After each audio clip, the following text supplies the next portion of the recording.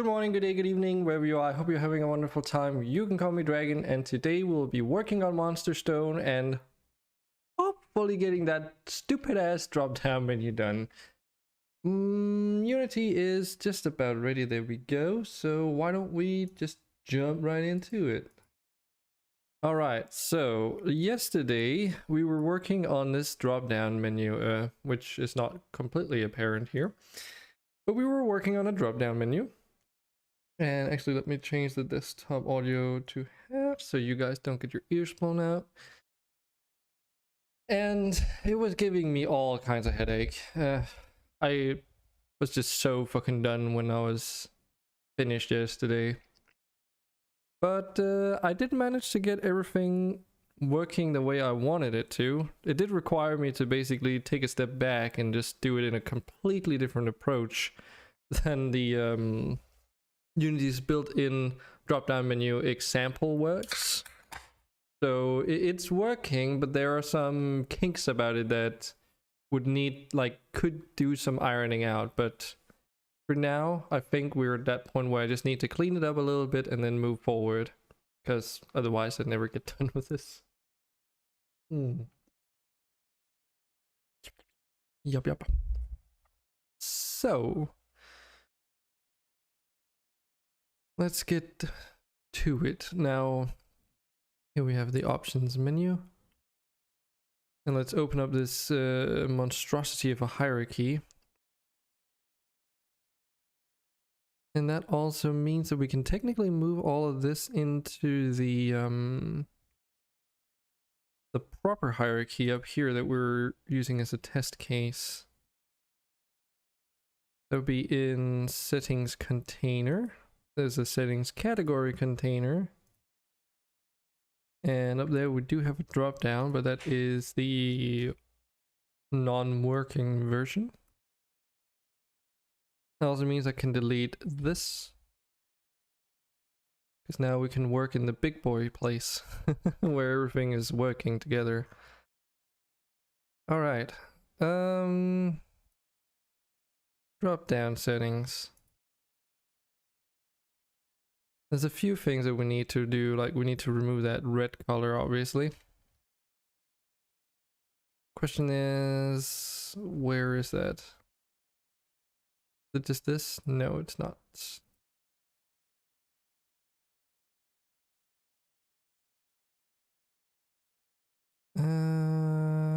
Drop down? No. Template? No.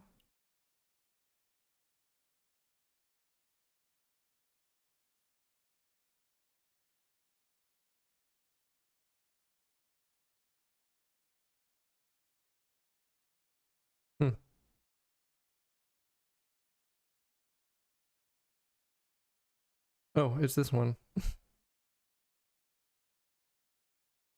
The very outermost layer.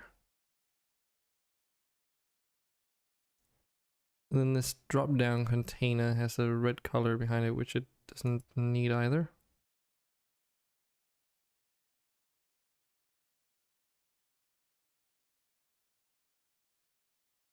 And then the template, which is the actual, just the visual layout of the drop down menu. We need to change the font size of this at least. This monstrosity of a hierarchy. But apparently there's no way around it. Yeah, I think 20 is a good place to be. There's one thing though that's going to be a little bit weird. Or maybe not so much. Oh yeah, I can't even do that. Because the check mark is gonna be offset to the left corner a little bit because the font is slightly bigger than the check mark is. So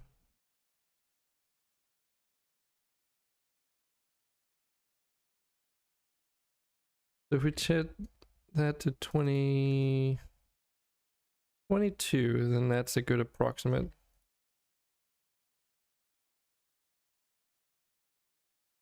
Doesn't have to be perfect, but getting close is definitely preferable. Then we just got the text there, and that should be good. Just confirming that this works. So if we ever add more text, yes, it just works.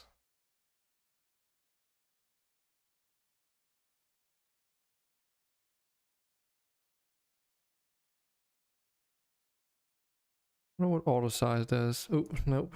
Don't do that.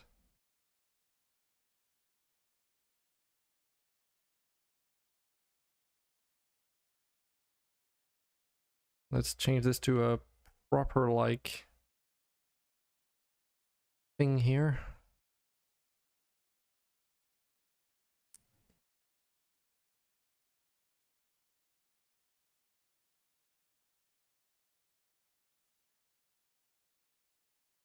Selected item name.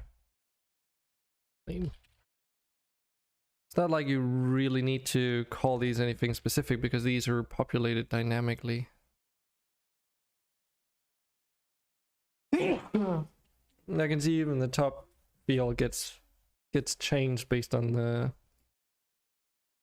associated component there. Okay. Might be one more thing that I want to do. Let's see. That's the scroll rect. That's not what I want. This is the color that I want. So if we go to this, that's the frame. I guess that would also have to be changed. What I'm about to do. Could technically keep it the original color, but let's try it with this. And then I think plate is the place. Let's see, what does this look like? Okay, that's maybe a little bit too dark.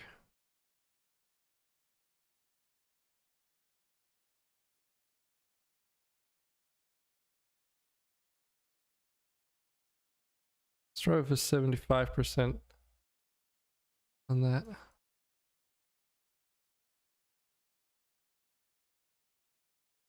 Instead, change the frame respectively.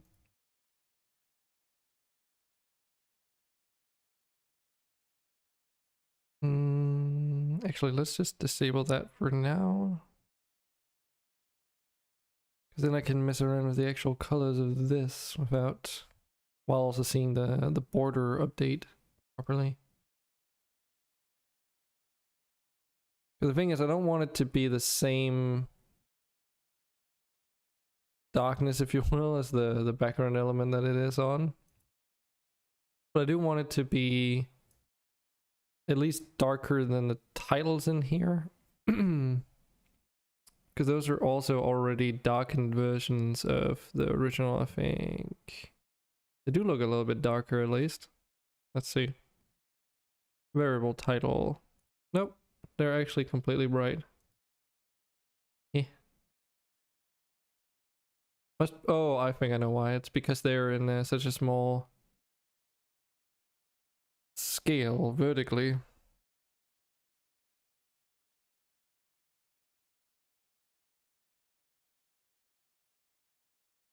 Because there's like a bit of a vignette effect on these. And that's just making it look darker when the scale like so squished down. Okay.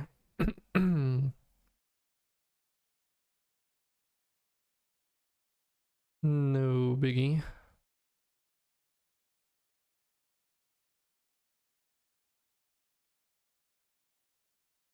I'm thinking maybe just 70% brightness, basically.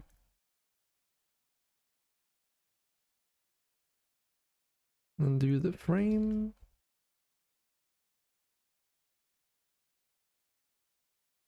And that should be good. Oh right, that reminds me. I forgot. Which one is it? Is it graphics settings? I think it's graphics settings. Yes.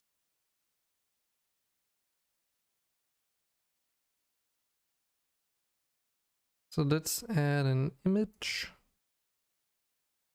to the very bottom of graphics settings.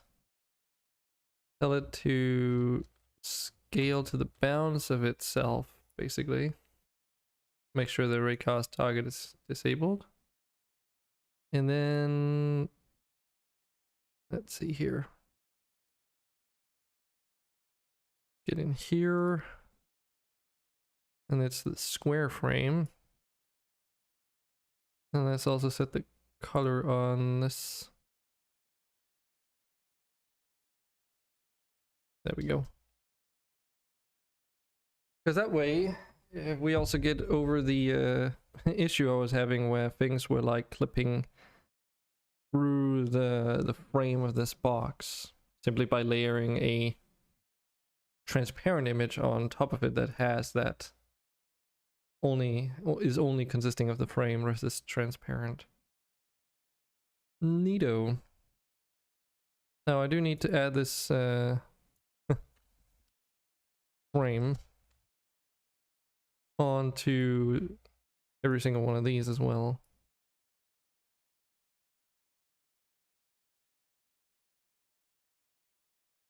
Because they're not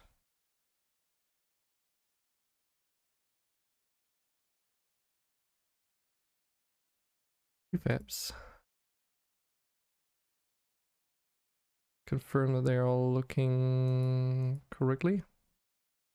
Yeah, there's something about the size of keybinds that's weird. Why does it look so small? Oh, I know why. I forgot. These are lists. Like they can actually be stacked on top of each other. Because I need that layout group for it to work.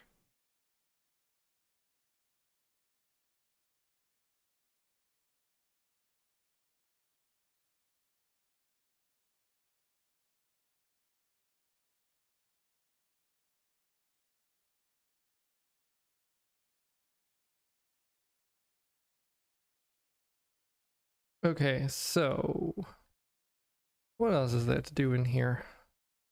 Because we got the title, which is the title of the selected item, and you can always see what item is selected here because it's in that box. Let's see. There's still the green color there, which is this image. We'll just disable that, just so it looks as intended. And then disable that template.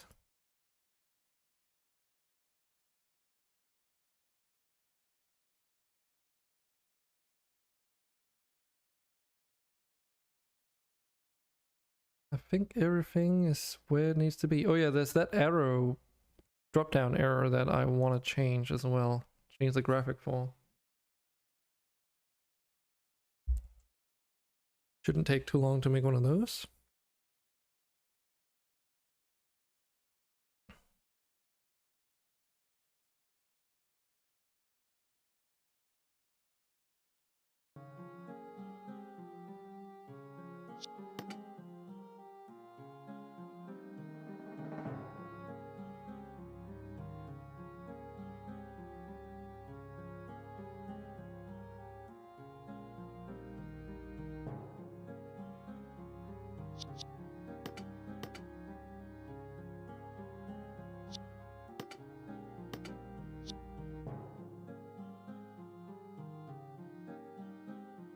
Just getting a feel for it. Because this doesn't have any sounds to it, and it feels okay for it not to.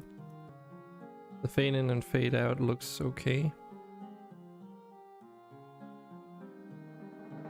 At some point I do need to get it so that you can scroll with your mouse wheel in here.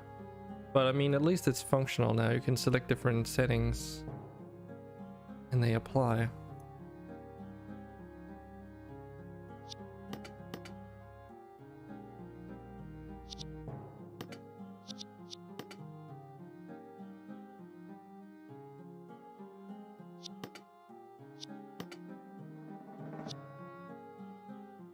I'm a little bit unsure about this toggle though. Because it makes it more clear that you can interact with it. Maybe the scaling is a little bit much though. At least the continuous scaling when you're hovering over it. That's something I can always change in the prefab if I ever want to. Okay, well, so far so good.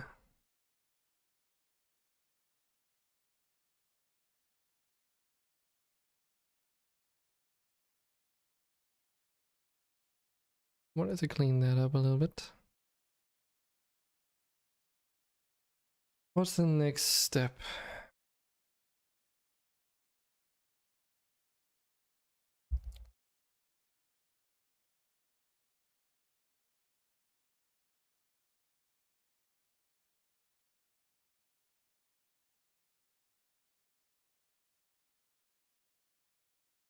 Let's start by making a prefab of this.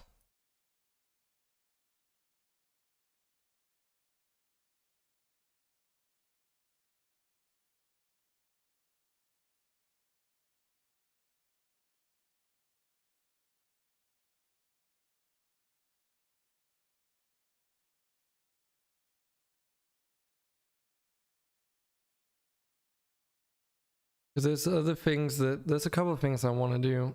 I also I might also be interested in changing this into a input field at some point. Because right now it just visualizes the number on the slider, but the slider is like allowing you to do some really wacky numbers. It doesn't clamp the value to like a certain decimal.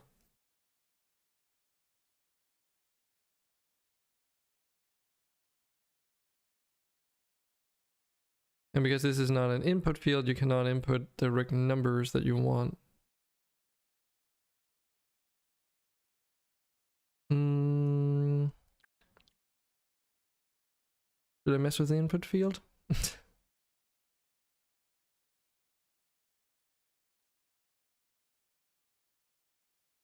Let's try messing with the input field.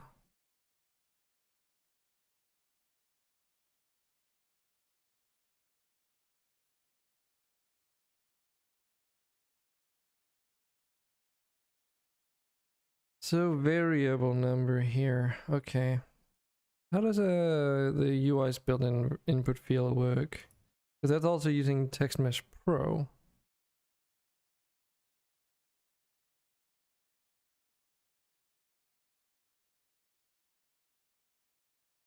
Let's see, what components does it have? It has an image component for the background. It's got a Text Mesh Pro input field. Okay. Seems simple enough, but you know, looks can be deceiving.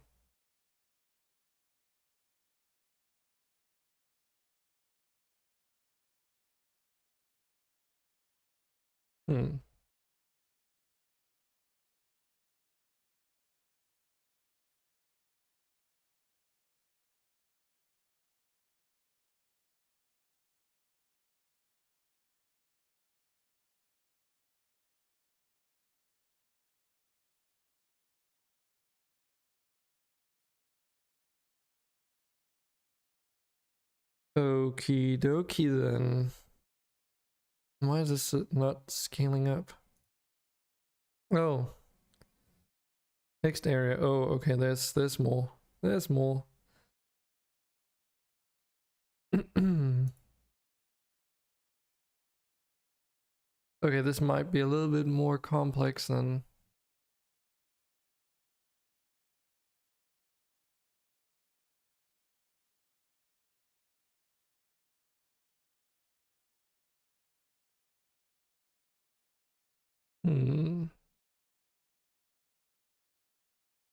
Input field TMP. Why does it say TMP?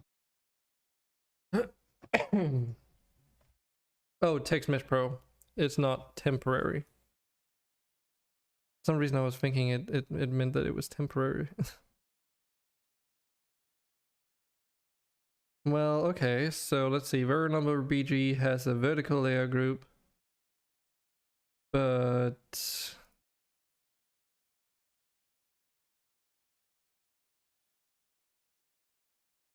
does not have a layout element. Okay. Let's try and do a similar logic here, see if it just works out.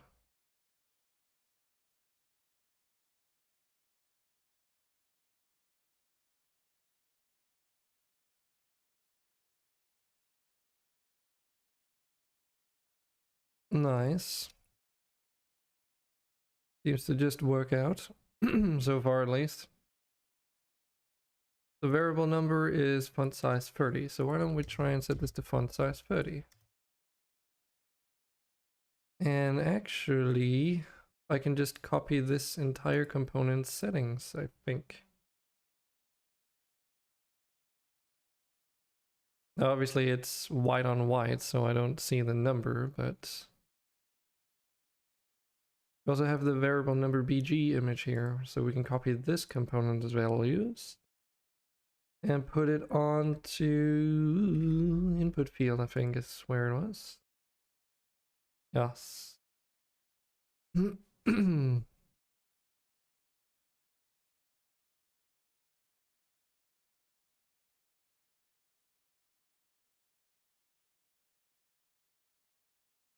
Let's see here, variable number BG, vertical layer group, middle center. So I think that's what I kind of figured. So middle center. And middle center. Just for the whole thing. Not sure what the placeholder is for. Oh, that's probably for the so that's like enter text, like without before you insert it. Let's just see what happens if we go in here in play mode. Oh goodness.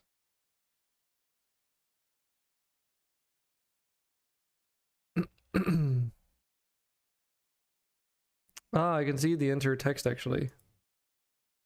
It is there. It is indeed there.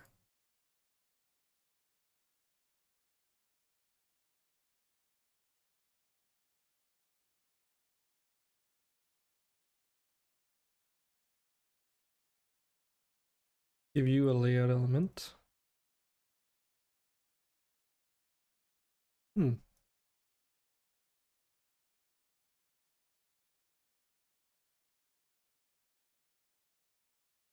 Peculiar.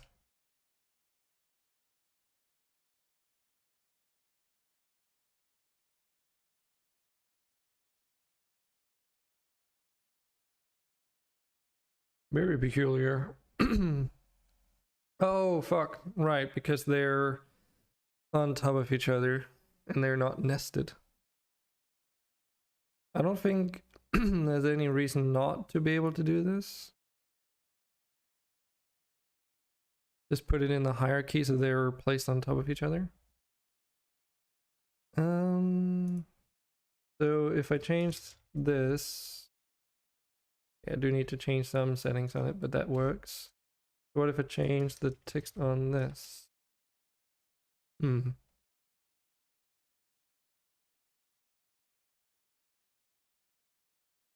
would need to have that vertical layer group in here so that it does the same thing. I can never agree with me which one should be on top. Grr.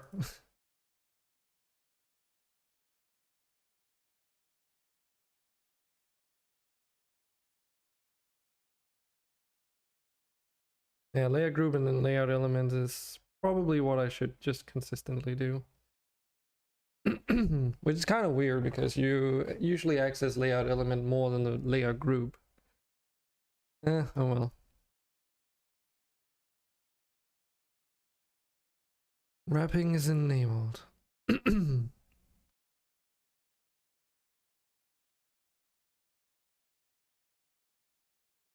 Okay.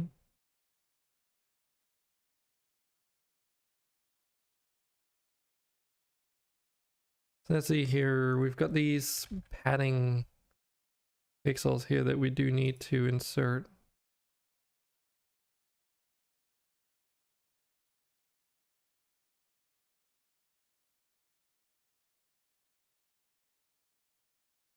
The thing is, I need to insert that in the very outmost layout group, then it just gets applied all the way down. Should do at least. And then this is the actual, like, oh, you've written something in here text, I think. And then the placeholder here is insert a number. And right now it's not hooked up to anything, so if I enter the game, it should just say that underscore, and then I can type in my own stuff. That's the only way of finding out.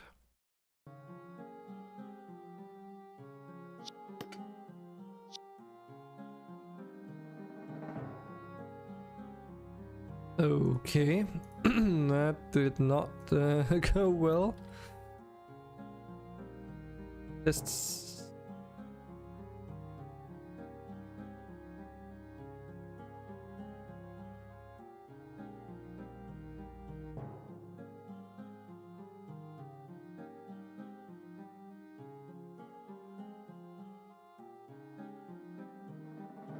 yeah, this input field works interestingly.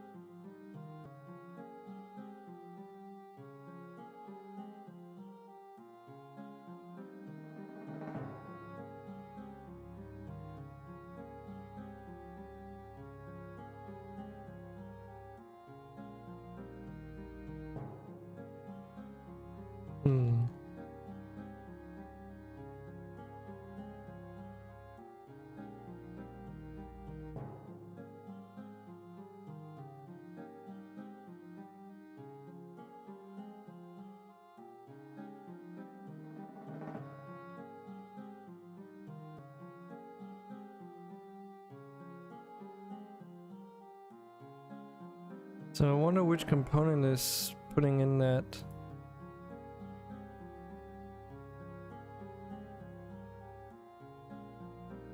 Because there's something weird going on with the selection of this.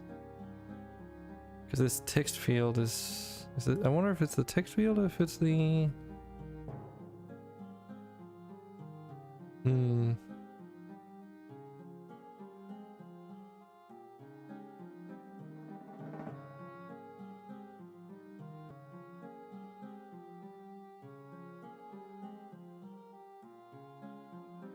Could it be, let's see, navigation?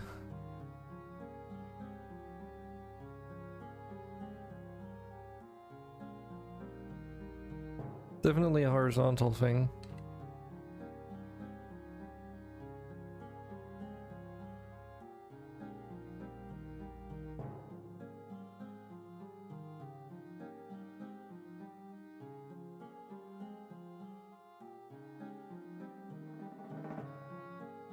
I don't know how it's doing that you are here thing.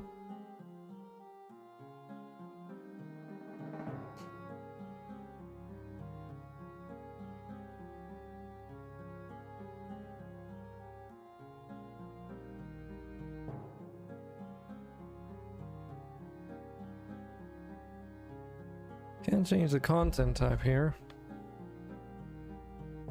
Carrot.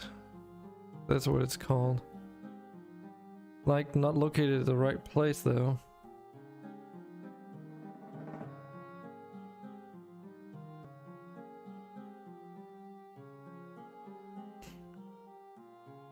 My suspicion is that it's got something to do with the auto-formatting of this box.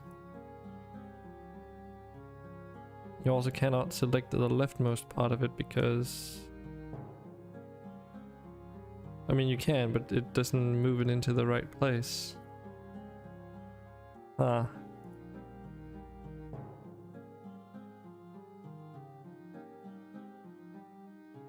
That would be text field, so why is text field not being moved in?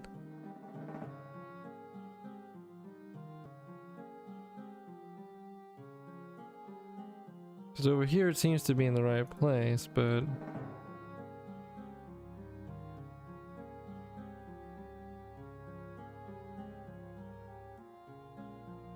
the actual text field is in the wrong place all the time.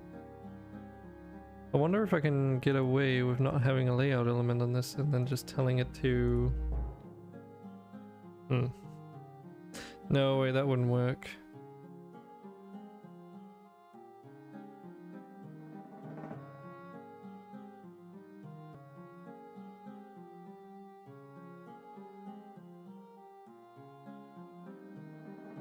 Oh, this is also being told to ignore layout. Huh, interesting.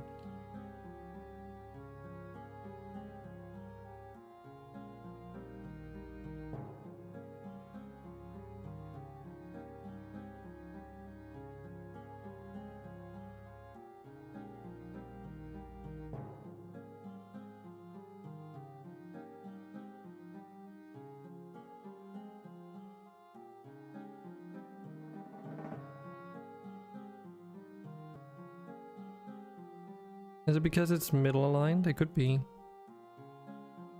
Something as simple as that.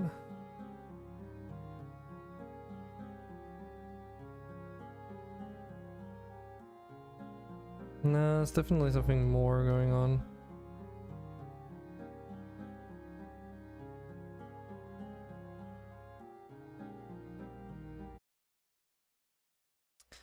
And let's jump out of there for now.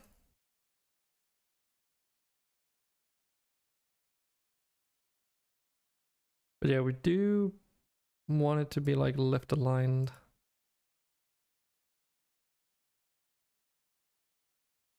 I think.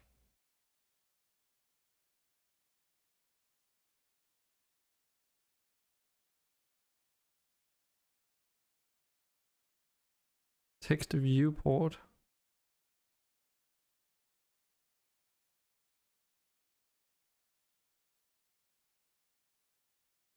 The text area is the place in which you can modify things, I think. Using that whole viewport component that was giving me so much trouble yesterday. Because it did not play nice with layout groups and layout elements.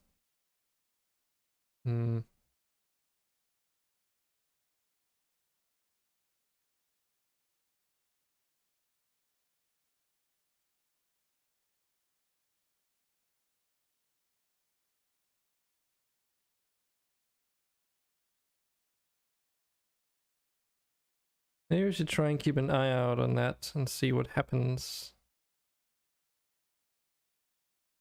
Alright, it's also not middle centered, is it?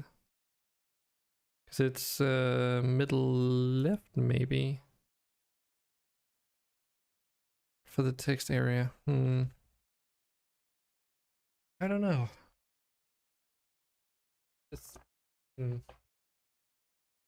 If I put it middle left, then it doesn't look right.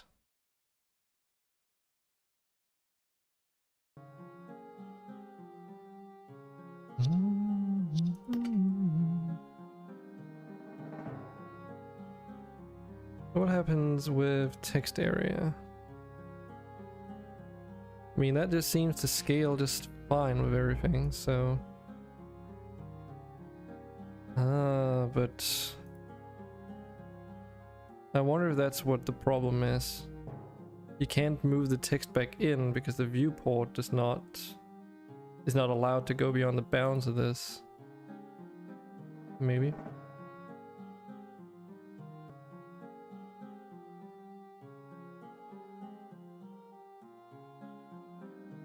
Okay, let's just see how a regular text field is supposed to function.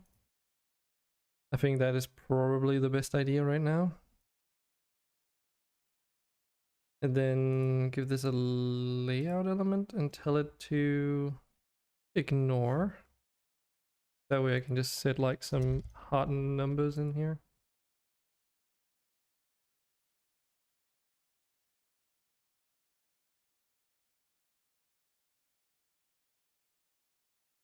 And let's move it all the way down there because it's not in the hierarchy.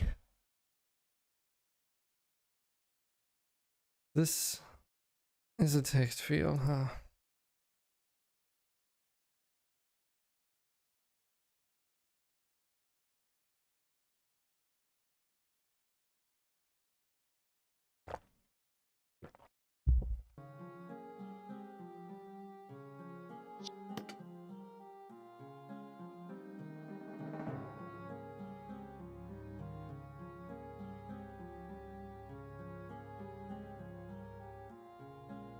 Yeah, so all the contents of input field are set to be scaled according to input field itself. Okay.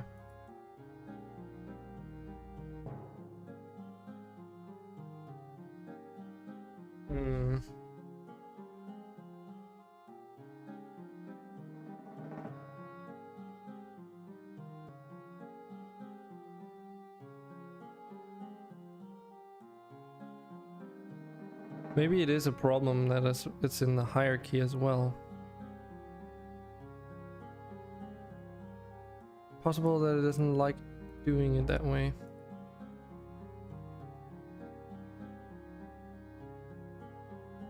Oh wait, the carrot is right here, I can see it.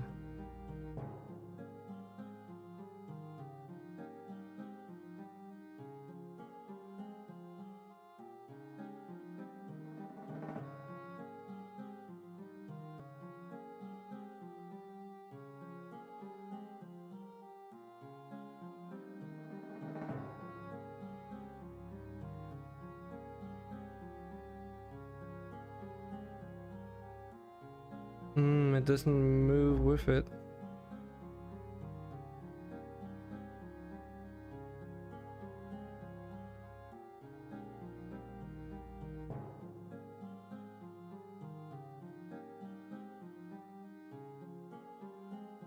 Okay. Looks kind of wonky still, but at least the carrot is in the right place.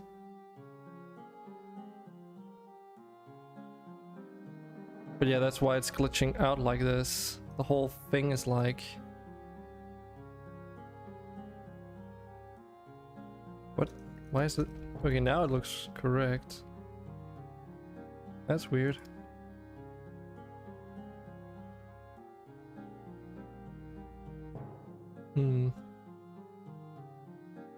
So this text field here is being moved out of bounds. What about the rest?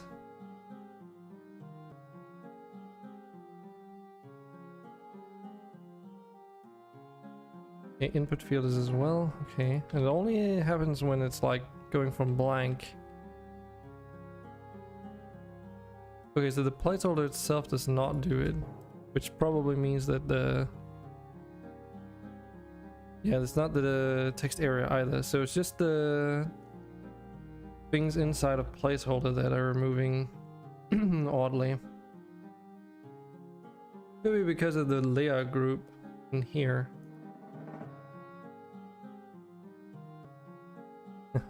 Which is kind of necessary though.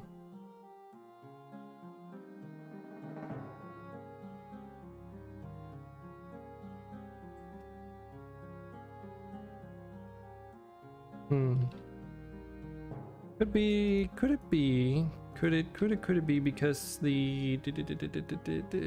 here, what if I change these to 0?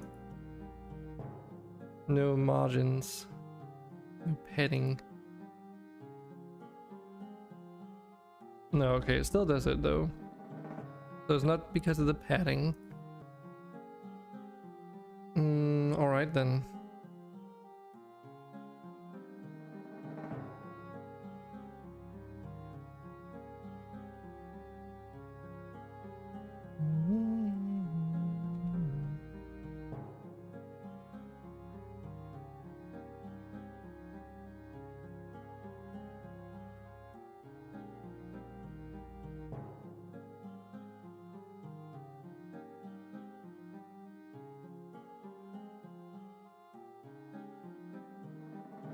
What happens outside? Where does that input caret go? It doesn't.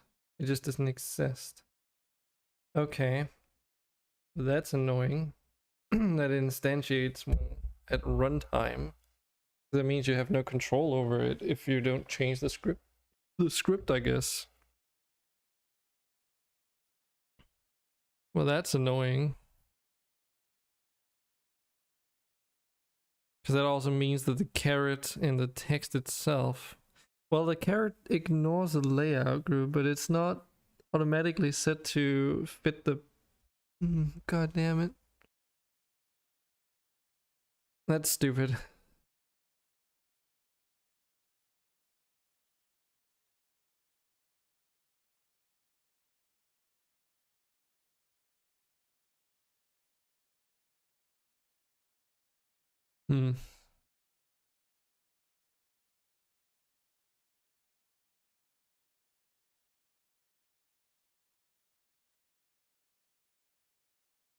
Because this template text box does not scale according to the contents of the text, it just moves it.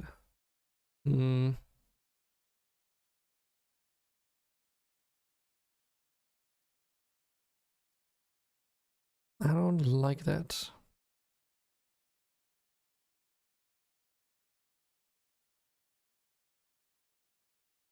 How can I get around this though?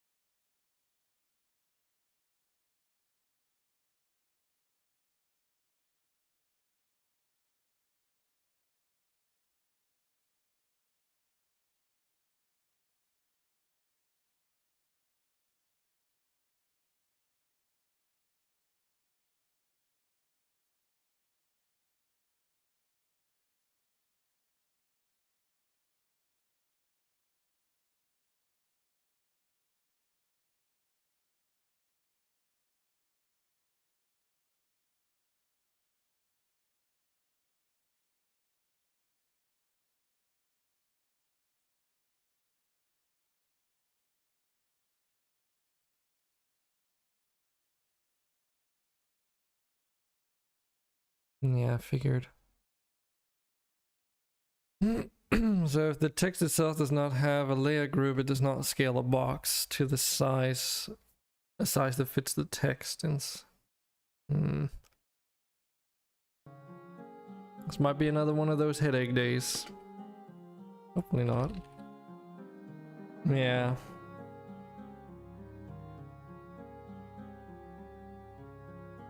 Only when it has the layout group does it do this.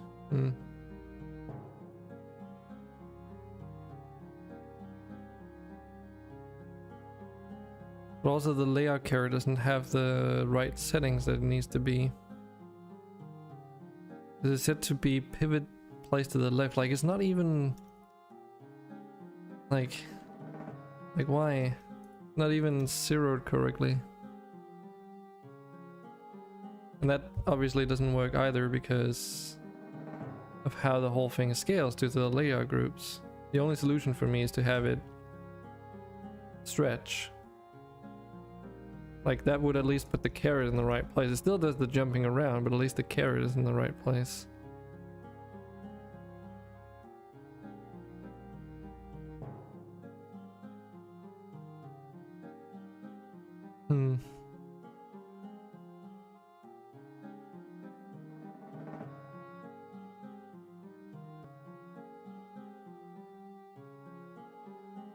There's also the problem of this, of course. That might be because I'm just trying to use an input field for something that it was not designed for.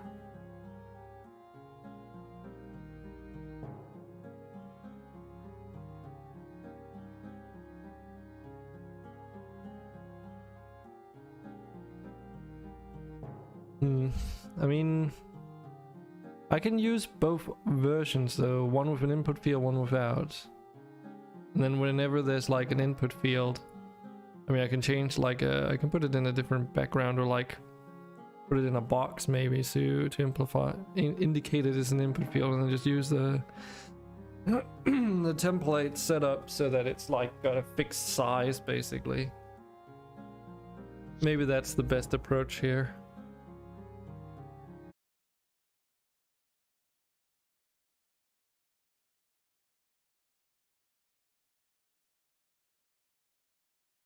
We take you and we delete you. Then we take this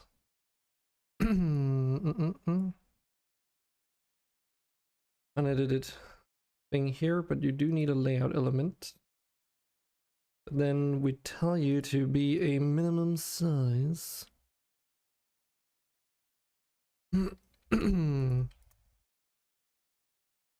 big was this button again? Kind of just using that as my go-to example, I suppose.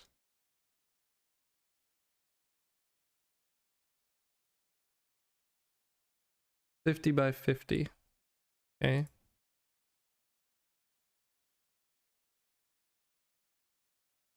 So this is 50 by 50 now. Okay. Go to where the graphics are.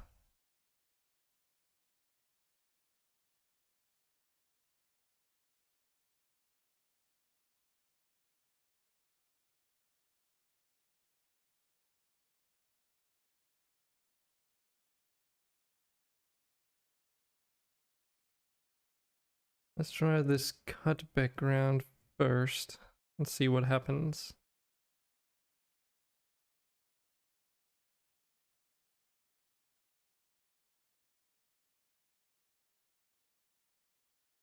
Got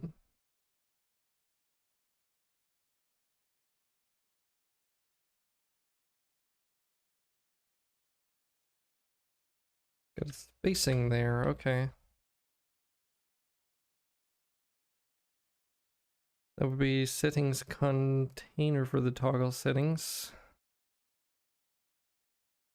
And I don't actually have that for the slider settings. Because that is the container. And it had the spacing set to 6. Oh, okay.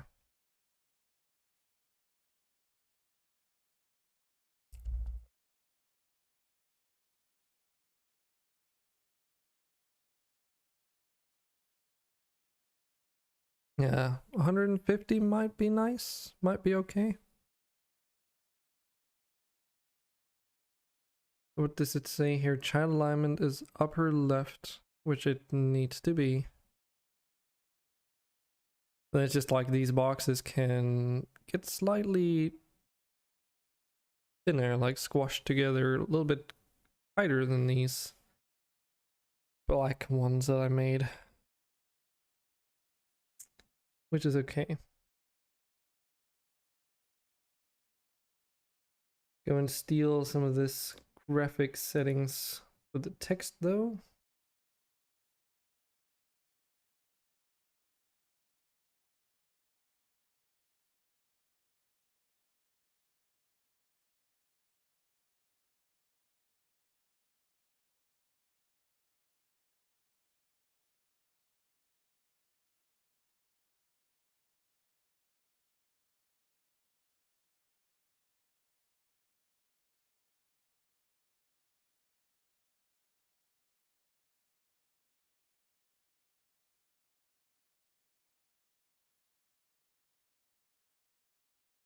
Figures, okay.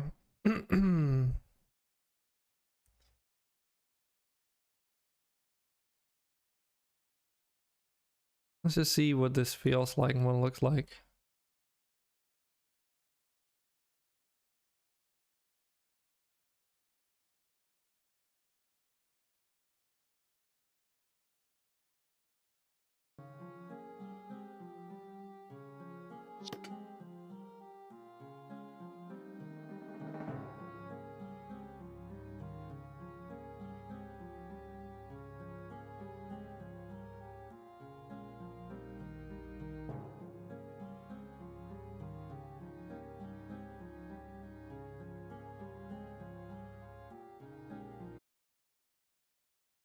Cool.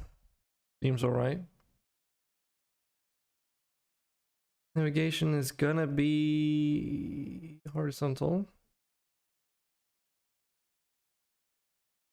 Line type, single line. I wonder how many of these settings get set at runtime.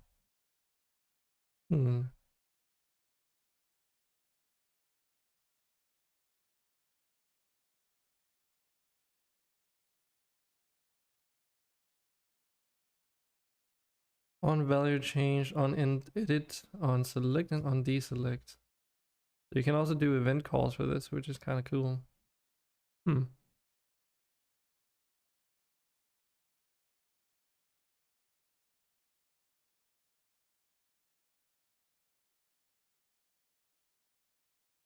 Well, I guess the placeholder field just has to be empty then.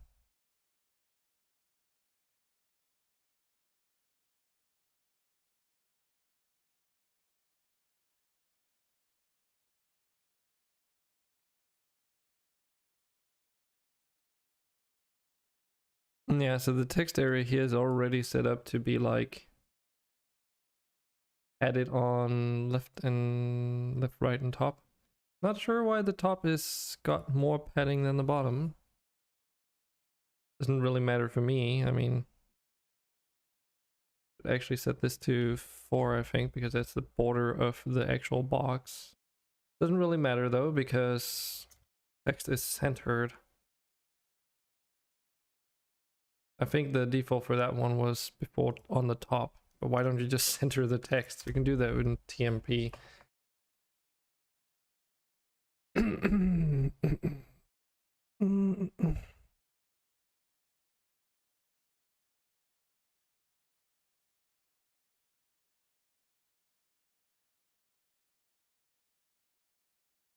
So the cool thing is that I might actually be able to just hook it up straight up as it used to be.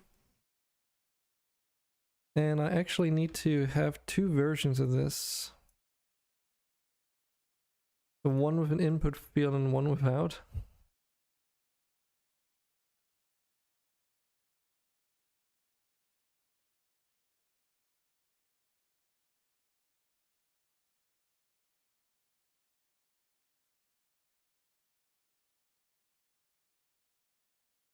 So slider setting input, let's call it that, to not input, input.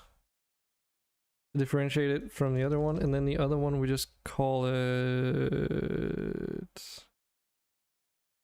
slider setting. I guess we can just keep it that.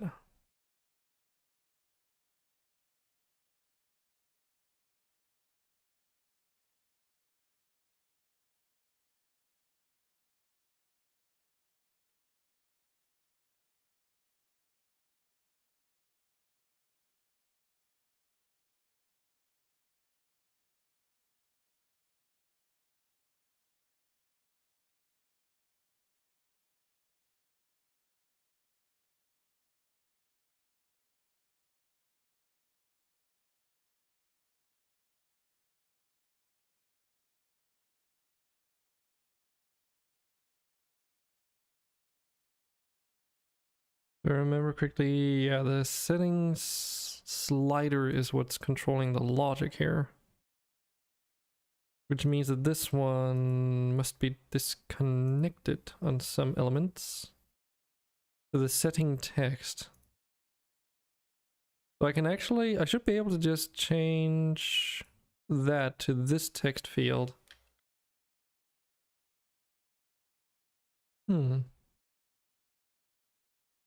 Let's try it.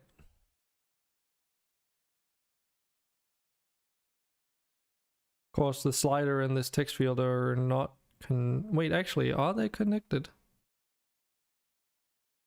They might be. I wonder if it's going to behave appropriately. No, it's not.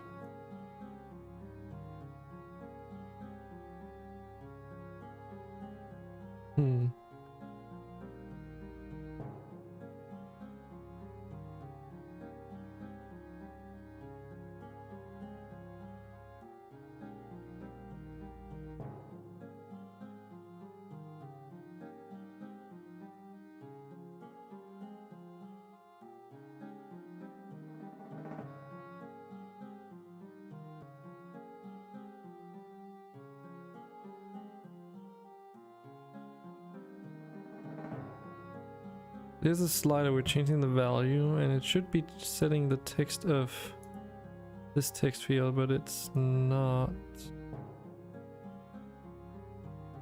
Are we getting any errors?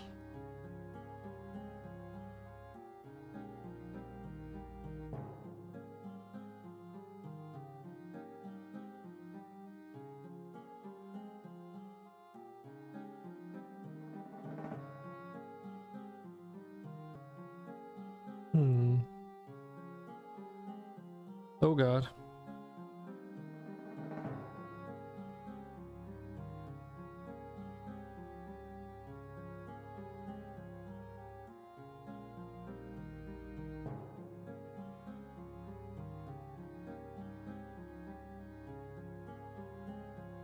I think those are editor errors of some sort.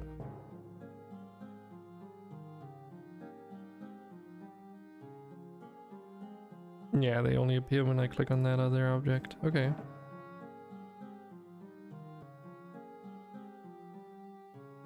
On event slider.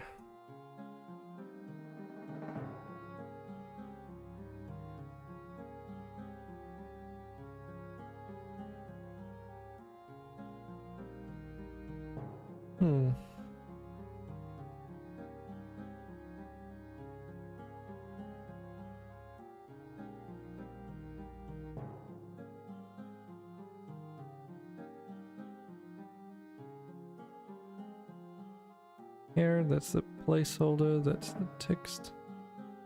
If I remove this,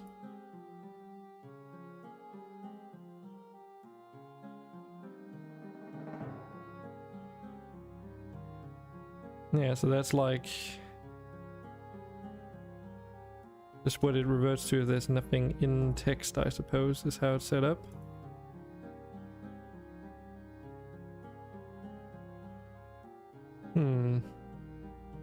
Yeah, this is an input field.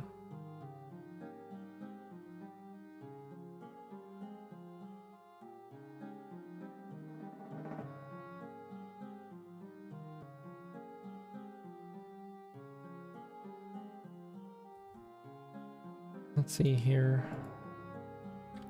Input field. Input field, not inpout. TMP underscore input field, okay. So my guess is that there's a text here as well. Somewhere. Yes, text set.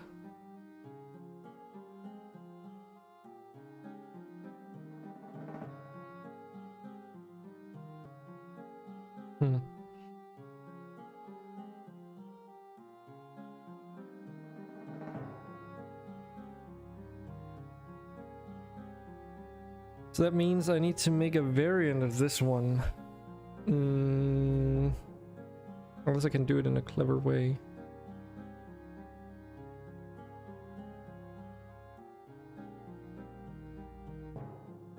I could make this a general purpose flow graph so that I have a separate field for setting text or input field and one that's just... Oh right, no. Because this is this is like generalized.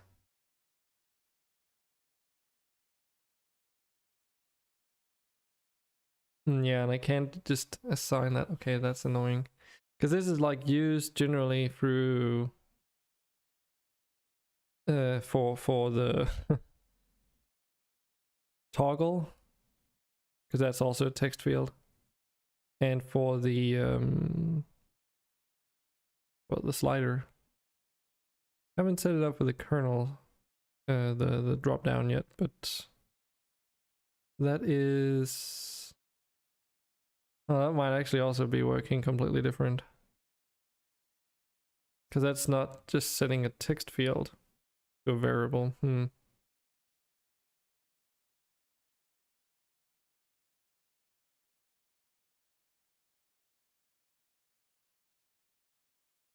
Because this is setting text.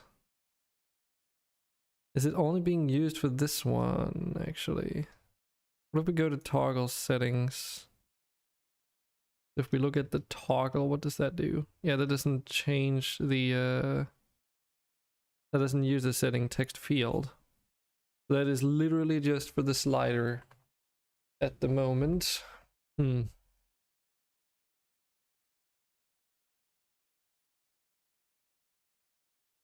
But I didn't want to call it slider setting text.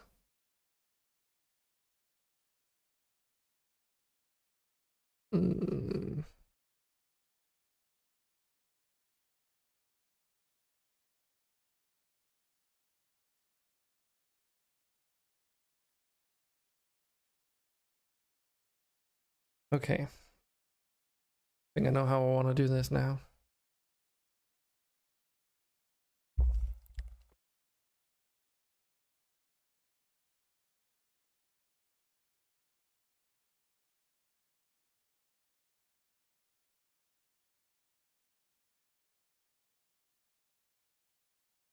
TM Pro UGUI setting text. And then we do a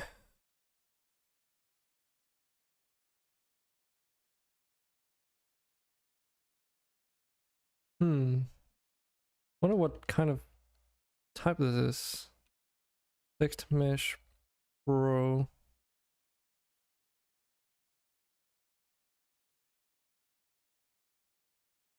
Because there's UGUI and then there's TM Pro.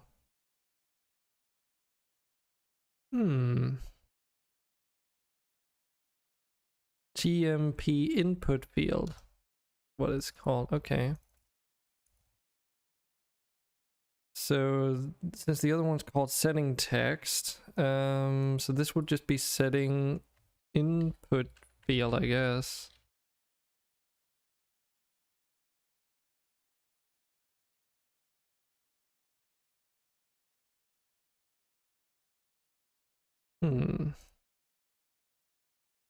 This should also be then drop down, TMP drop down.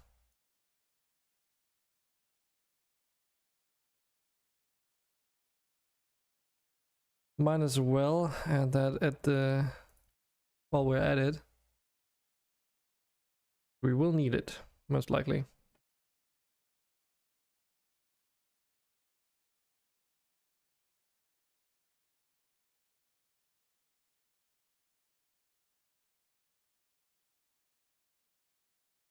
Yeah, and we don't need a reference to the variables stored in it. We just need the actual place where it is manipulating them.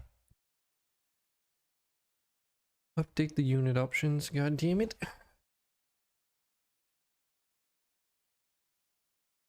I am just so done. I just really want to get done with this menus. These menu elements. Get back to the fun stuff.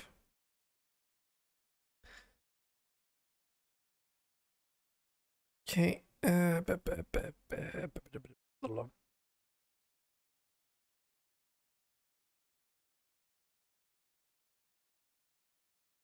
So here, then instead of this text field, set you to none, because you need to not do that.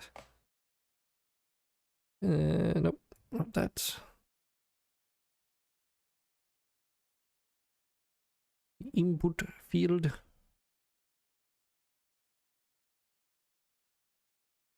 Then we'll do the drop down at some other point. And since there, yeah, I made a setting slider flow macro, I think I'm just gonna do like a general purpose thing. So settings, UI variables, and then it is setting input field. We need a get or a set? We need a get, yeah. We need to be able to tell this which input field it needs to change. Float to string. Yeah, and this is going to be a float to string again.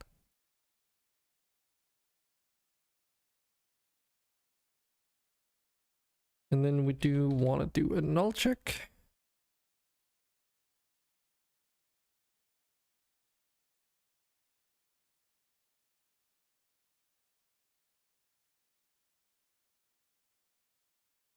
So we come out of this selector, and then we do a null check on not the variable that comes in.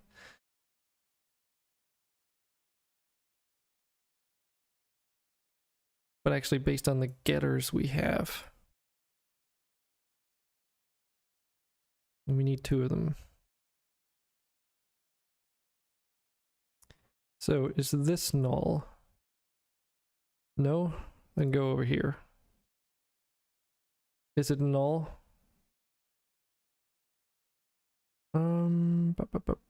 Actually, let's do a sequence instead.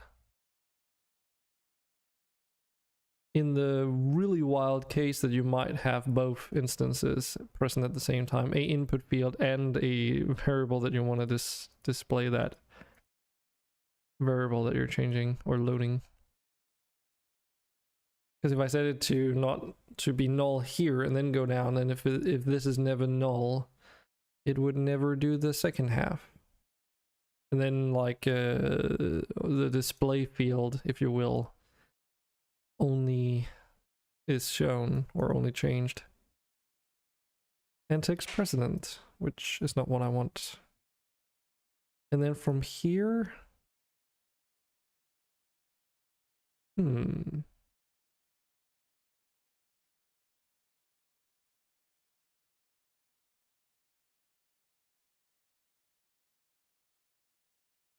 now I am continuing on here, but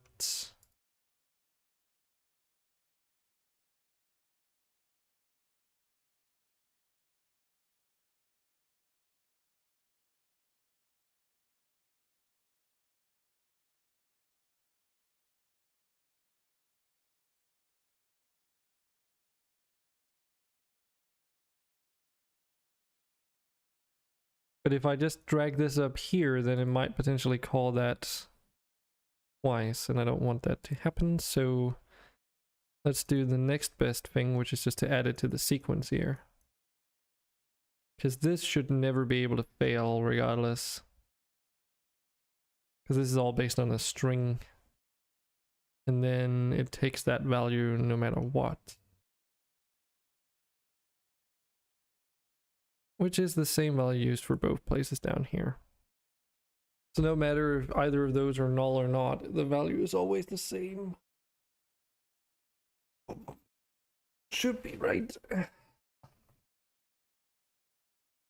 So if we have a text field, text mesh pro UGUI, then we change that. If we have a input field, then we change that as well. Or only that, if that's the only one that exists, and then we're Gucci.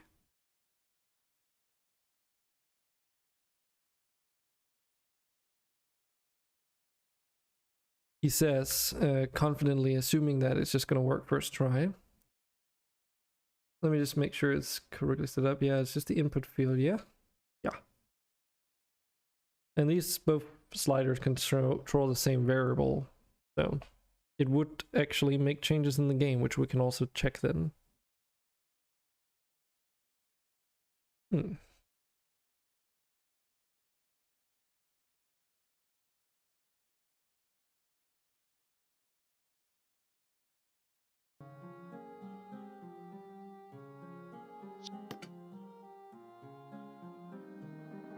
Yep.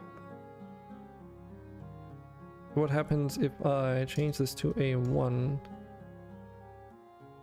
Nothing. Because this does not take into account if the input field is changed. Okay. That would be the next step then.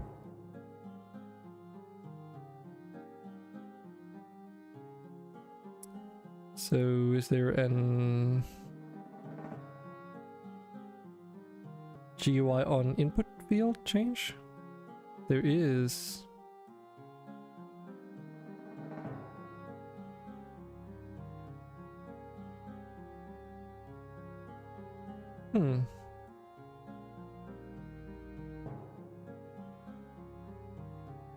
As Wait, I already have that here. Float to string. String to float, actually.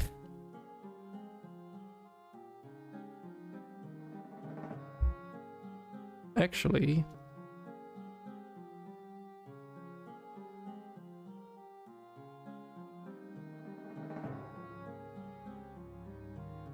How do I even do that?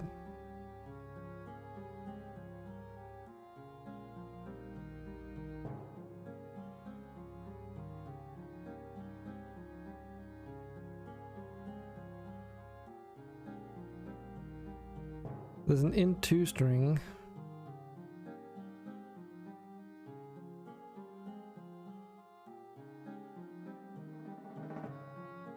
There's a float2 string.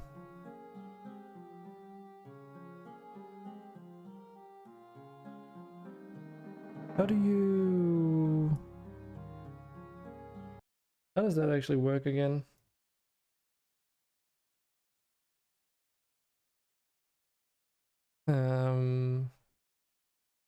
String to floats. Convert string variable into floats. String dot split for splitting the string values and float dot parse for string to float conversion.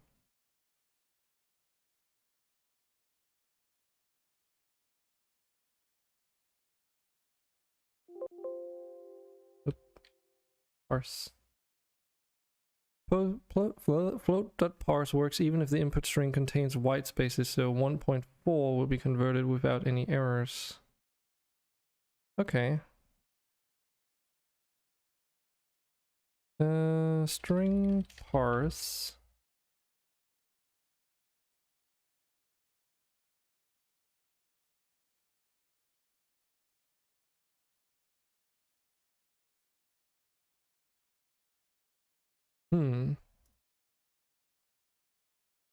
Oh, float.parse. Okay.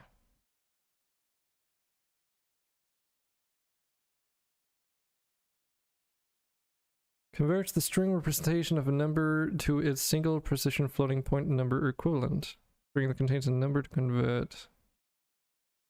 Salt is a single precision floating point number equivalent to the numeric value or symbol specified in. Okay.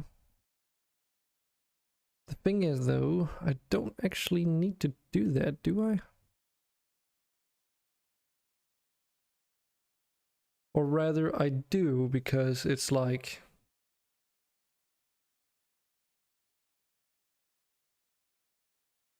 Either I convert the slider value to a float here, which actually...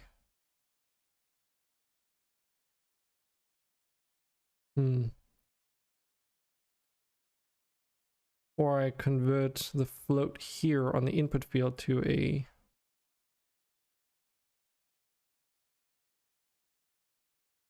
the string to a float. I think this might be the most performance friendly. I don't know. I have a feeling that saving a float is technically cheaper, and loading a float is cheaper than loading a string, maybe. I don't know. It's probably peanuts anyway, so it doesn't really seem like something that would have a massive effect, even when scaled up to a whole options menu. And the input field is not on itself, so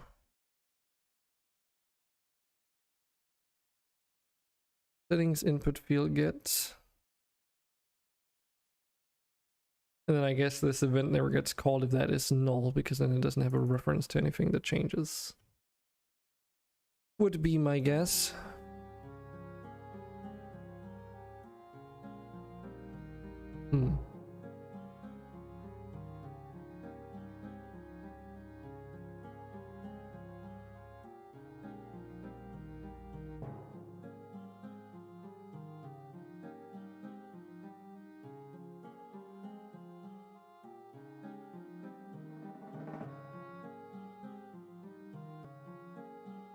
Well, the event is not being called for some reason.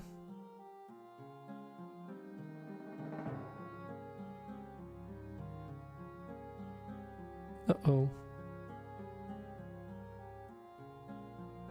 Oh snap, right, because changing the slider would change the input field value. Value on input field change cannot be fetched dynamically, it must be assigned. Okay.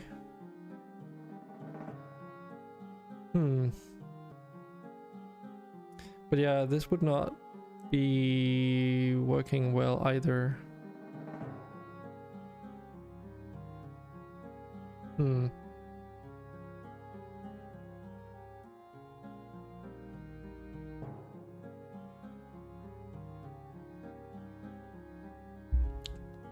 Because I don't want this to be called every time.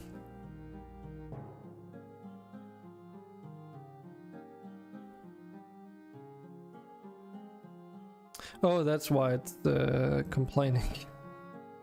Alright. It's due to the selector. Yeah, I forget. It can't take inputs from multiple places.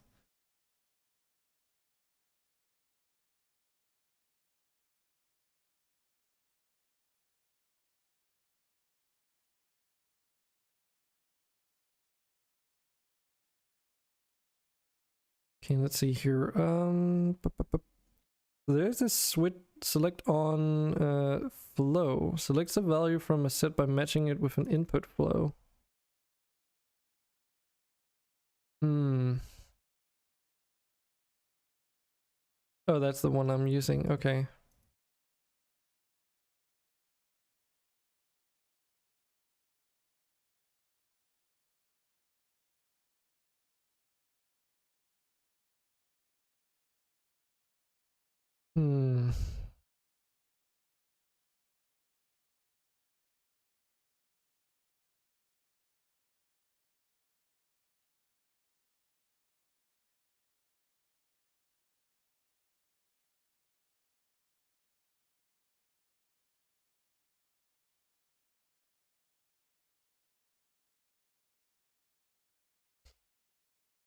Because I was thinking that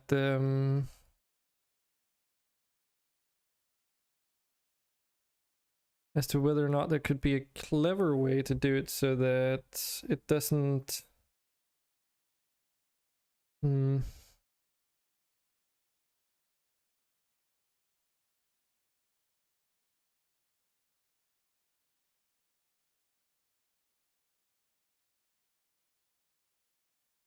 I was hoping there would be an easy way, and it probably is, to make it so that this flow up here takes priority over the bottom one, and then you know, the event gets called, but it checks if this up here is being run, and then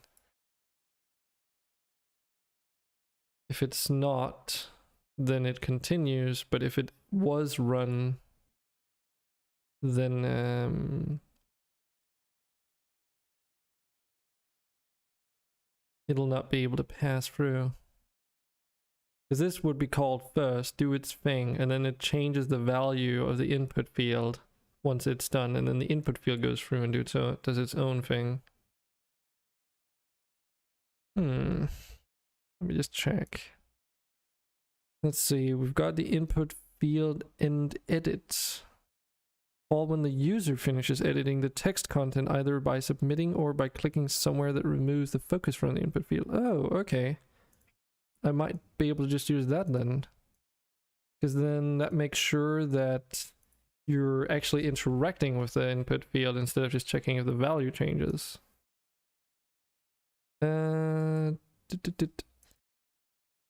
Yes, okay, so I can just set this up to have a third branch.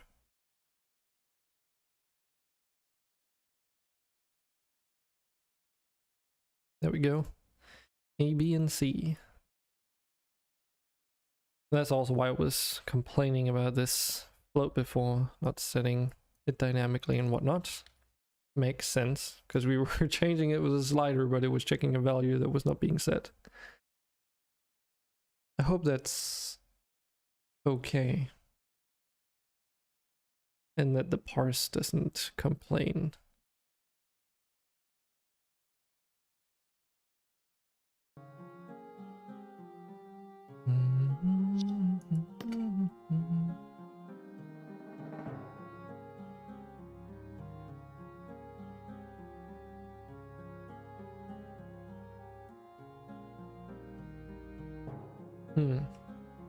Not sure why this doesn't get called still.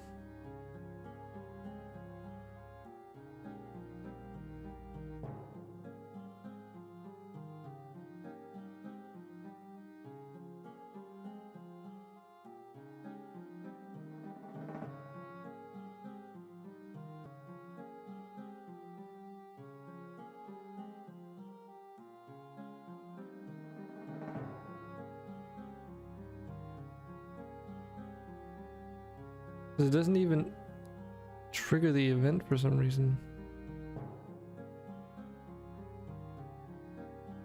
The input field is definitely a sign there. Like even changing it here, well, obviously that wouldn't change, that wouldn't work.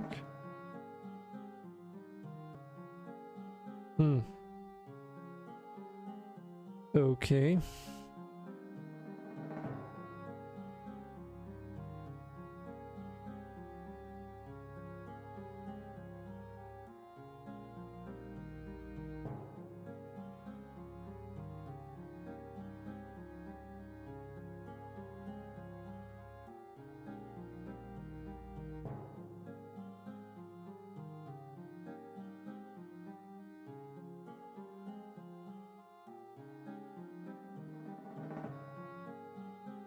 Because these are the events that are here at least.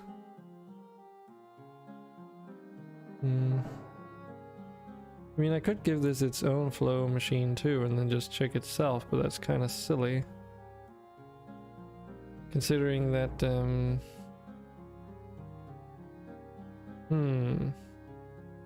Then again, this is game object.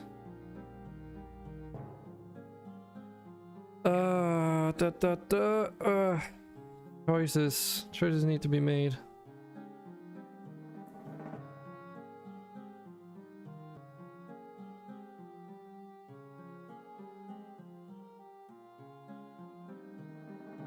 Okay.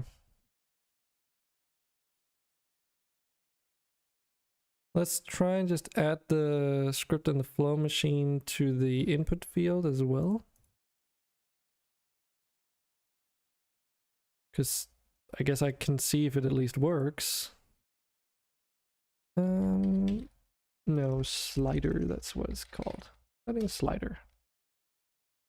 And we also need the settings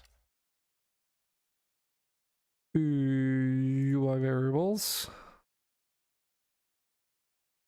Move you up to the very tippy top.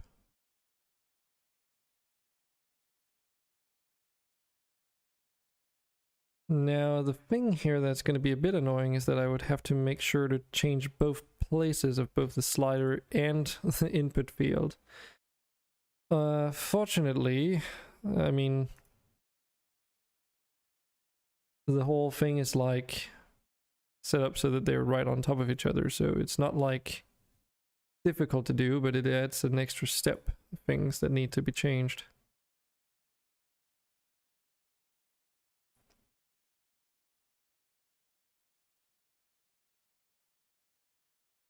And they both need input field in this case.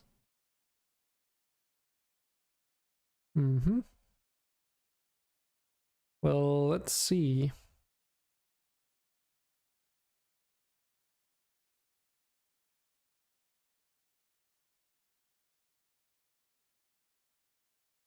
Or actually, does it? Yes, it does. Oh, wait, no, maybe it doesn't even.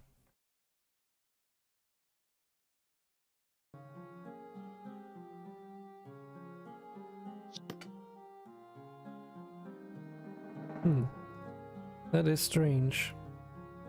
Why is the event not being called?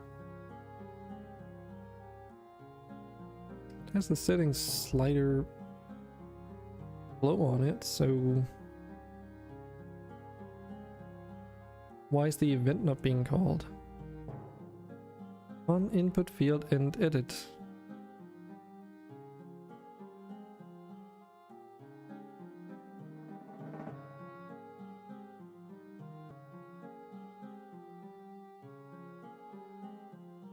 Hmm.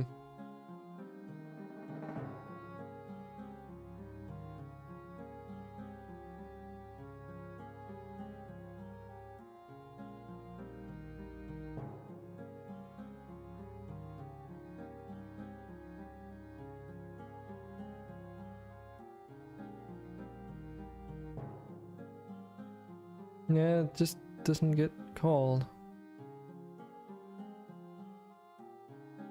And this is a problem because this implies that this is a shit. I didn't think about that. If I put it onto the that might be why this is broken now.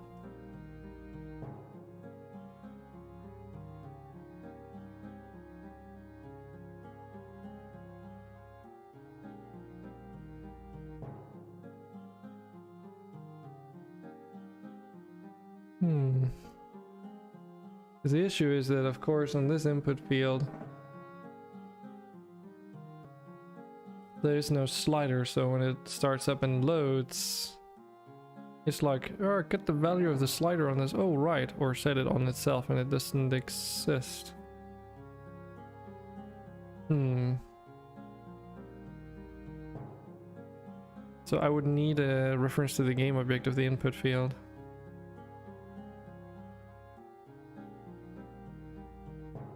As well.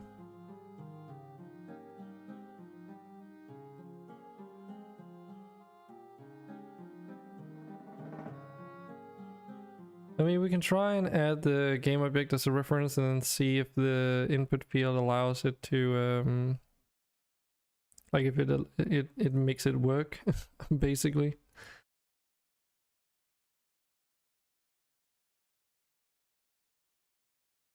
Because I can tell that it's not, shouldn't be due to the parse thing that we added, because it's not even getting to that point.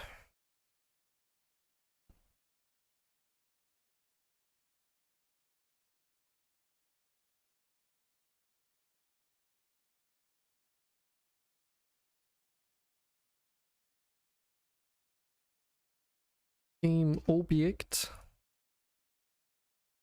Let's see, setting input field. Game object. That's actually 2 words. Let's set that in there. Because if this doesn't work, then I'm a little bit confounded because it's just an event. And it's like the event doesn't get called for some reason.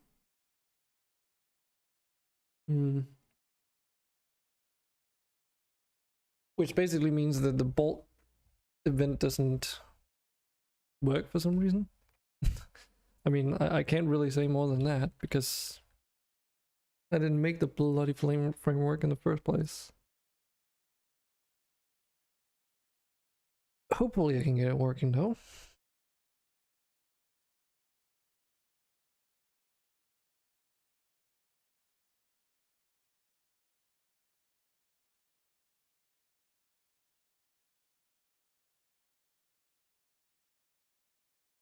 Go back to the slider.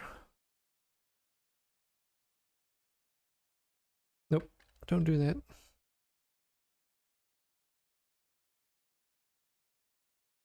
And then we need to add the game object there.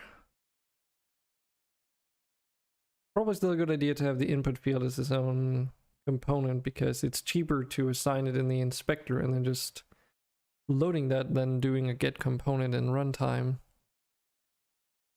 Even though you could just do a get component once, but I mean, then if that game object does not have an input field, then you need to make like null checks and who knows what.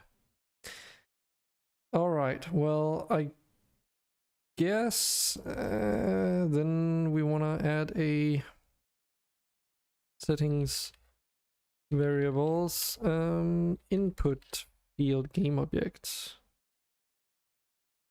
dot get it. On input field and then edit. I mean, so I was getting the events that on input field change,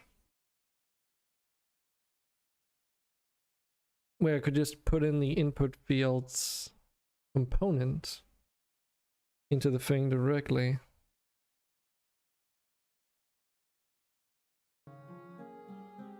But now we're just doing it this way, see if that works. Nope. Absolutely nothing. Absolute nada.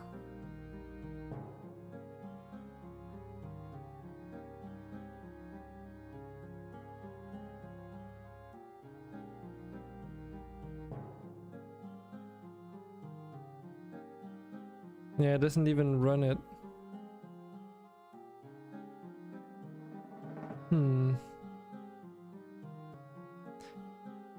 And yet...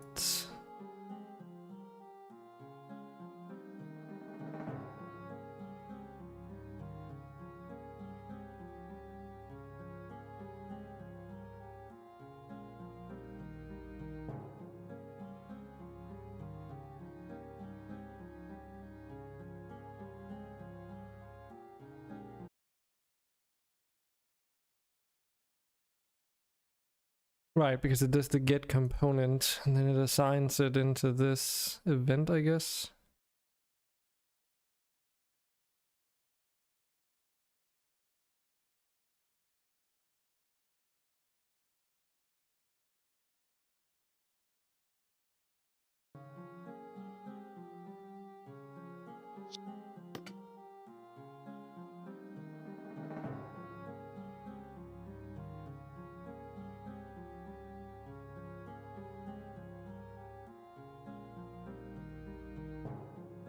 Why does it not do the thing? I mean, everything's assigned, so what gives?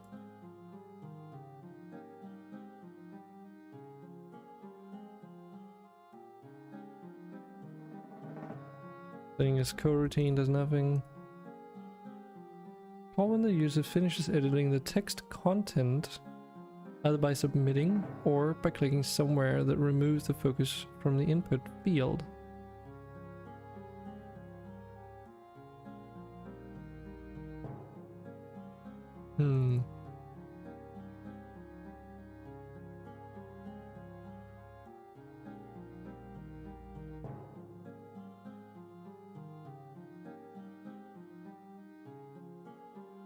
Which would assume that it's on this one here, but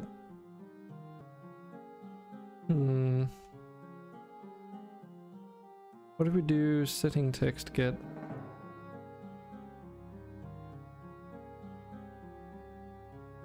No, doesn't care.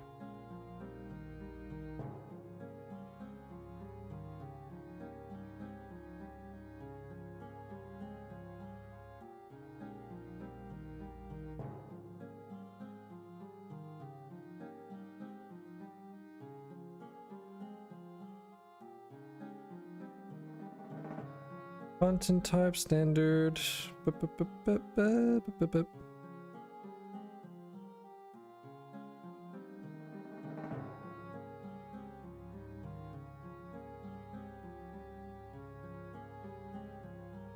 Obviously has to be a decimal number. Character limit. Let's actually just set those up just so that I don't forget.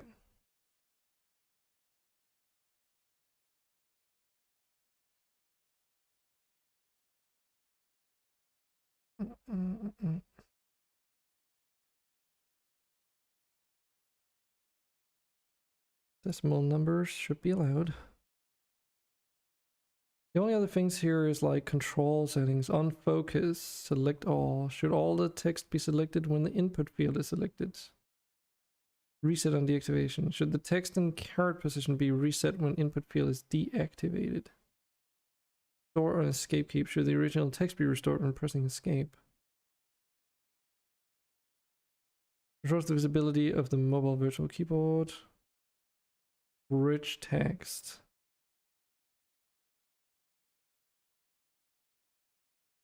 Hmm.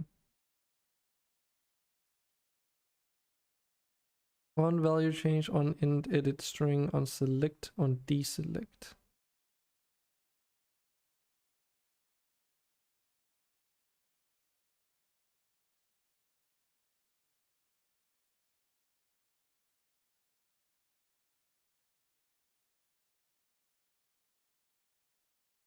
Yeah, so this is just Unity's own event system, which I'm not a super fan of.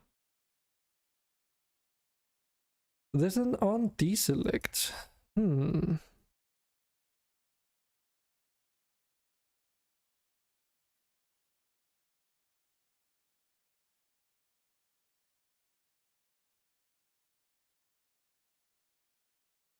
Called when the pointer deselects the GUI element.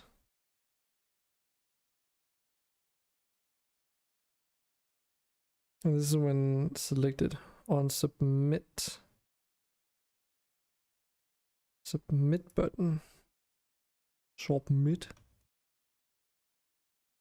I wonder if that would work with the input field.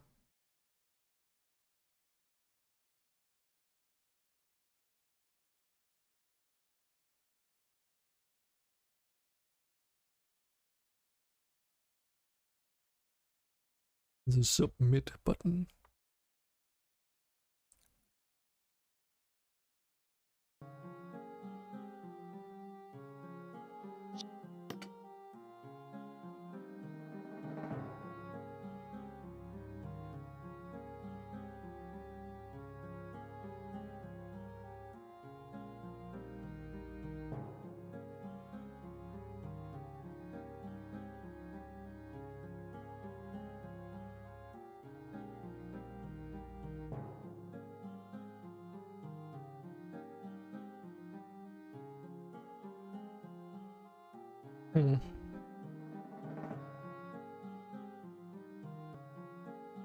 I mean, it does the getter, of course, because it's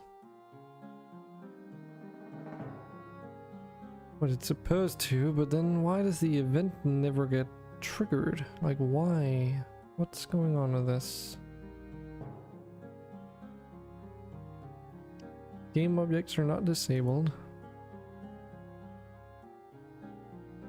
The input field is not disabled, the slider is not disabled, the flow machine is not disabled. Maybe the slider works. Maybe the input field does not.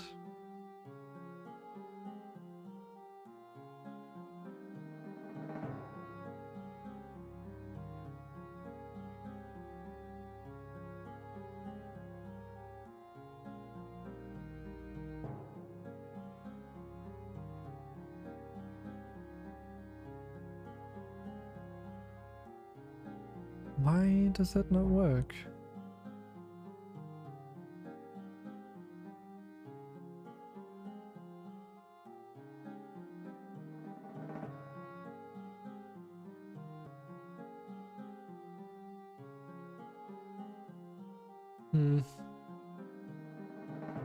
That is like super annoying.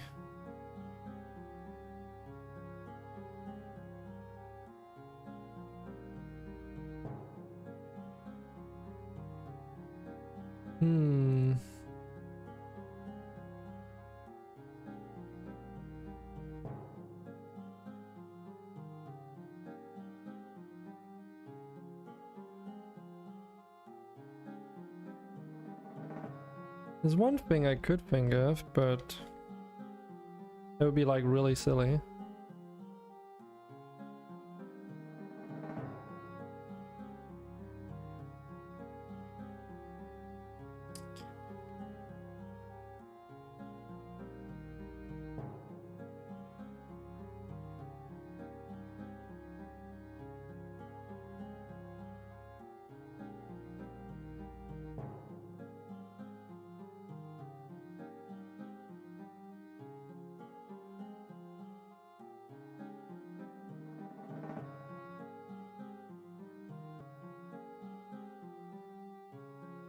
Hey there.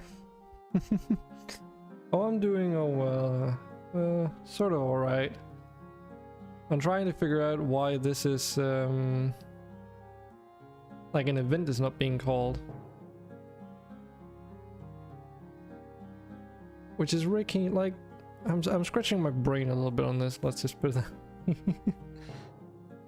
Ah, see, this is probably why then. On end edit get. That's probably why. On submit. Sounds fun. I don't know if fun quite. It's a little bit frustrating. But I think I figured out why this on input field does not work is because this is a TM Pro input field, which is not this kind of input field, not to be confusing. End edit. Let's see if we find anything. TMP end edit.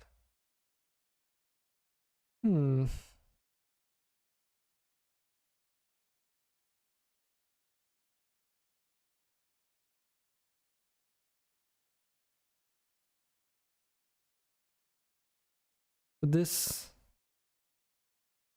Oh man.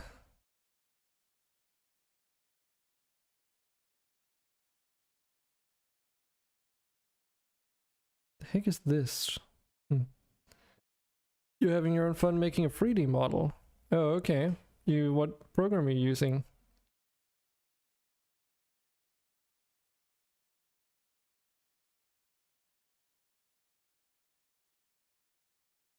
This only gets this outputs the fucking TMP input field submit event. How the fuck does this work? Blender. Okay, you and me both. Event.post game object. Result. Can I do a flow on event?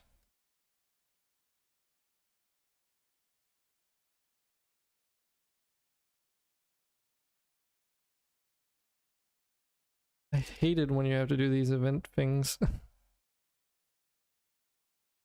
Ah, jeez.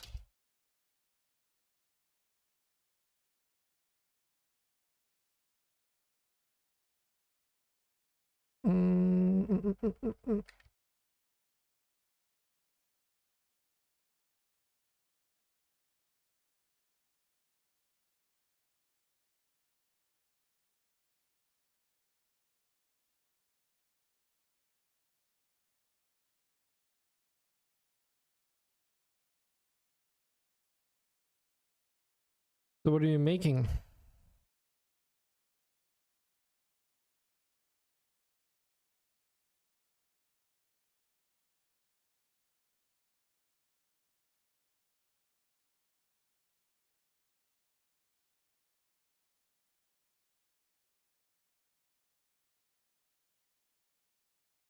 He's all seen to target the input field.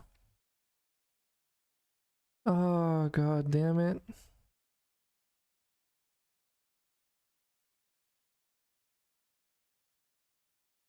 I think I know how to maybe get access to this. An avatar for a friend. An avatar, okay. So what are we talking, like VTubing, or are we talking VR chat or something like that? TMP input field submit event. Don't tell me I actually have to go all the way through this. VTube, okay. What kind of model are we talking? Or avatar?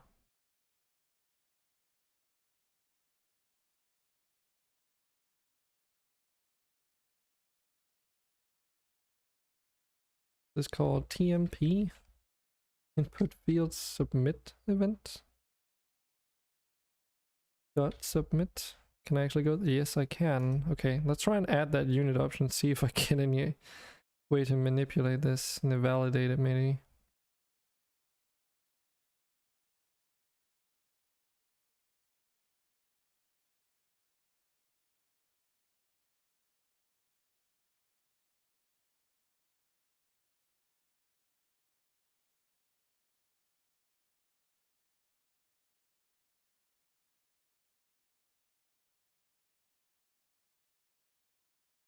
Also, what's up with the name change? Samcat and Madam Fan Club. It's a heck of a mouthful.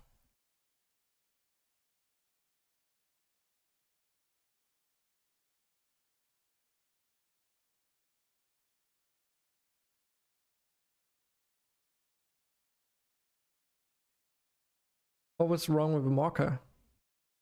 Or Muka? No, Mocha, I guess.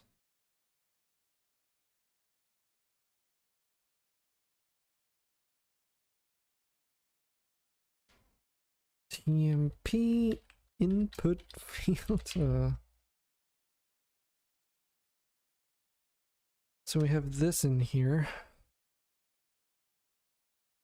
Oh, wait.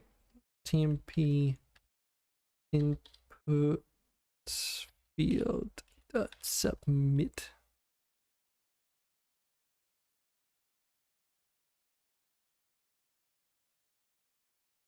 NTM Pro, but there's only these two things. Figures. Add listener. Determines whether specified is equal to the current.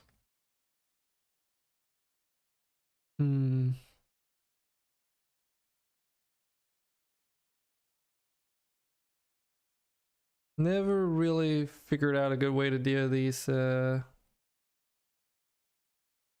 event system. So fun, you're going to change it back to Mucka within a month? Okay. Yeah, be careful with that, because if someone else goes in and takes Mocha in the meantime, you won't be able to. But I guess it's not just Mocha, it's like a bit more than that.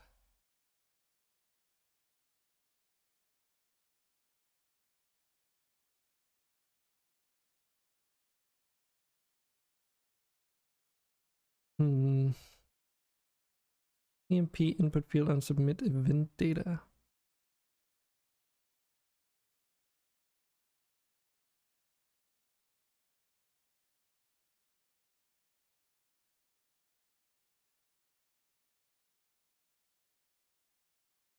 Don't really have to worry about it. It's a very specific name. All right. I believe you.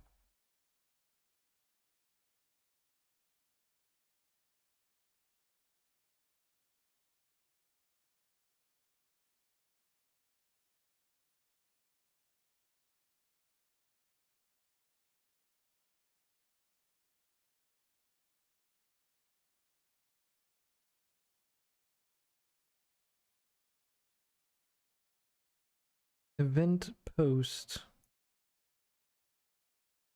This takes an event and posts it to a game object, but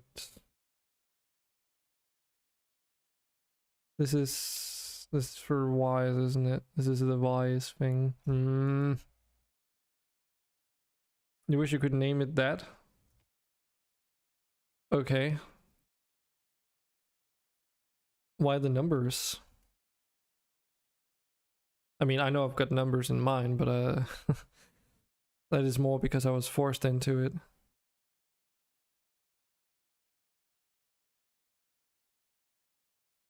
Event trigger.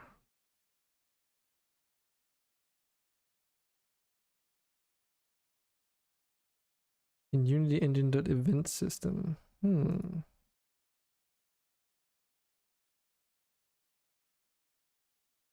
This uses the event data. On submits.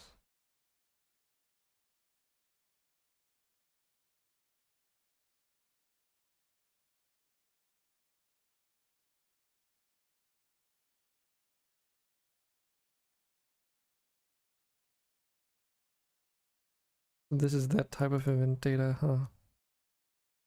Oh, same reason. But then why do you want it the numbers though?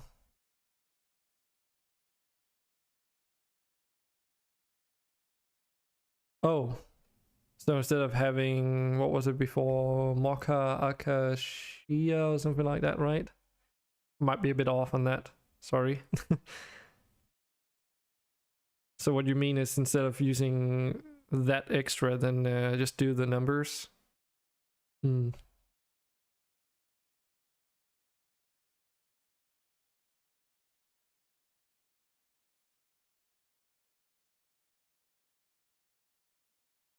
This is an event. So event and event data not equal the same. Unity event. Call when a Unity event points to a trigger Unity event. Okay.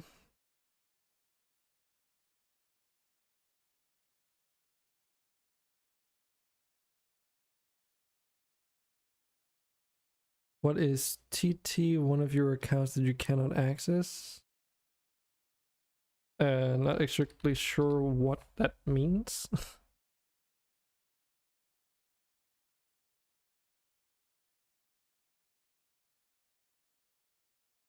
Oh, it's tied to one of your accounts that you cannot access. Is that what you're saying? So you actually cannot change it to that with the number because you're technically already using it on a different account?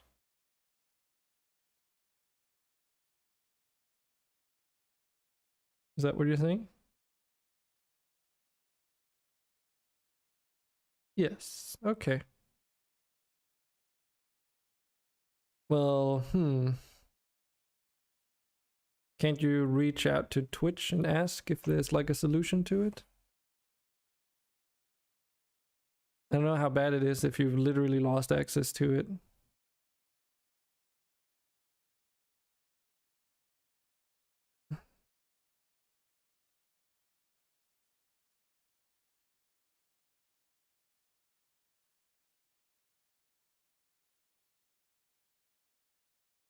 Event trigger.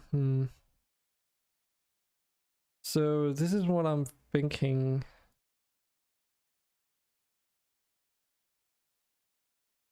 I have this submit event on the TMP stuff, which is basically what I assume is the equivalent of having on input field and edit.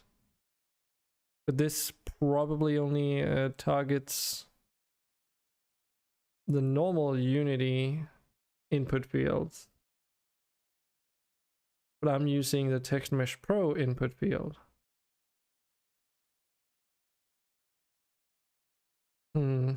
That is actually very annoying. But I suppose there could be a way to not do it the hard way. Lost access to the email that the Twitch account is too. Okay. Yeah, that's a slight problem then.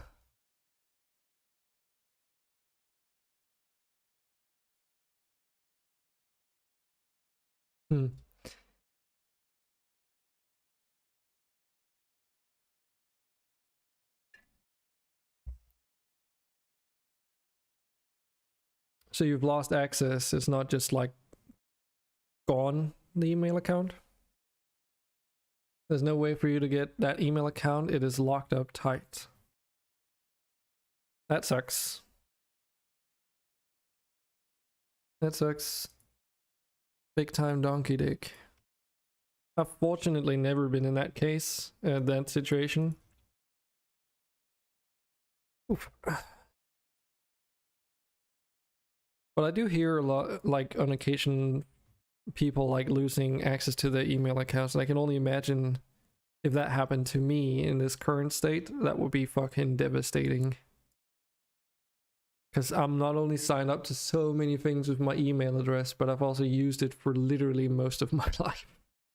I've never really changed it for a very long time. That part is, you were thinking... Oh, you think you were targeted? They were targeting you and finally locked you out? Okay.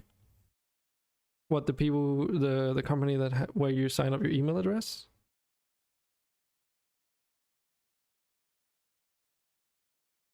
Google? Why would Google do that?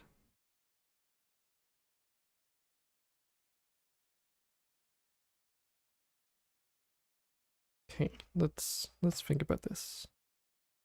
On end edit. I guess I can just try and use the Unity's built-in event system for this edge case. Then on the slider,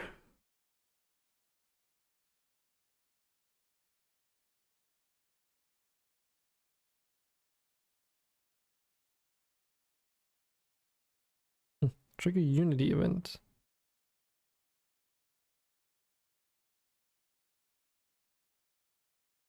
Trigger Unity event string. The event string. Let's try. Wish you knew.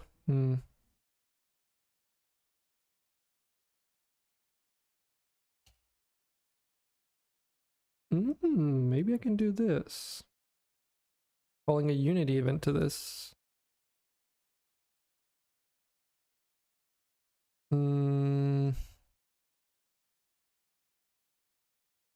Because then I can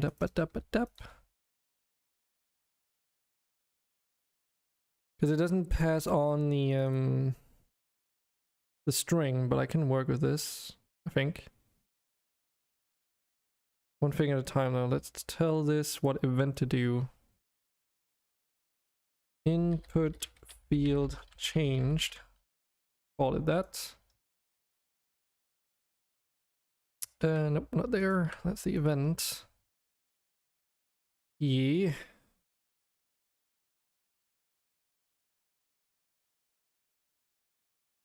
And then we need to get the variable for the text field.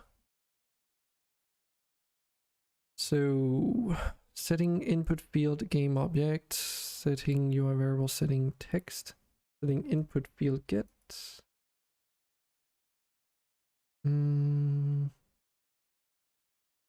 If we do U, delete all this nonsense.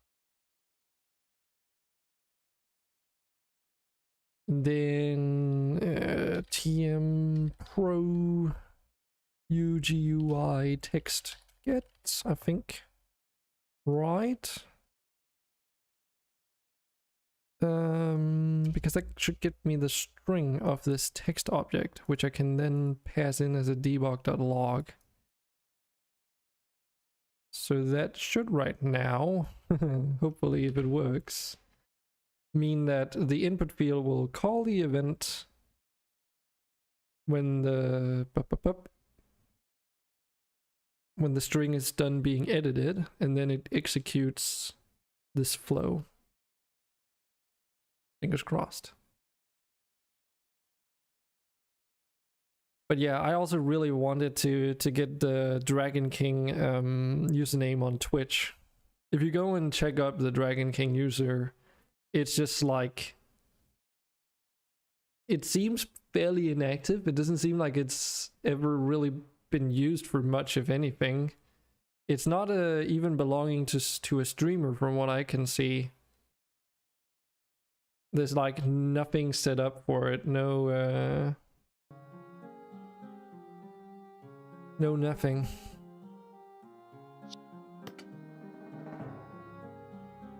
Okay, so far so good. Missing target object for Team Pro UGUI text.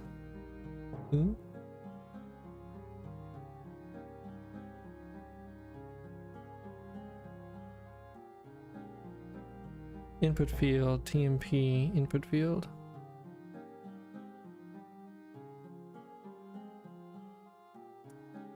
Missing target object for Team Pro text miss. Oh. TM input field text gets probably. Yes, because this is not a text field. It's an input field. Let's try that again. Yes, it works.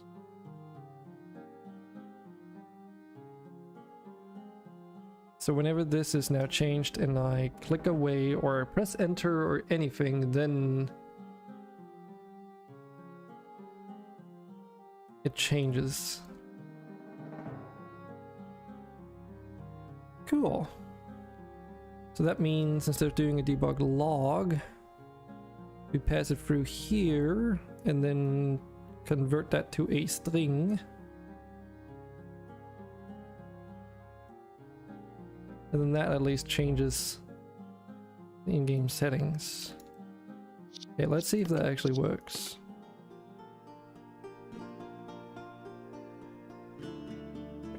I don't see why not.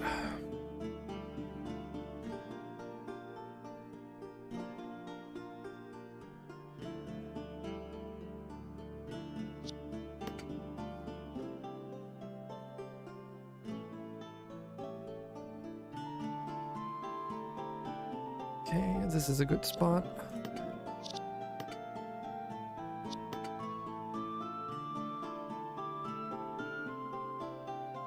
Yep, it just works.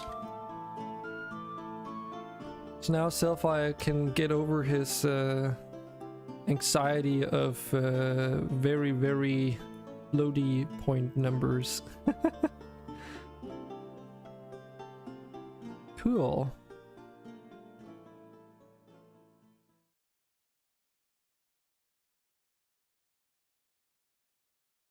Of course, you know, it's a little bit clearer when you set out to a more appropriate aspect ratio.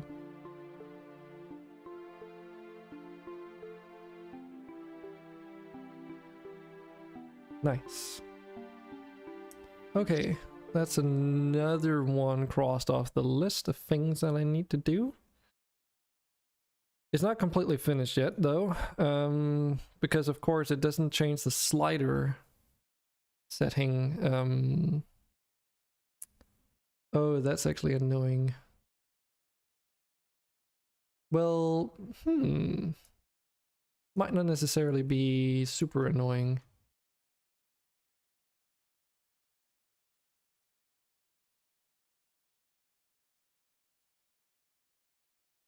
Let's see, slider. So what can we do with slider? Wait, I'm already doing this somewhere. I'm just doing it up here. So if we take this flow into this instead, then we can also just set this back to 2 branches.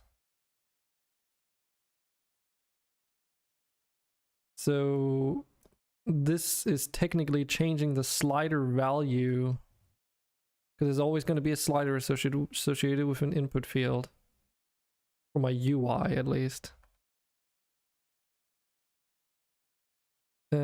But we could technically do a bit of extra coolage code here. And we don't need a branch, actually we just need to do a null check. So if we do... Wait, no, there's always going to be a slider on this.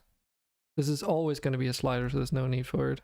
I was about to say I could do a null check to see if the slider, like if there's no slider present, then it continues through and changes it anyway. That way you could use this yeah,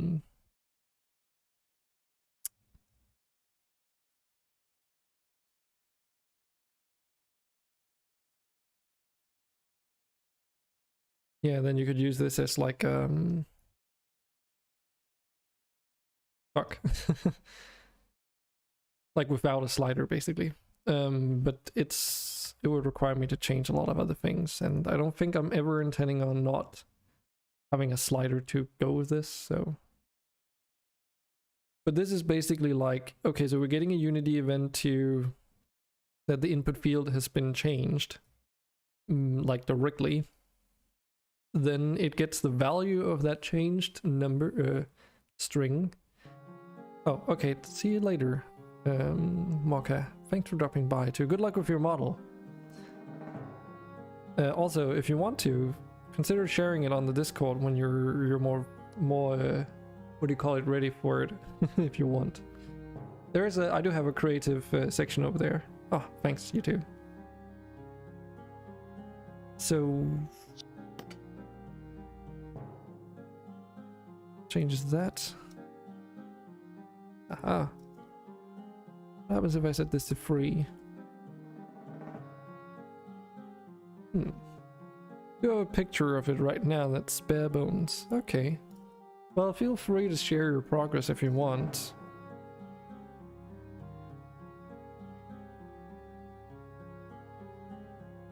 Ah, this is magic.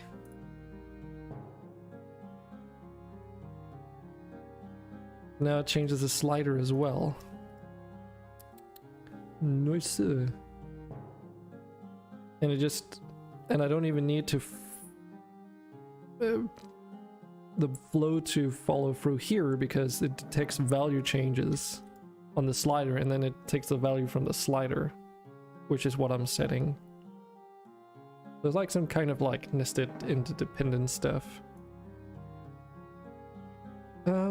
There is one thing though. Oh, okay. But it only does it once, huh?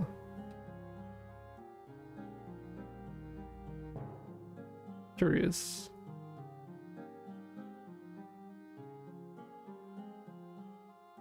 Can I do, oh, I might have to do something there. Because there's a max and min value.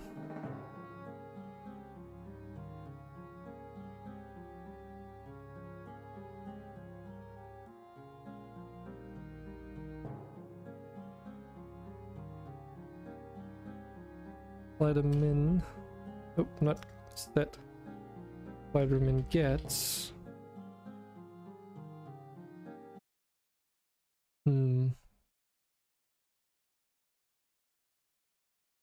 You're not part of the Discord. Well, you can get that pretty easily if you want. But that's up to you.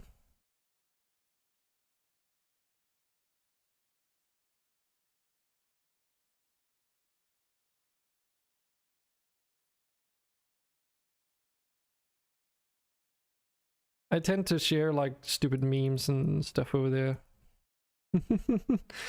Yeah, there's plenty of ways to get there. There's also panels in the on Twitch.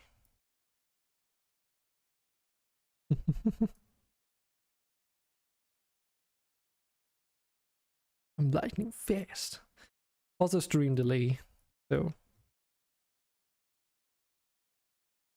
Alright, talk to you later, Mocha.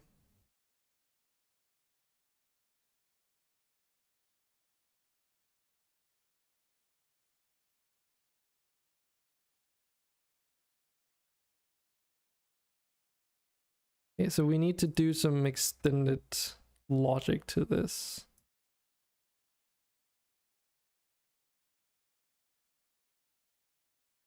Because if it's lower than the min value, then we need to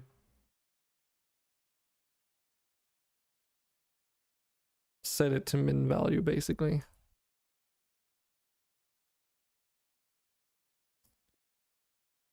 Let's...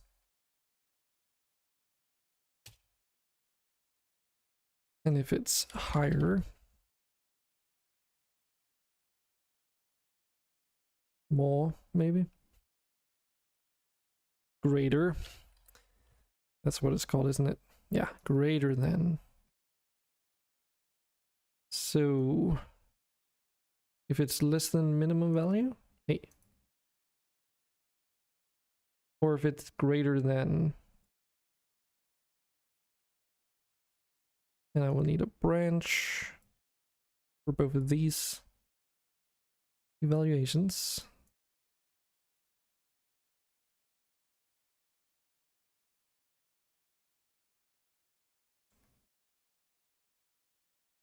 And of course we need to follow through with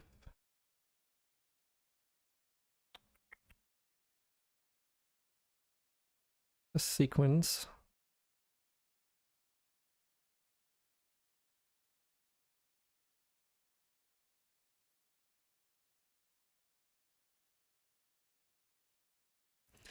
And I can actually make do with 2.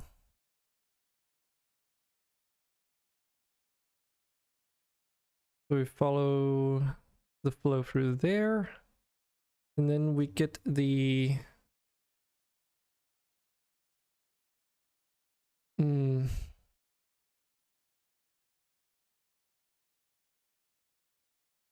Actually do this.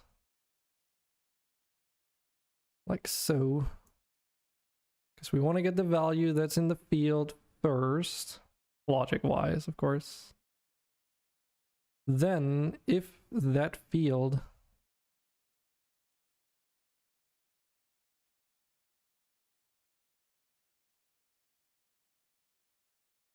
if that value is less than or greater than, then we need to truncate it. No, truncate is not the right word. What's the right word for it? Clamp it. Actually, I might be able to do this in an even easier way. Because there's a math if clamp that you can do here. Yeah, this might actually be a bit cleaner. Who knows, maybe even more consistent, or like it's definitely cleaner bolt wise. I don't know if it's more performance friendly. Might be. There's less evaluations here probably. But it might just be doing the things internally. But this way we can just do like so. Pass the value through there. And the flow needs to go through that math clamp.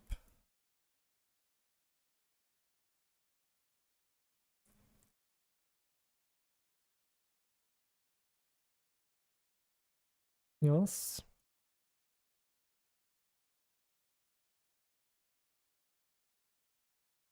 There we go. Because then we just clamp it to those values before setting the slider value. Yeah, that is definitely cleaner. Let's see if it works though. I mean, this up here shouldn't not work.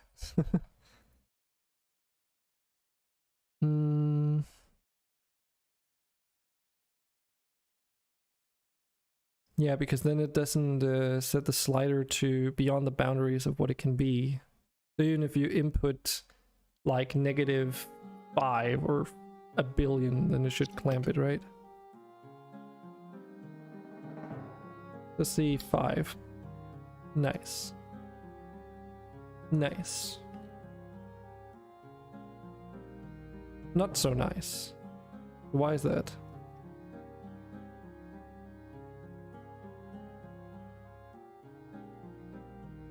Because the value is not changed.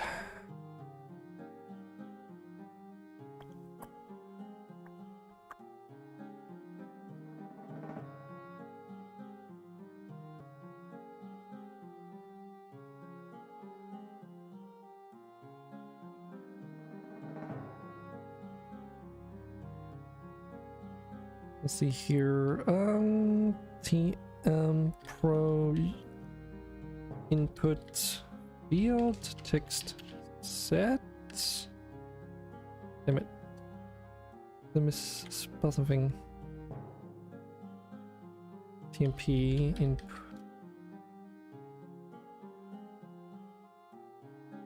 Text. Yeah, it's just because it was TM Pro, but this is TMP. So if we set the text, can I? No, I need to do a conversion. Okay. And this is float to string.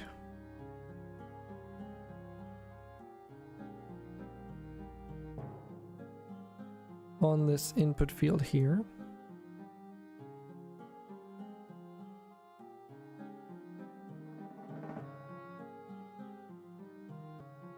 Because then it doesn't change the slider value, which is actually kind of cool, because that means that we're only updating the visual elements if it's like Like, not that it really matters much, but it means that if this is already at the max value and I change it, because it doesn't change the slider value because it can't change it from, like, it changes it from 0 to 0, which is not a change, then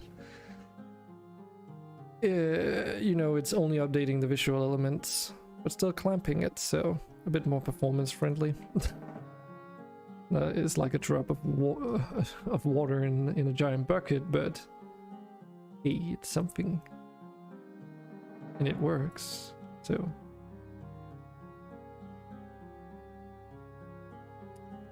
cool.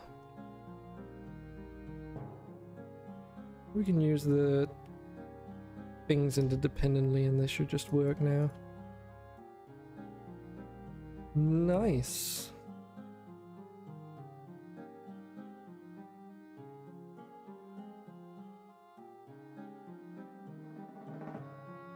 What happens if you do the Danish? No, it doesn't know how to. Okay. Great. That's another one off the list. Progress. This is what I was missing yesterday, all this progress.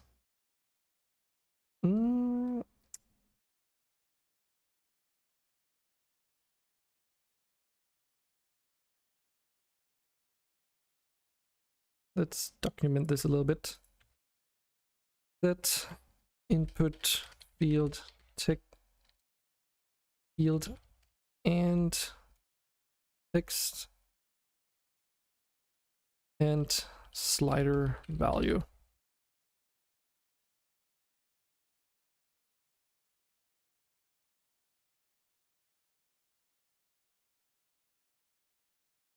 Get event from input field. I mean, I could put a, you know, clamp value between slider min max, but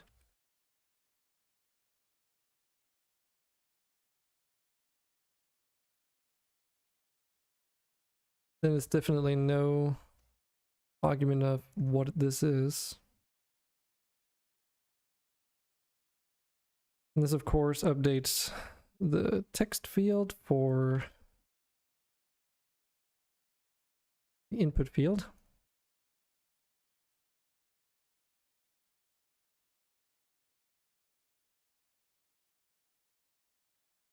This does the exact same, but it's for the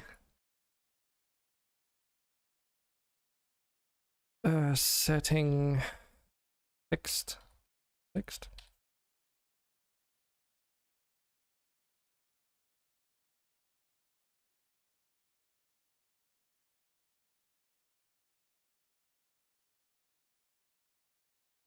Yeah, this is always going to assume that we have a slider at the moment. I think that's fine. We don't need that toggle in there.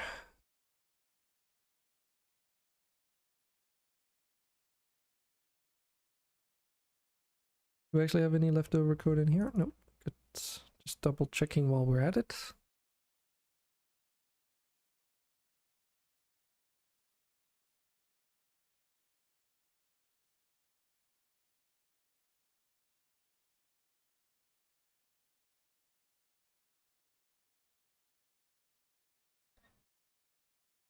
So,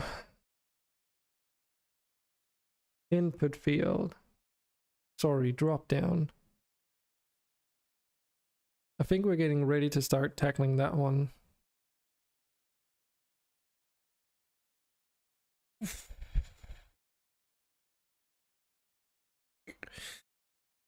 is going to be interesting. Now, did I already go ahead and make one?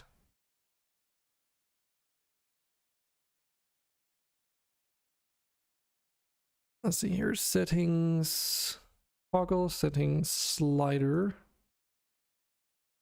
manager, settings, drop down. Yeah, we already have a drop down flow graph.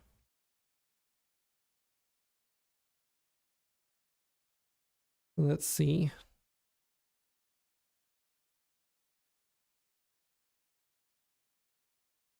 On drop down, value changed.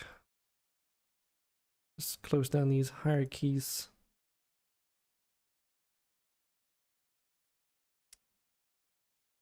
So where do we put this?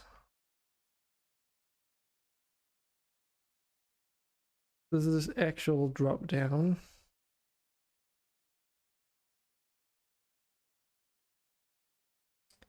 So I guess we're putting it on there. Settings, UI variables, which we will need. Can I move you? No, because this is a prefab at the moment.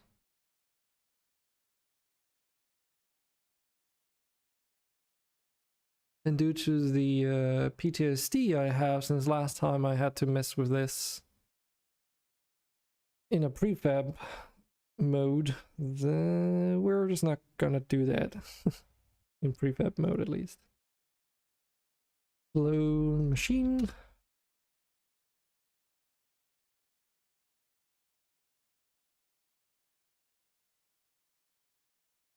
Assign the... What? That's not... Dude, I pressed down and then into settings drop down. There we go. And we will need a couple of references here. So there's the settings manager, which is down here. And then we have the drop down, which is actually itself in this case.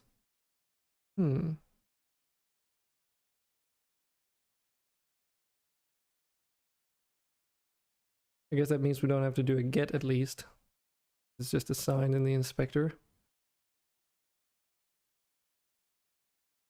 Could probably just have done that though, doing it runtime, but now we're just going to do it this way. And then we have our options. So how does this event work? Well, when the current value of the dropdown has changed, so that would be the value in here, and that changes whenever you load the game, I think, because it oh no, actually no, that's only in the inspector, I think. It changes whenever you set it to something else.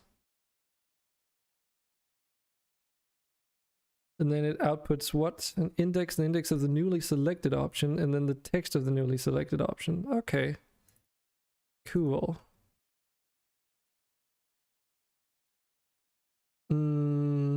So don't have a slider on this.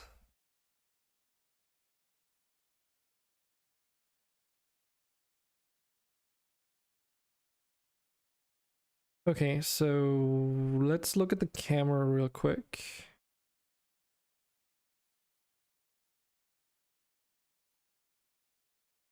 Get the modified main camera post-processing profile here. And we have our depth of field, so there's the kernel size there. All right.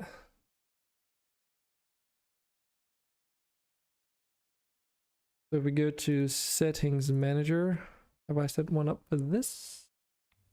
I think I've got it on the load. Where are you? UF enabled, focus distance, aperture, use FOV, focal length, kernel size, here. This is of type depth of field model dot kernel size. But it's loaded and it's saved as a string.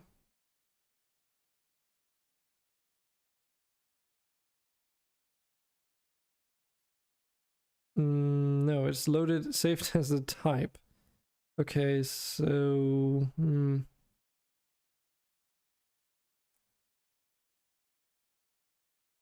because I mean, all the save and load logic is here.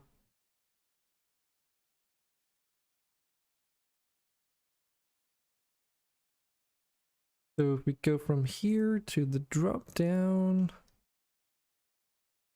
because there's the load. So we would do like this, and then the value in there is the identifier.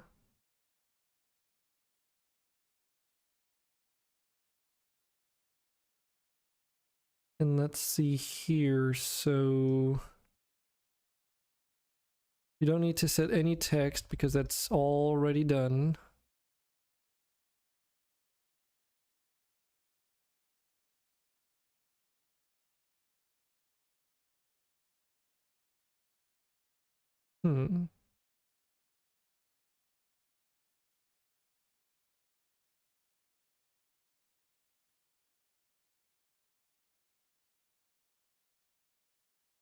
Kernel size set.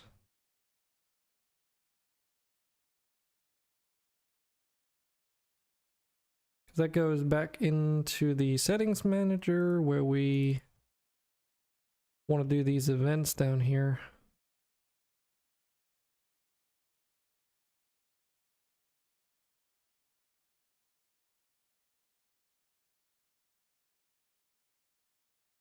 So let's just see all of this.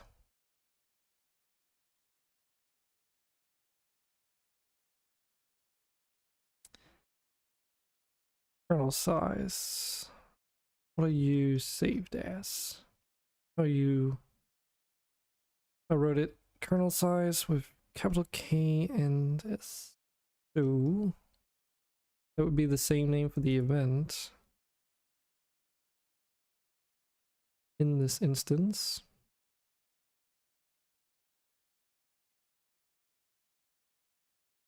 Yes. So let's see, what do we have? Depth of field model get. So this is ripped out there.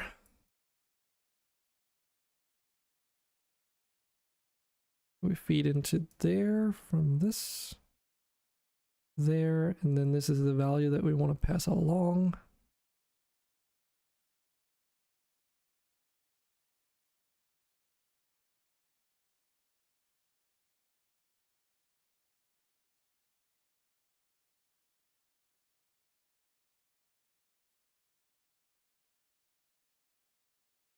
Yeah, and then the identifier we get from... which one was it again? This.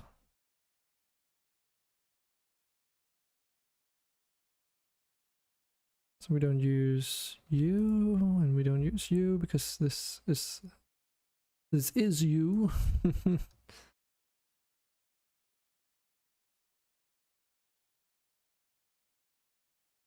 Move this over a little bit. And then applying those settings that we got here.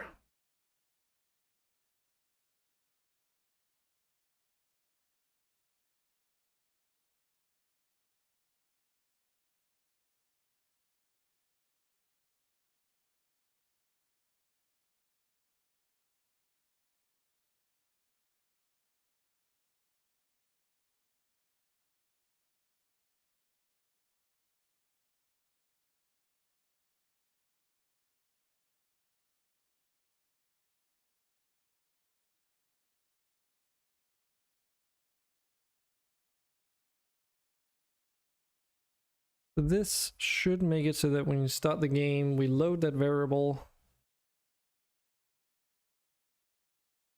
or whatever, and then initialize it if it doesn't exist, yada yada. Then we need to set this kernel size based on a index or text here. Okay.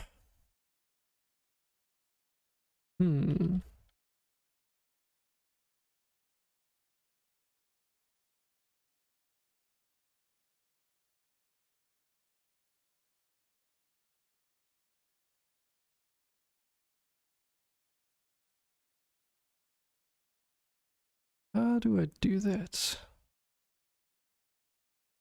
Also, I'm realizing this is oddly specific to the kernel size.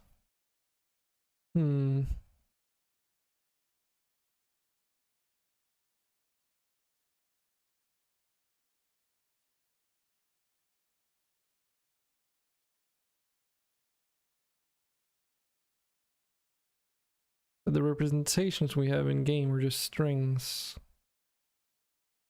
that are listed with an index. So how do I convert a string to a kernel size type?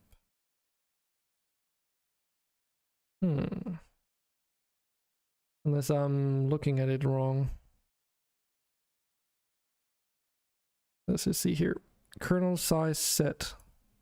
That's how you set the kernel size, but it only accepts, well, adaptive field model setting and then a value which is adaptive field model dot kernel size. So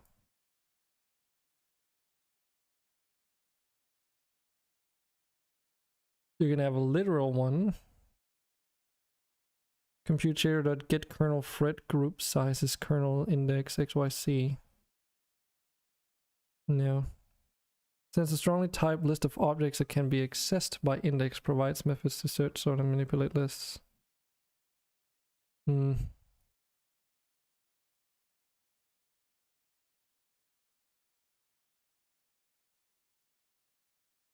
this is just a list of kernel sizes.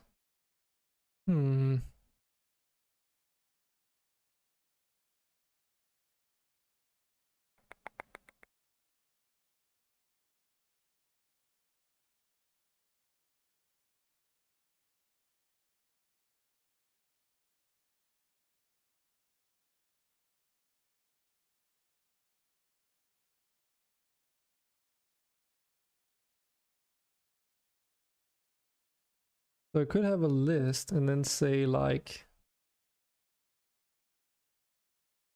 collection and then get list item with a specific index.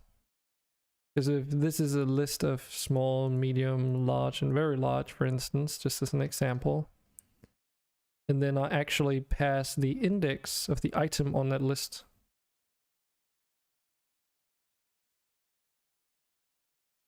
I mean, that would work. The only problem is then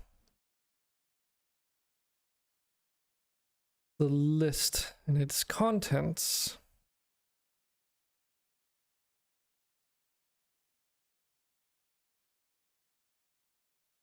Because in this instance, I would just need to save the index, which is just an integer. So I actually just need to tell it which item to get from like a predetermined list. And not the object, like the type itself. Which would mean that I could just save it as a generic, integer for the index, for instance. The issue is the type. Right? Because of course right now I'm defining it in Bolt itself as like a literal list in here containing these depth of field kernel sizes.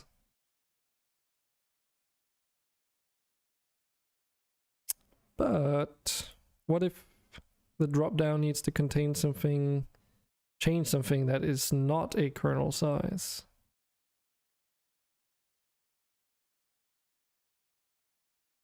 Would that be a problem?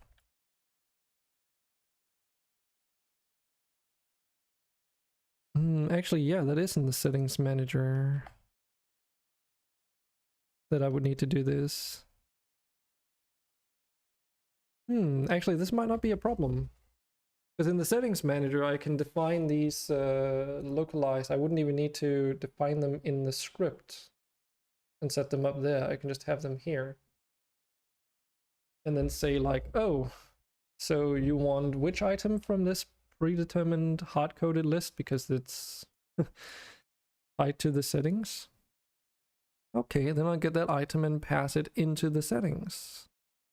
Yeah, okay, that's actually cool, because then I can just do an integer and pass that through. That means up here, when I load, I would need to change the loading behavior, because this would have to be int. I guess we'll start up there then, just so that this works as it needs to. Move that for now. So yeah, we have our list here. Shit. We have our list. See what we can. There we go. And then if I need more items, I just move it up. So we load with an identifier of the kernel size, which is just the index for the kernel size, actually. And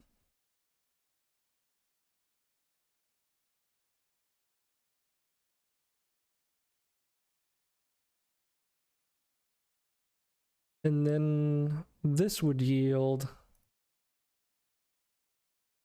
the kernel size that we want to set, right?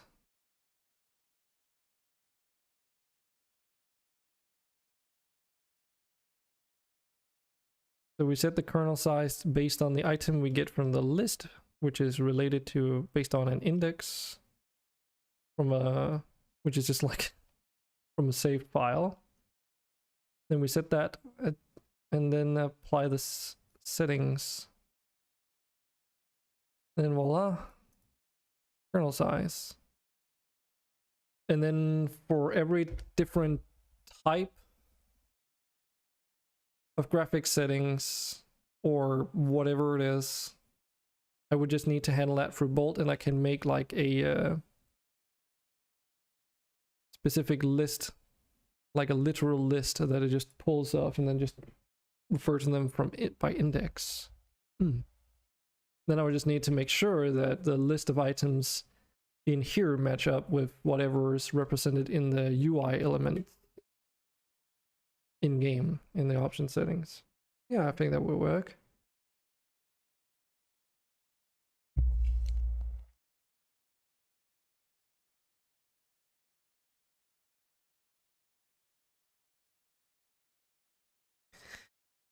Then the question becomes, how do I convert kernel size to an index?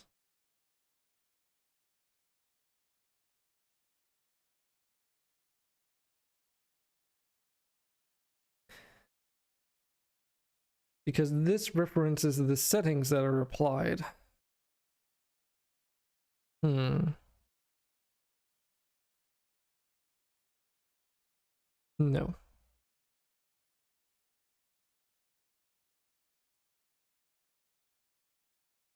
Depth of field model dot setting.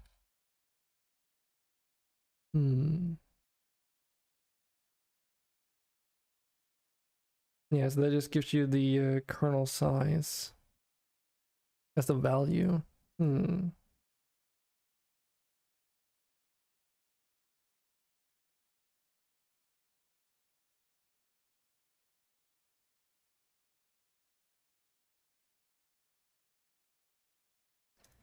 we do some fancy stuff with lists?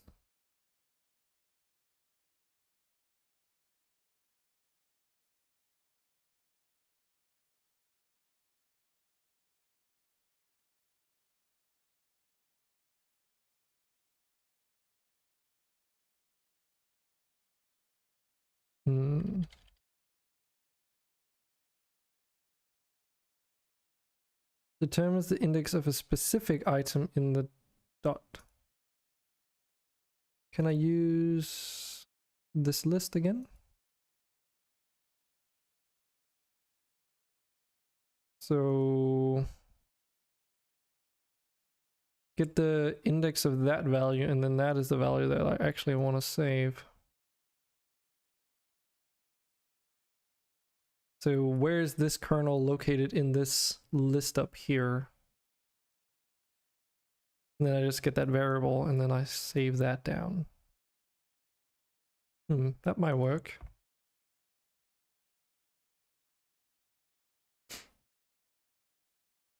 So a little bit different than everything else, but you know, it's kind of expected. That means that I need to change this around again. So, because now we're not doing kernel size set here.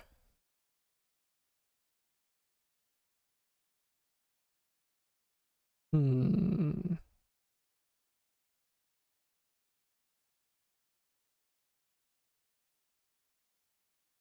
So we get an argument here, and that is what we need to get the index of.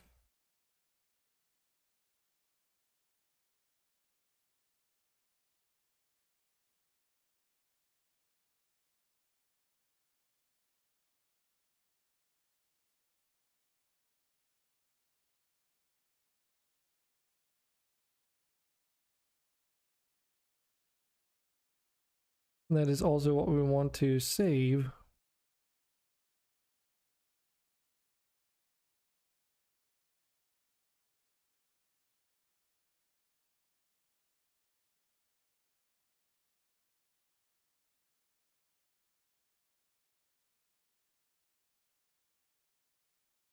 And then once we've saved it with this identifier, we need to also remember to apply it. Now the annoying part is here that I don't want to have two separate places where I need to change this list, so I hope that I can make this pretty, because that's a long ass connection there. Yes, let me just see how this is set up, just so that I can make it visually look the same. Let me do the whole thing.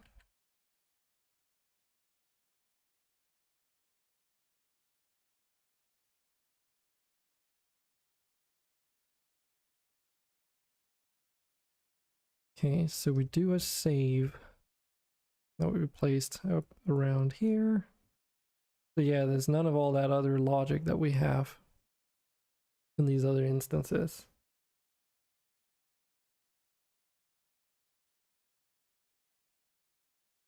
Or rather there is, but it's not manipulated in the same way. Let's see here, focus distance. Maybe it's because I'm missing some things that are important. I think I'm missing all this.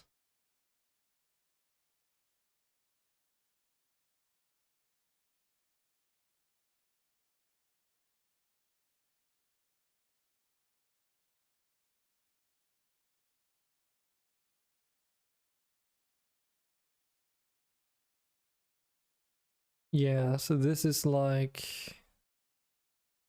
This also needs to reference then again the list. But then using the index that we just set.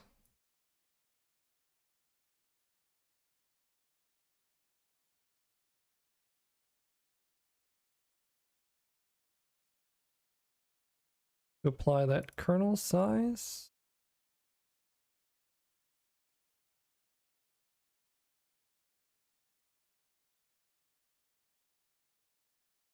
Save index of get.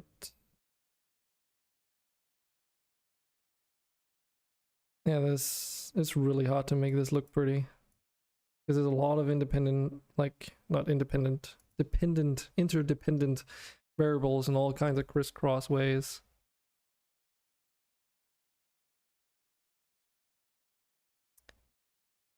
But it could just be because I'm trying to do things in a different order than I'm doing the other places.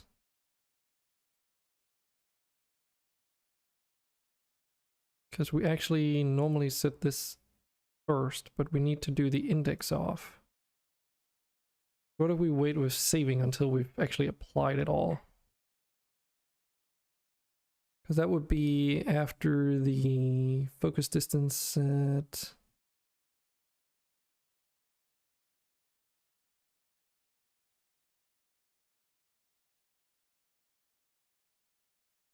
Wait, don't open that.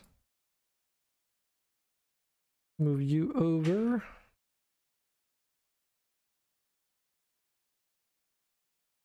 Move this down here. And of course we have these additional components there, which make it very, very ugly. I can probably move this along just a little bit. Because then once we're done with that, we need to do a setting set.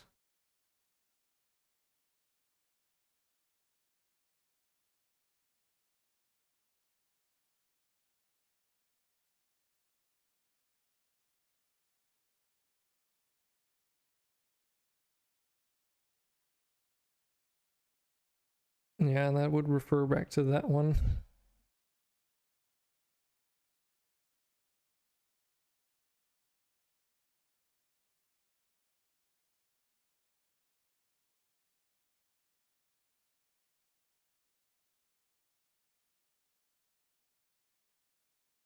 Yeah, this is like very different because I need to do the kernel size set here, but it's actually the index that we're saving.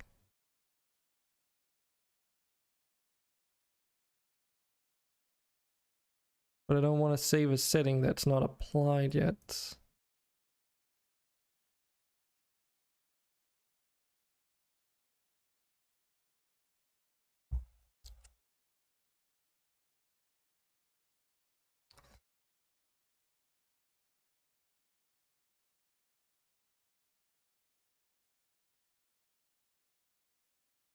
But I don't actually do that regardless, because I don't set the settings until I've saved. It looks... It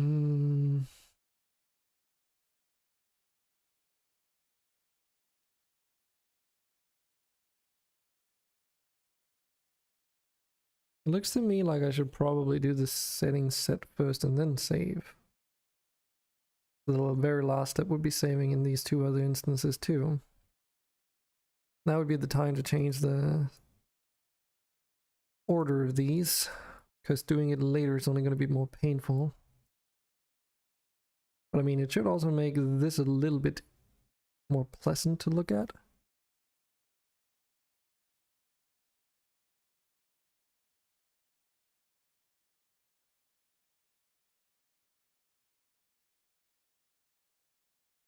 And easier to find your way around, most importantly.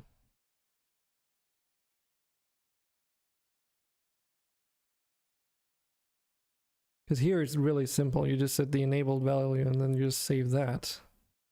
But in the other cases, we gotta do more. Actually, oh yeah, because in this case, when you enable it, you don't need to apply the settings. Basically, it's just inferred for some reason.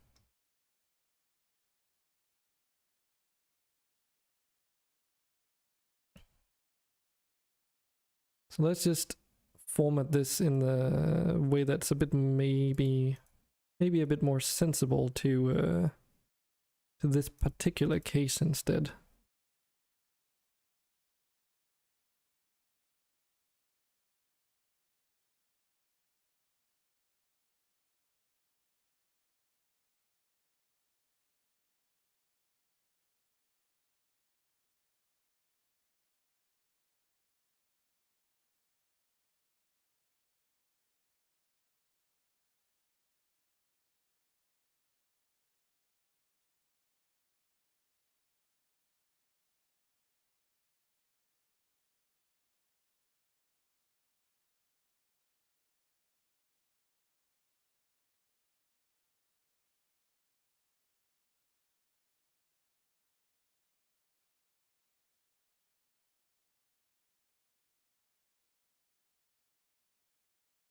Yes, I see here.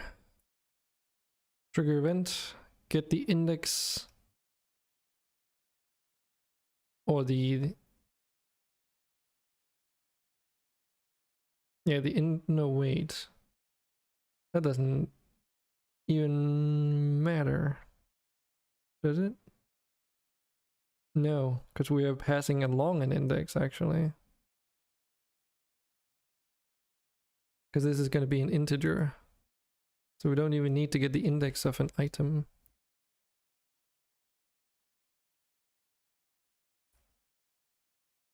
Which is also the variable we're going to be saving. But we still need to set the kernel size.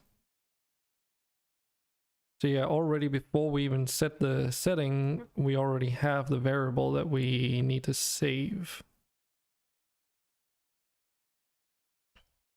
But I think it's probably a good idea to make sure that flow-wise, at least, we make sure to set the setting before saving it. Okay.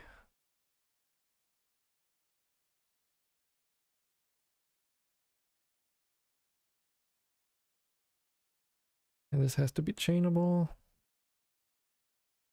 That also means I only need one connection up to the list that we define, so that makes that part a little bit cleaner as well. And I suppose we could just move that down there, because the flow like goes through here, but then that line is a bit more clear where it goes. A little bit similar to how it is the other places.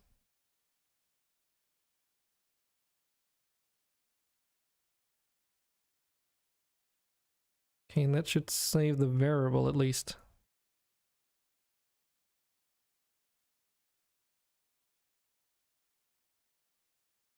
That also hopefully means that in the future, where I need to do another drop down list setting, it's a little bit easier to figure out which parts need to be hooked up to what, because for what I can tell, I can copy this entire block, or I can copy this entire block, and all I need to change are these two text fields to be the same and the appropriate ones, and then I would need to hook up this get item to a list that I define in here. So that's cool. That means we can get rid of all of this stuff. So far, so good. Let's take a look at the drop down, because this over here is not going to be like a weird type anymore. This is just an integer.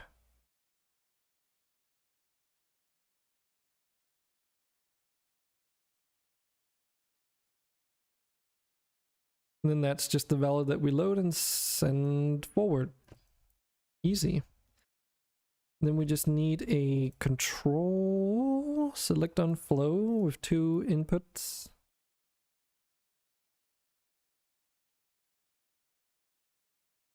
And this is already an integer, so that is easy peasy. Then we just pass it through here, and that should pretty much be it. And that's all we need with the drop down flow graph in this case, actually. Just figuring it out. Hopefully this works though. Yeah, change settings event name, and that is set to DOF kernel size, so fingers crossed that actually works. And then, yeah, I assume that the drop down is 0 indexed. So it starts 0, 1, 2, 3. Otherwise, this is going to require a conversion, but let's see. Let's see what happens. And because it's been a while, let's actually go and clear our settings data.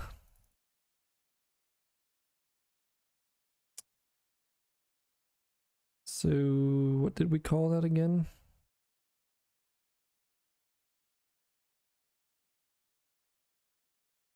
Option settings.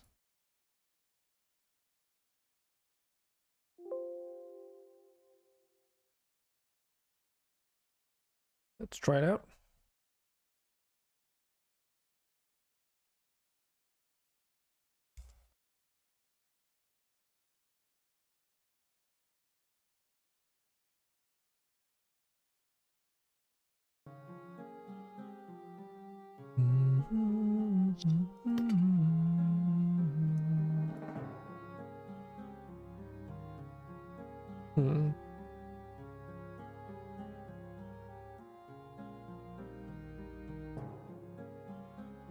Okay.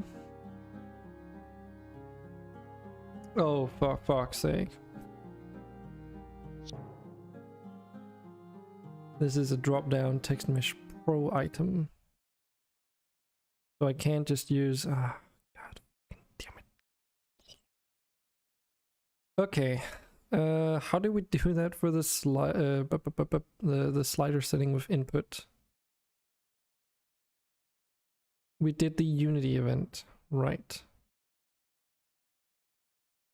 So I will probably have to do something similar there.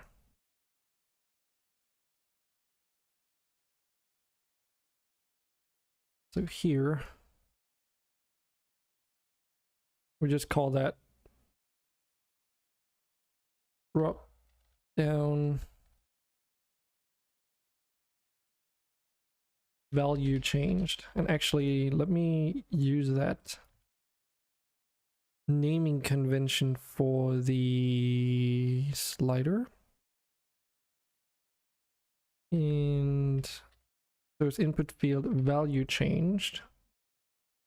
And then let's change the input field event here to reflect that change.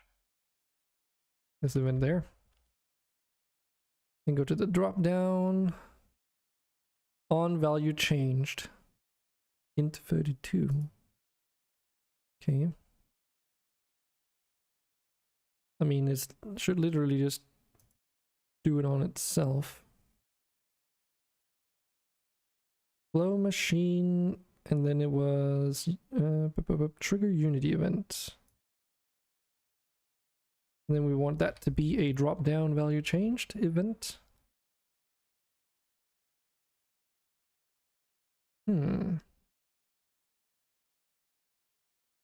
Okay, so let's see here.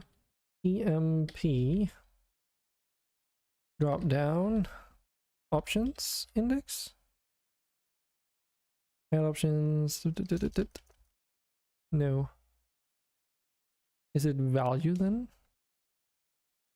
Might just be value. We might just have to do this get thing.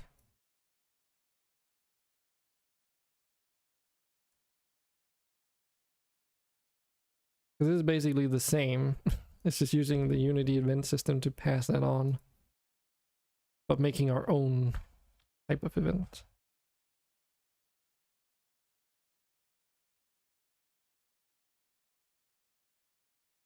Yeah, because the value is 0 right now, which would be the 0 index of the kernel size setting.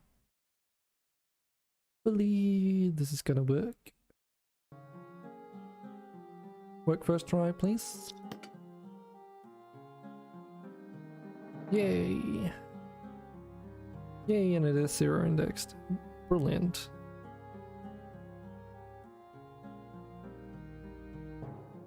Okay, so that wasn't as bad as I was fearing. Now, I actually don't know what the kernel size setting does. Like, exactly. I have a theory as to what it does without reading up on it. But my guess has something to do, it has something to do with how the DOF is being filtered.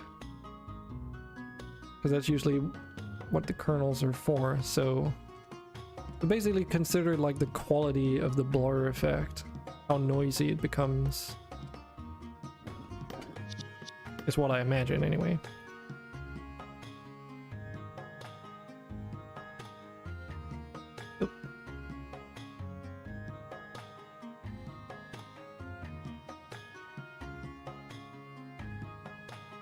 Yeah, as expected, I don't see any change here. Like, I can at least not visually see anything, and you probably wouldn't be able to on the VOD or the stream because of compression.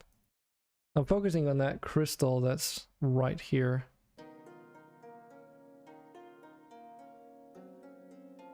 I don't see any changes. Let's actually make sure that the changes are being applied, I guess.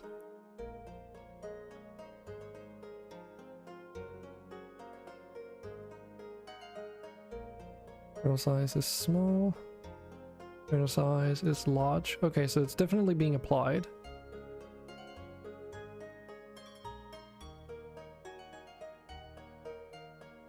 So my understanding would be that a larger kernel would make for a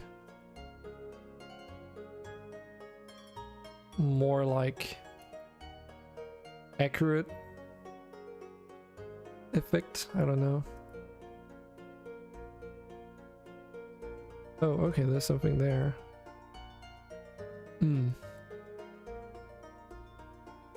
Okay, so if your focus distance is very low, the bokeh and you have a large kernel size, then I think it's called the bokeh effect or whatever, it gets like super blurry. So like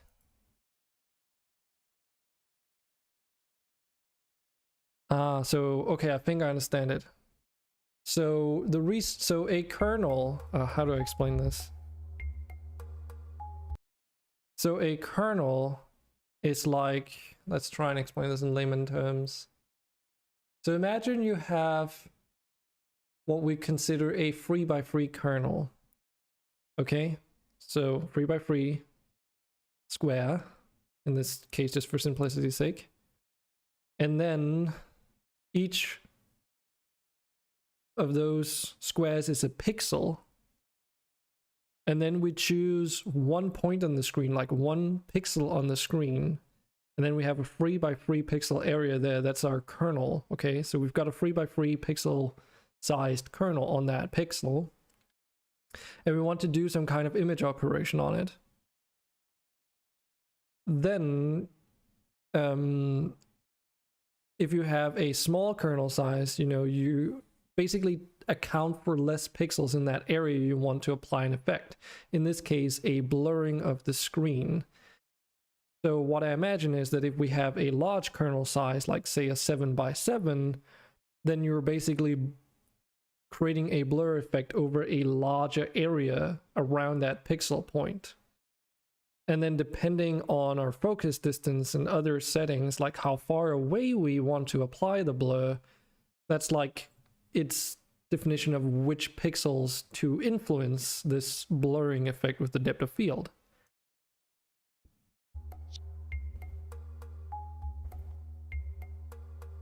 And the reason why I think that with a large kernel size, you actually see like a mass drastic change in the amount of blur based on the focus distance is because as we're blurring out more of the screen, the blur effect gets applied towards multiple pixels on screen as well. Meaning that things that are far away and out of focus are more heavily influenced by the blurring effect due to the larger filter size.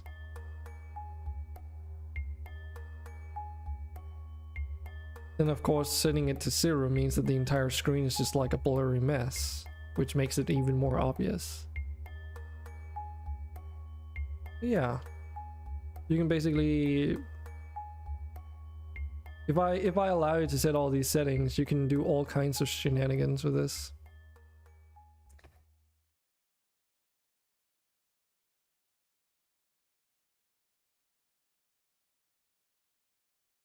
Yeah, and then it should use the kernel size that's in the default settings that I'm using as a reference in case there's no user applied settings. Eventually I'll want to make a reset options, like reset everything button or something, that then goes in and sets all the values here maybe? I'm not entirely sure on how I want to do that. Because I would somehow have to trigger all those events simultaneously for that to happen. But that's its own thing, I think. The main point is right now though that if I change this to very large, let's just keep this low.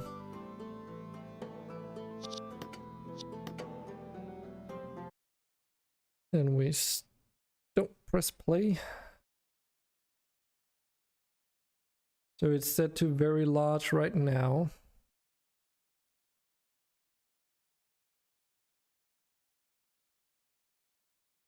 But that's of course because it's set in Unity in the inspector. If you're running the game, I don't think you have that. If I go into options, it applies all the settings. Actually, I just realized something. Wait a minute.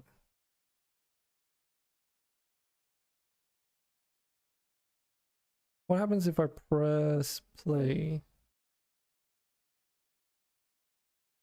I mean, I know what happens when I press play, but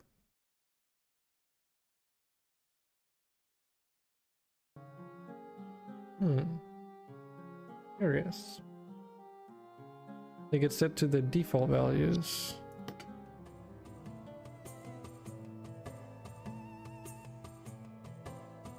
Have I not tested this properly? No, I have not.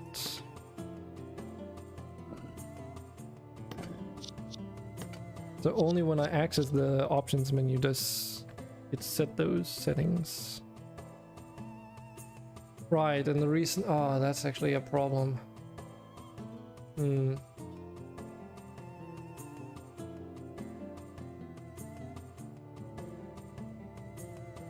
the reason why that is because all the settings are applied through the input fields and sliders and whatnot. So, but I thought I made like a... I thought that was what the settings manager was supposed to take care of. Okay, initialize settings, save data path, on enable. Yeah. Do we have saved settings that exists? True. Then we want to load that setting. Oh.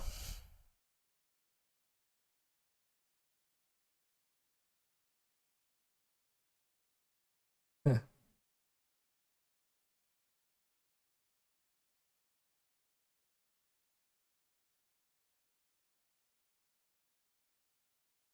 Does this logic not hold water? Does it exist? True. Loaded. Did the field enabled set on the depth of field model from the settings manager? Did the field model from the settings manager get the settings, set those settings, and then apply them, right? That's what this is supposed to do.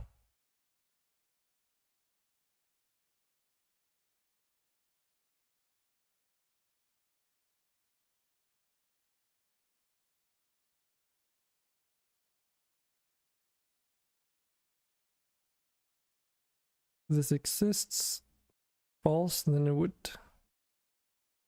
save down a file consisting of the default settings, right?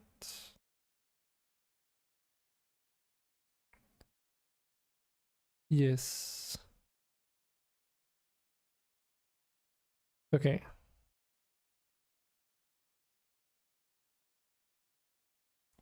I guess we'll just have to try and play and see what happens in here.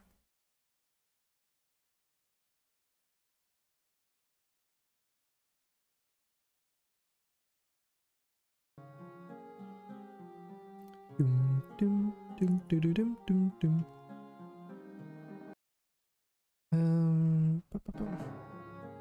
I'm highly considering like making like a... Hold on. Because I'm a little bit tired of listening to that main menu music over and over again. It's driving me nuts. Okay, let's see. Does exist true? So here, enabled true gets it from that file. The focus distance is 0.2, should be applied to that.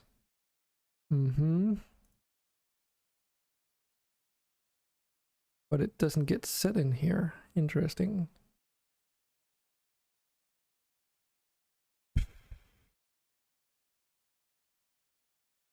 Settings manager, back to you. Because I mean, we can see here that it loads this variable. It doesn't go down to the false path. You can see all the values getting applied.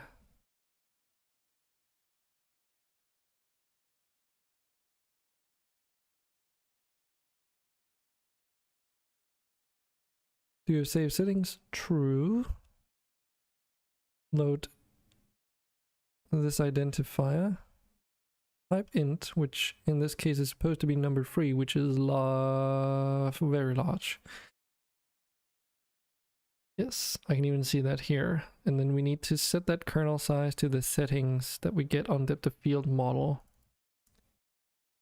Depth of field model settings. Curious.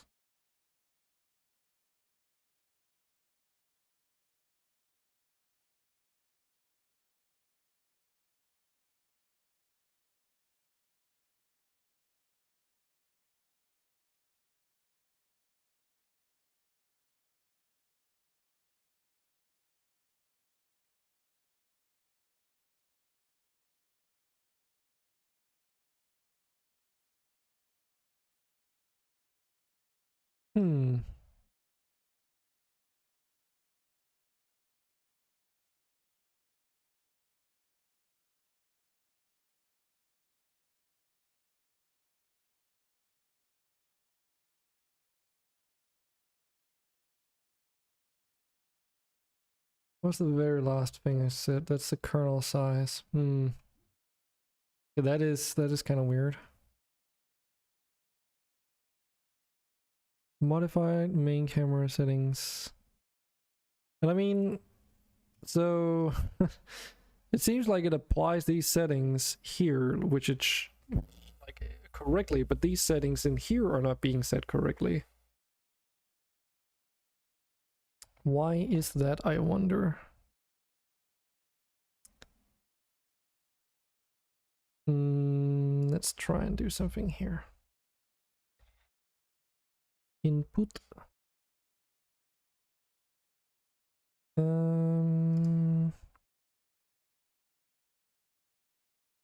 Nope. Come on. Event. Input on keyboard input and just space. Then I can trigger that. Just try and disconnect this one. Wait. Hello.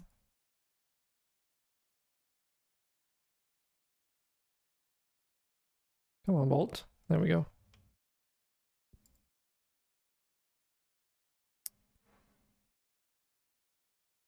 We'll just flow that through there.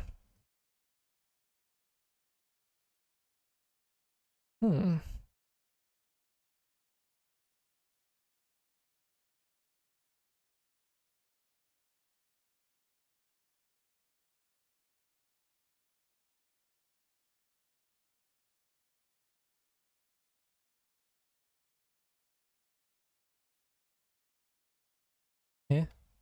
I thought this was working. What's kind of weird is that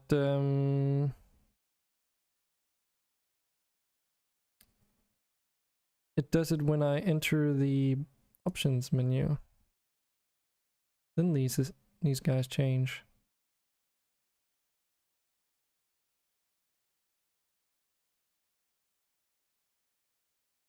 Try and change that to something that it's not set to. Yeah, so... Huh. Okay. That's kind of weird.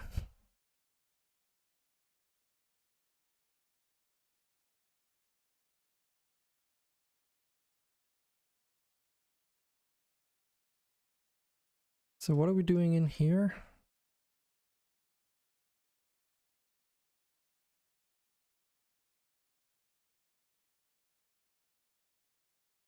Load, pass it through, change settings. Yeah, so that is all handled in the settings manager, ironically.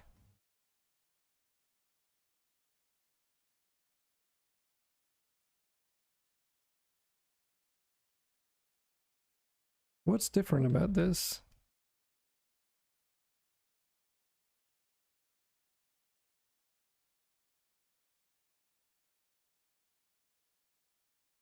Has the value through.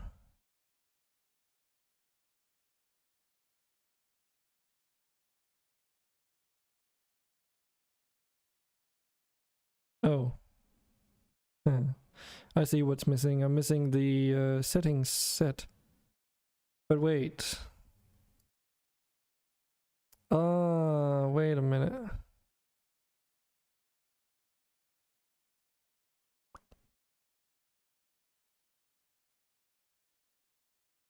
Of course, that should be this part here.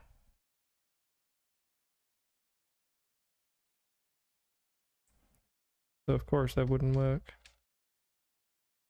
But it gets to here and then it does the settings set.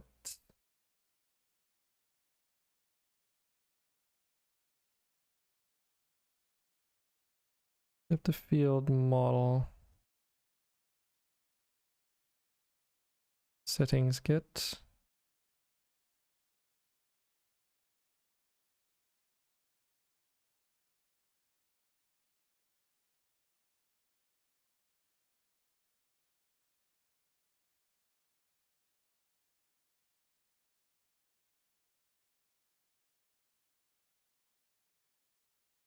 This is because I didn't copy it from here, right?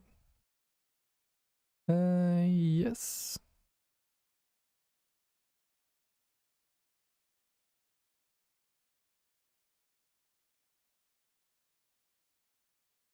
Doing the pass through the same way, okay. Why?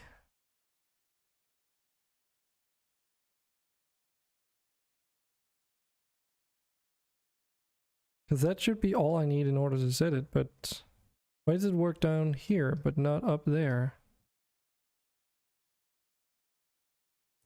Because I mean, I can see the fucking flow going through.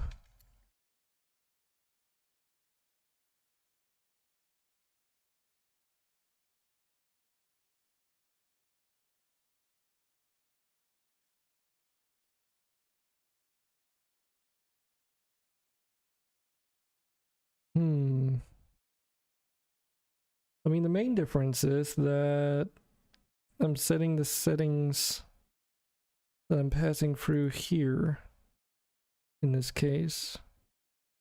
Is that why?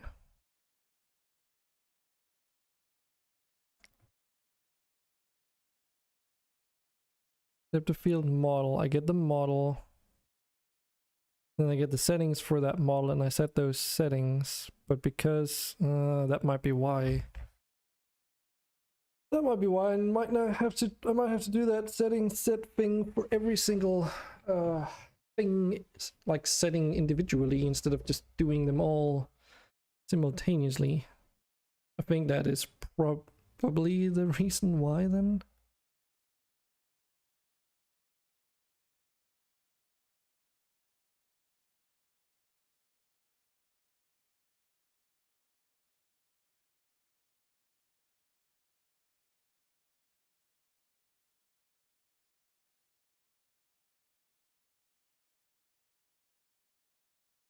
Remove that.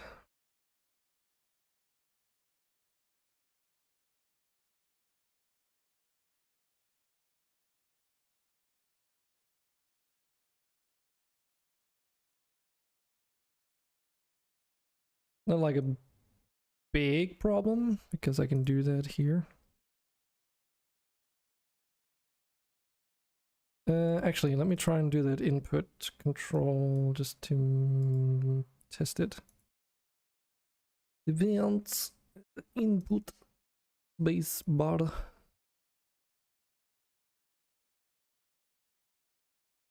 Yes, okay, so that was the cause.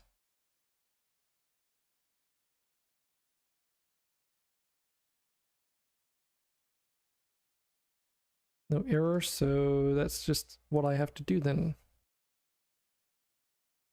I think it makes sense. Yeah, it should make sense.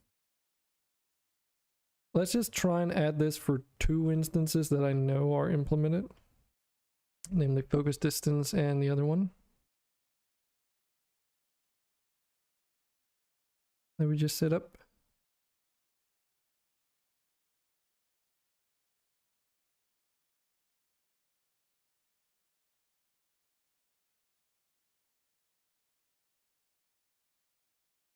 Because I need to make sure that they don't override each other so that only one setting is applied towards the end.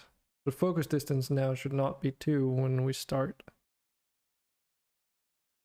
should be like 0 or something.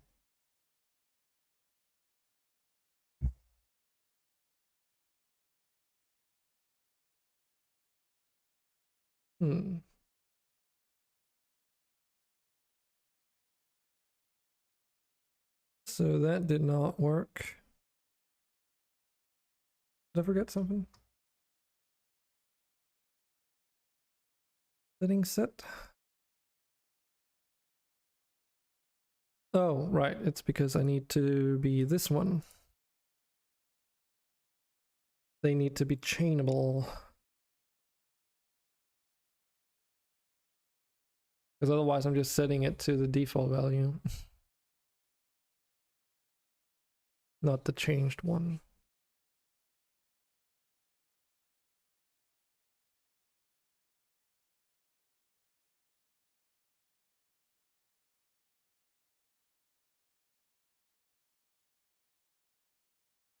There we go. And it's changing both of them. Good.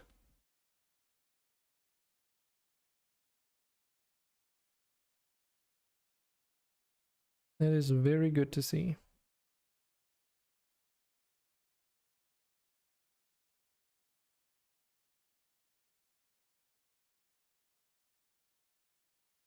This kernel was set to small though. Oh right, I don't think I've set that up yet. Or did I? Okay, one thing at a time. Let's get this loading to work for every single variable, which is going to require a little bit of boring copy and pasting.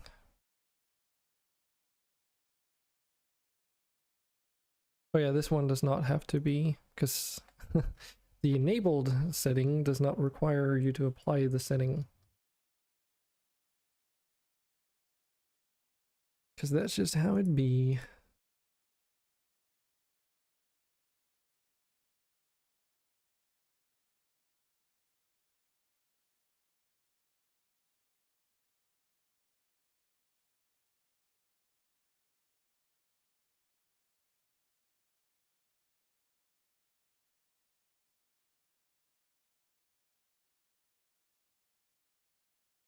Yep. Okay, so that should be all the settings that we have at the moment set up. Another one off the list.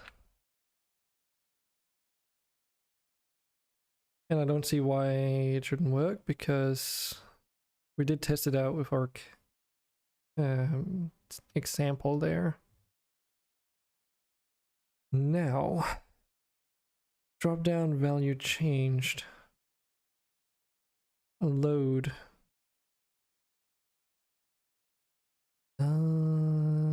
Okay.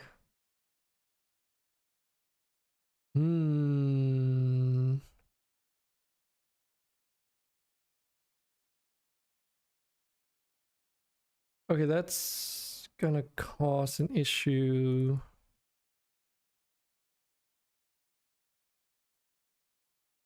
In it?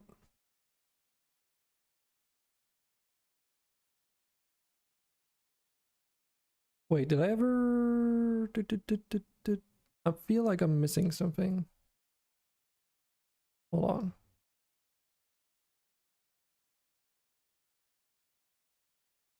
I feel like I'm missing something.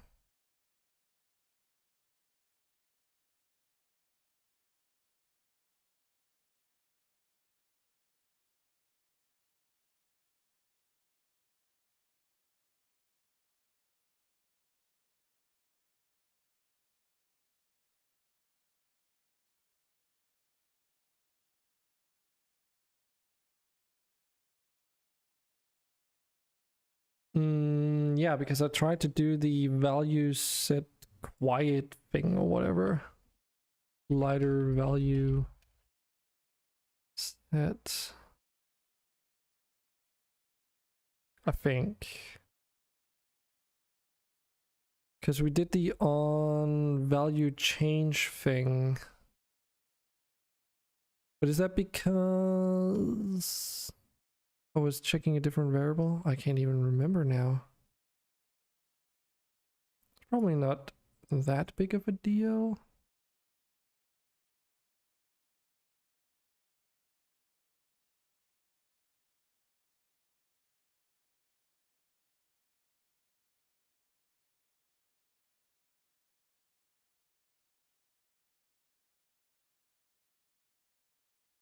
Oh yeah, because that's the slider variables down there being changed in the input field.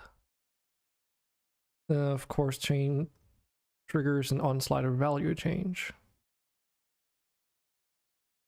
Wait, that also means that I actually don't need to do it this way, do I? Because if it sets the value here, then it's considered changed, right? Unless it's just inspector things. Let me just double check that.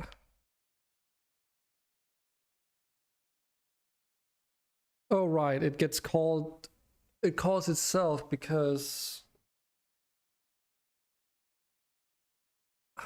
or, oh, is it?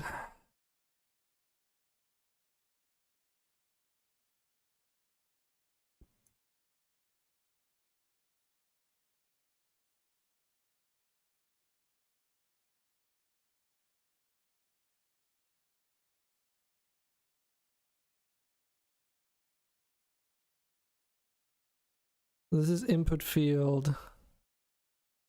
Oh, right. Okay, I think I see. That's because there's an input field in this case, and this gets actually called twice. Because it loads the value, the float, and then it sets the slider, which normally does not trigger on slider value changed. Then it passes through.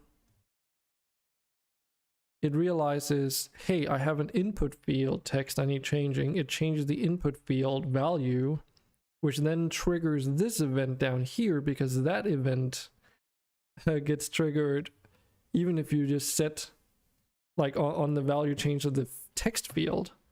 And then that parses that value that it gets changed to, and then that again triggers the on slider value change because this sets the slider value. Or what? But that's just the slider value.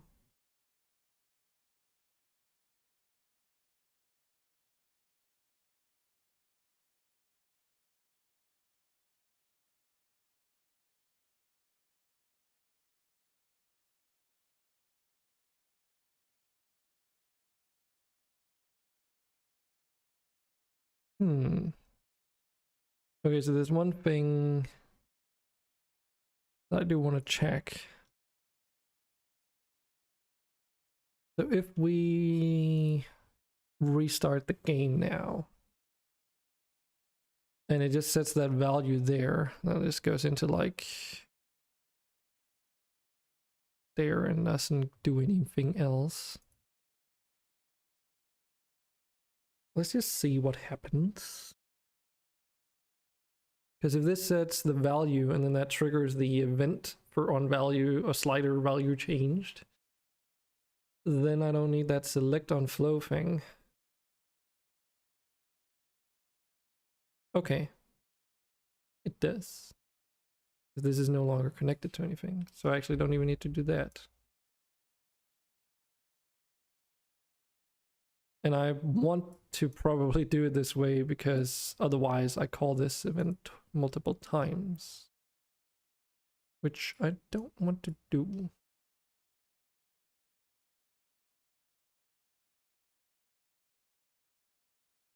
Now we're just calling it on the slider value changed, and then we're just setting the slider when we load, and then that triggers the slider change, which triggers the event, which then sets everything else in the settings menu. Nice.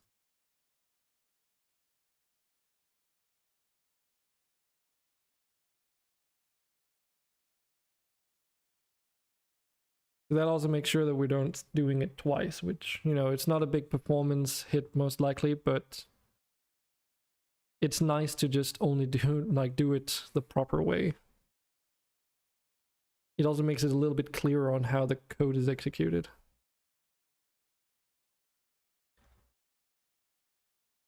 So there's the kernel size there.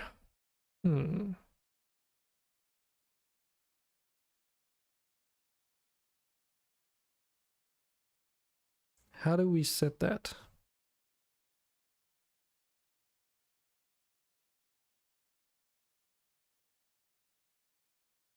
How is this actually handled in the input field? Not the input field, the drop down. Because that would be the next thing. We need to make sure that when we load the data, then we also set the value of the input field. That's what it was.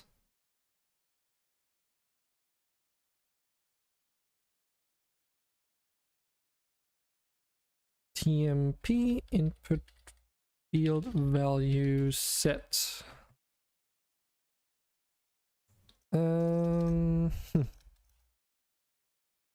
Oh, it's the drop down. Oops. TMP drop down value set. There we go. And that needs to be on itself because that's where this is located, and it needs to be set to that value that we either load or we set. Oh.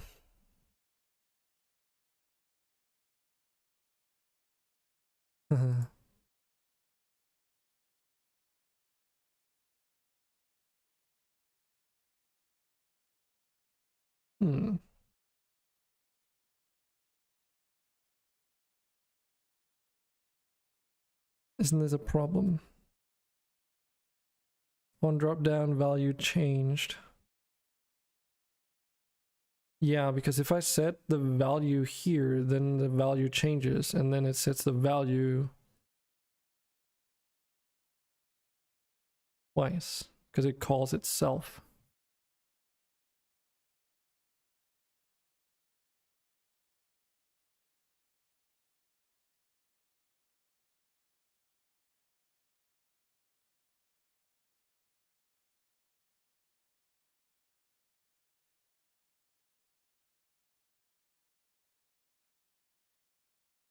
However, we can use the same logic as the other place, because we only want to do this when we load.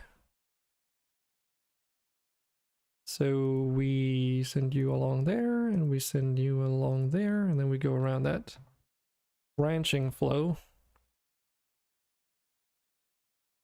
So we should set the value here, then it's like, hey, it's changed, and then we get that value, and then we pass it on to the custom event. I think. And then I hope that setting that event will change the actual setting that it's set to.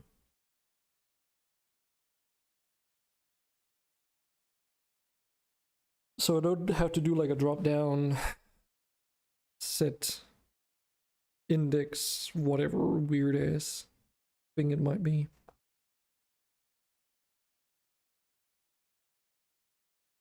Nice. It just works.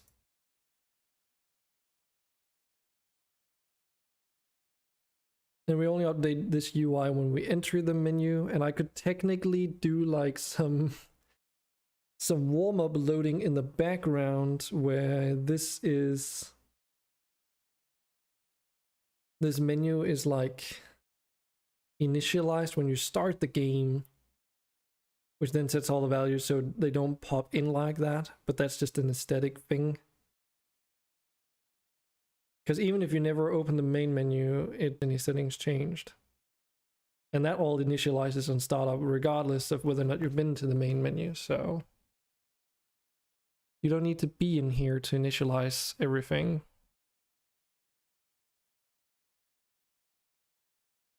Cool. That's like really cool.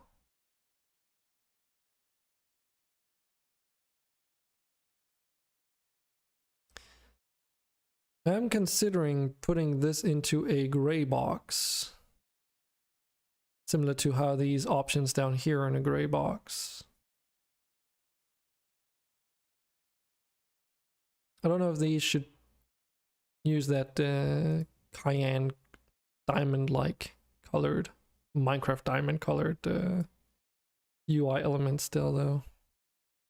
Oh, I have an idea. To make it a bit more consistent. What if we... Let's see.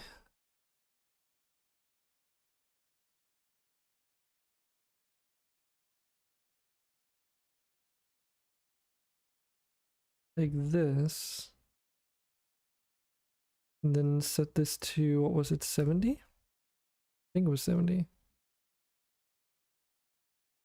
I can change this so that it's a little bit more apparent that it's like a slider background. Maybe set it to 50. The question is, should I set the background of this to 50 as well? Because that was set... No, wait. It was not set to 75. I changed it, didn't I? Because it's not in item.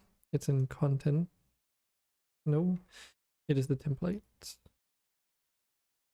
No.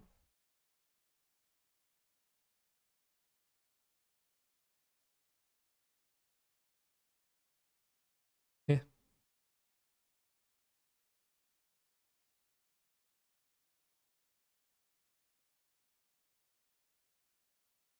Isn't it? Oh, I'm looking at the fucking wrong value. 69.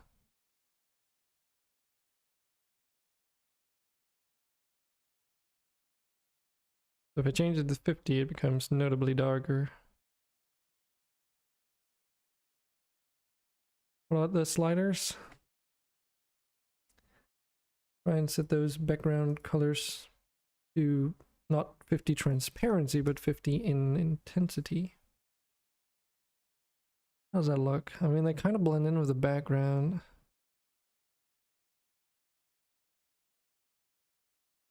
Okay, I think 60 might be where it's at. Then set that to 60 as well to keep it consistent. Because then what we can do is that we have the variable number here, which has a background. And then instead of using that UI element that I'm currently using, let's use the cut version of the stone background. That looks a little bit funky, but we can probably fix that.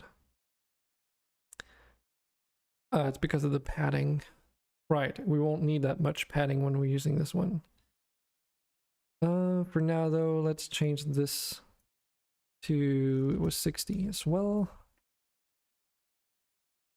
Because that should make it a bit more apparent at least that this is just a number that shows, and this is like fields that you can edit all the gold ones. And then the diamond ones are like, I don't know, option settings.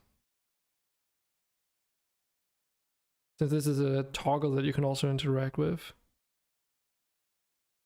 I actually have an idea on how we can improve the feedback on that one too.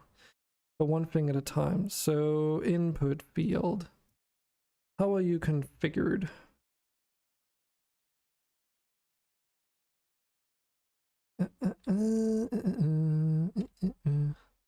Because it's 10 units to the left and right, and then 4 on the top and bottom. So 10 and 4.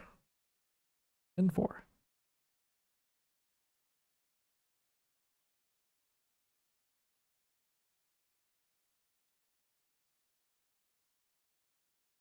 Oop, not 4D, 4.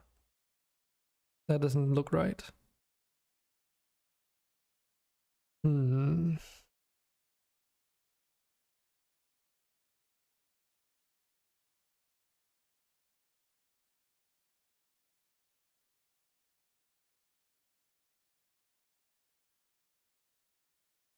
Yeah, because I'm not using layout elements anymore.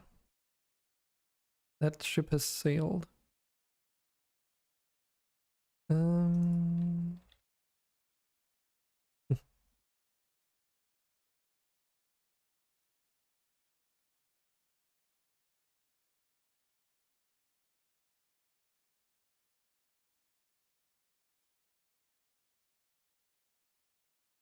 Not sure why those variables are like kind of weird.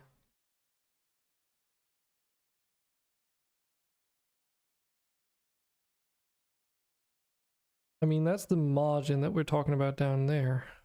So why would this be different?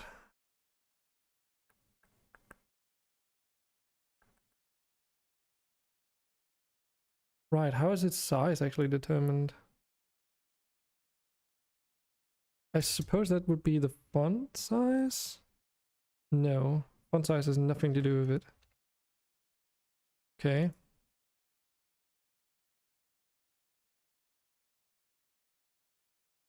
So that would be input field then. So it's just got a height of 50.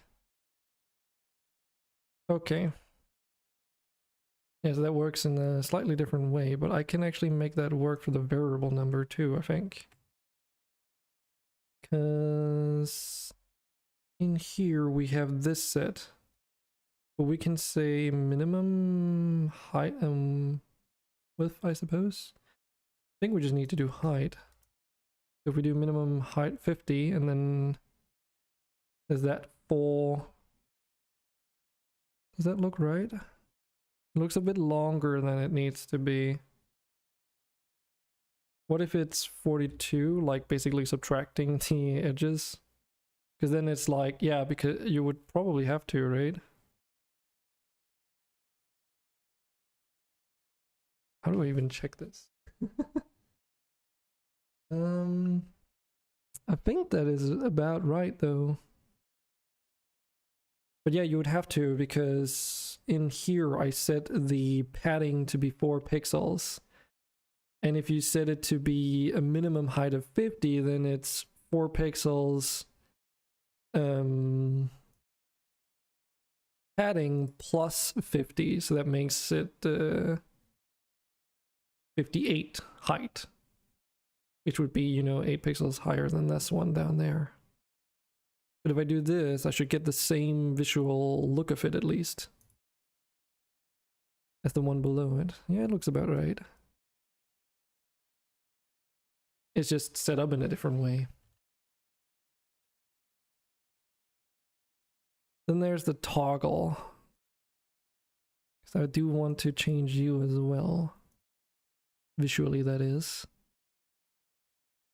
We have the toggle and then we have the BG.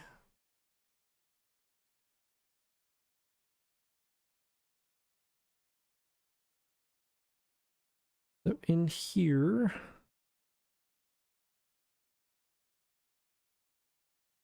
we're using the cut stone right now, which is kind of weird because when it's not enabled, it doesn't, it has the same visual feel as like everything else that's not interactable. But what we can do is change it to the cut gold version and then apply the same visual logic that we have everywhere else and set that to 60. So now it's like basically grayed out, but it's gold, which implies that you can interact with it maybe. Maybe that would work. Because then you can see, oh, okay, it's gold, you can interact with it. And then it's enabled, so it's lighting up basically.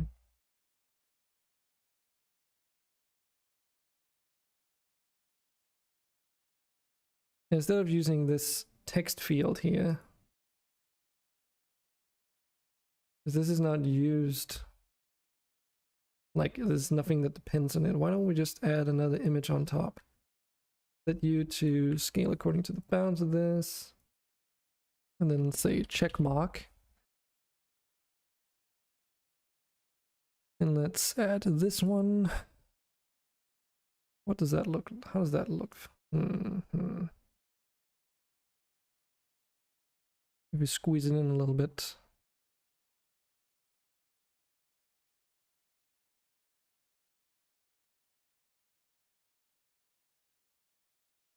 Yeah, it looks okay.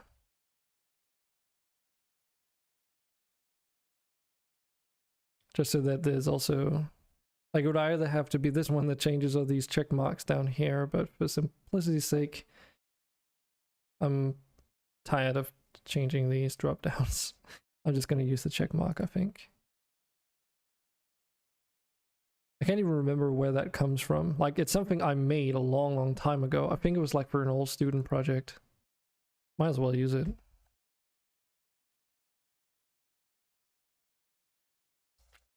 That one was science, sci-fi themed though.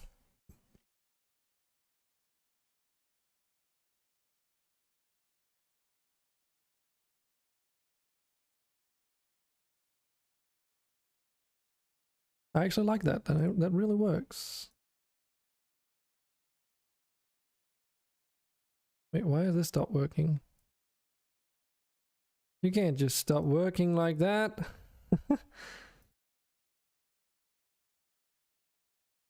Where's the drop down list? Huh? What's going on here?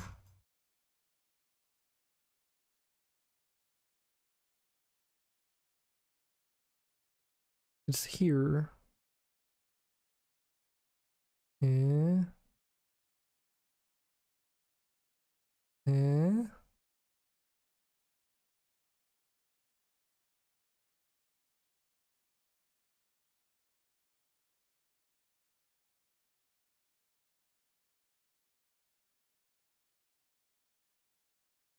What's happening? What happened to it? Oh. Probably because it was enabled from the beginning, maybe. Maybe it doesn't like that when you do it.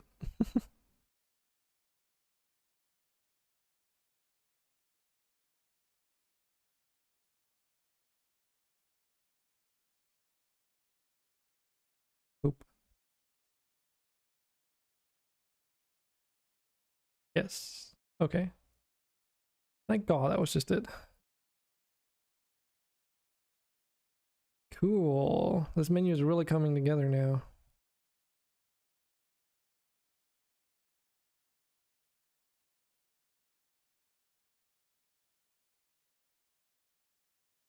There's a bit of visual artifacting going on here, like the check mark does not get moved until it's faded out, which is a little bit weird. And that's a thing where it's probably due to how this drop down works. Which means I can't fix it without changing things. Also a little bit unnerving that it spews out a tons of errors when this is open in the inspector. Pushing more GUI clips than you're popping. What the fuck does it even mean? The object of TMP dropdown has been destroyed, but you're still trying to access it. Your script should either check if it's null or you should not destroy the object. So that would be... Nope.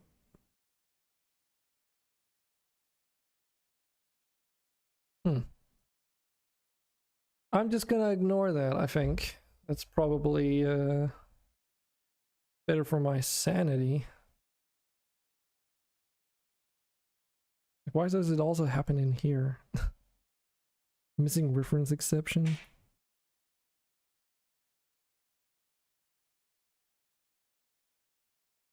But why? I literally just used the default drop down template. Could just be like a bug in this particular version of Unity. If it's just UI inspector related bugs, there's nothing I really want to do about it.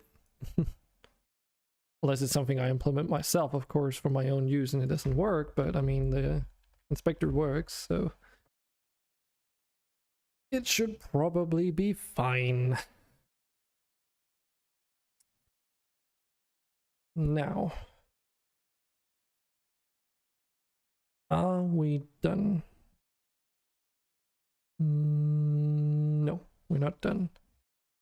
We still need to add some functionality to this input field and the variable number, which means we need to add a little bit more functionality to the slider, because this number needs to be truncated to a certain amount of decimals.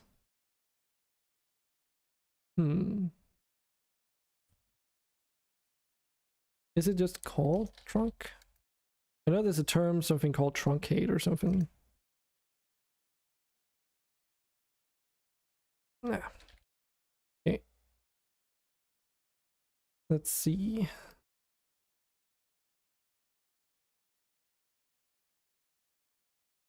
What options do we have?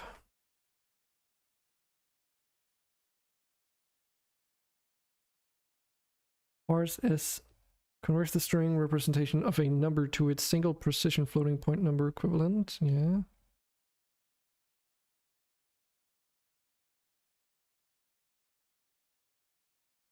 Damn it. Float.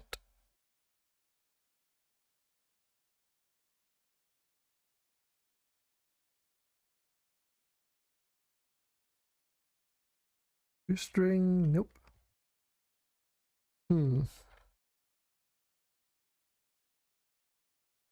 Math if maybe then.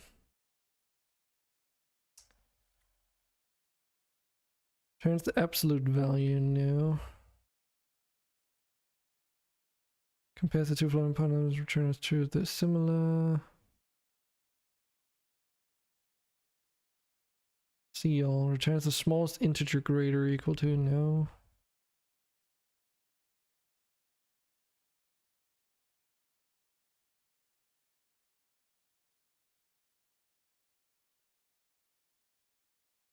Turns the smallest integer greater to or equal to f.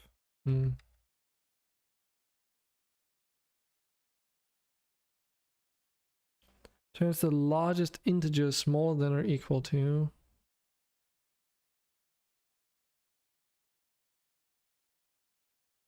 Not really, because I do want to do a floating point number. I just wanted to like floor it down to like a certain decimal amount. I need to do linear interpolation, I don't think, right? No. Returns the largest of two or more values.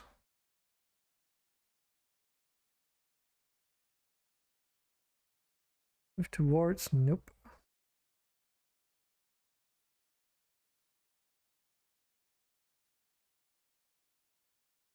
Round to nearest integer, no.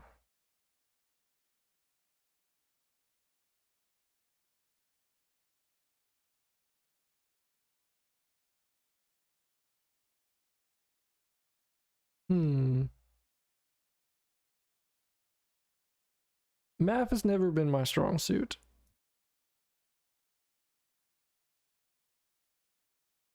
Unity, math if,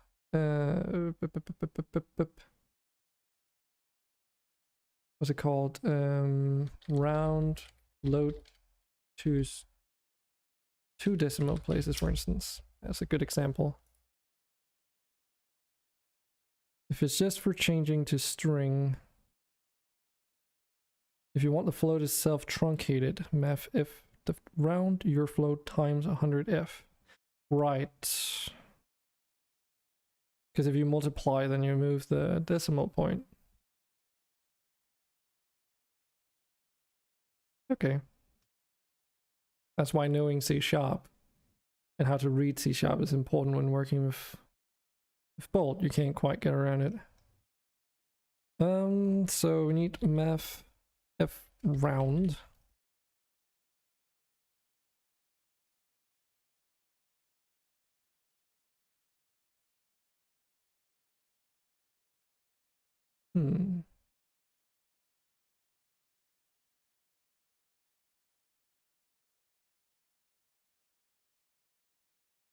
So we need to round my float, multiply by 100, divided by 100.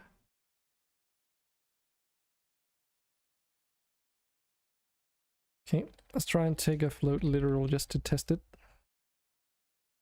Get the logic working at least. Multiply. We also need a divide. Let me just check that on the other monitor so I can see both at the same time.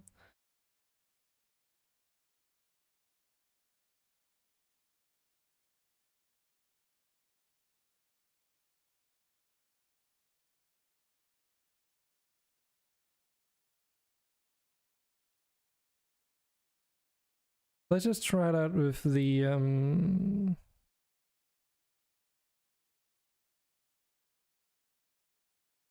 slider value changed here.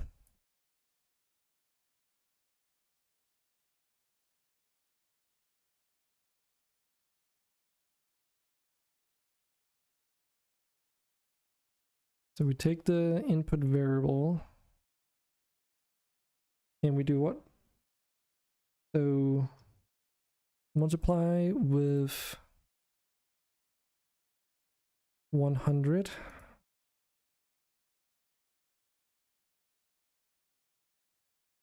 Then we round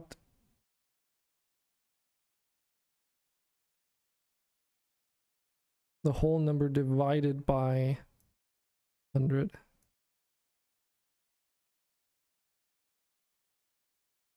Hopefully I get this because Bolt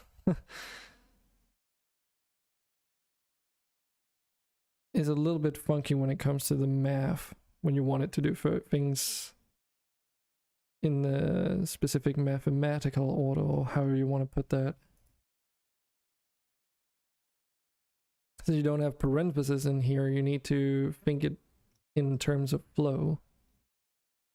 So we multiply the number from the slider by 100, which moves the decimal point number. Then we round it to the nearest full integer, but output it as a float. Then we divide it by 100 to move the decimal point 2 spaces to the left again. So we basically... Okay, I think I understand the logic here. Let's just see if it works.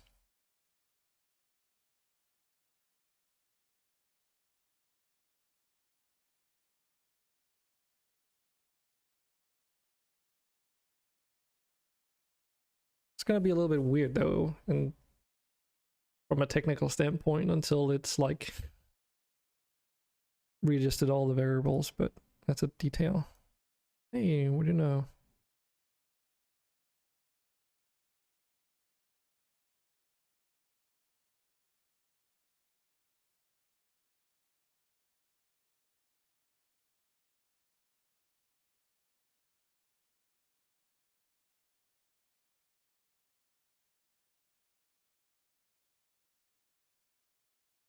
The slider does not seem to feel weird.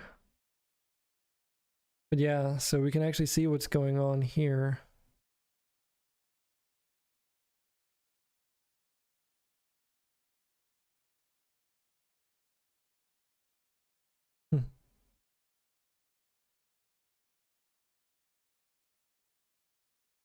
See, that's the thing. Does it get called twice?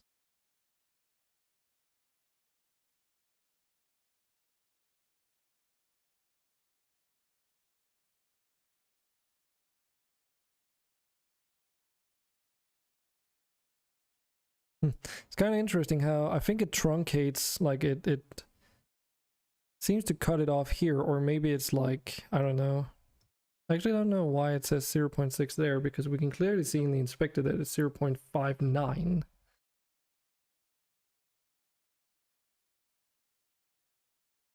This is much cleaner. Much, much, much cleaner. Now there's still one issue though. Oh, first. No, that's true. That also works out of the box. If you put in too many decimal numbers, it automatically truncates it. Or, yeah, rounds it, I should probably say. The reason why it does that is because it checks for the event, and then it calls the event, and then it does the whole process here of rounding it. Okay.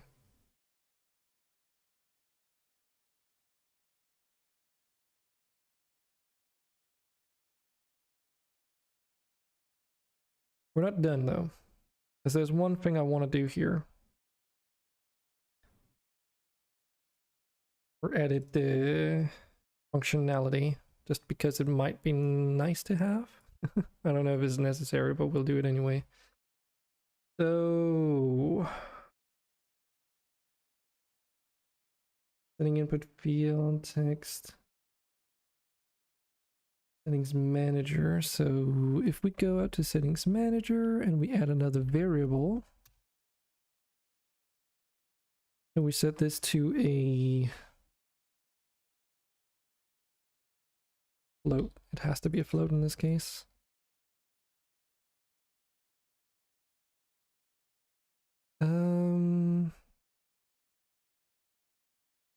What would we call this? Variable decimal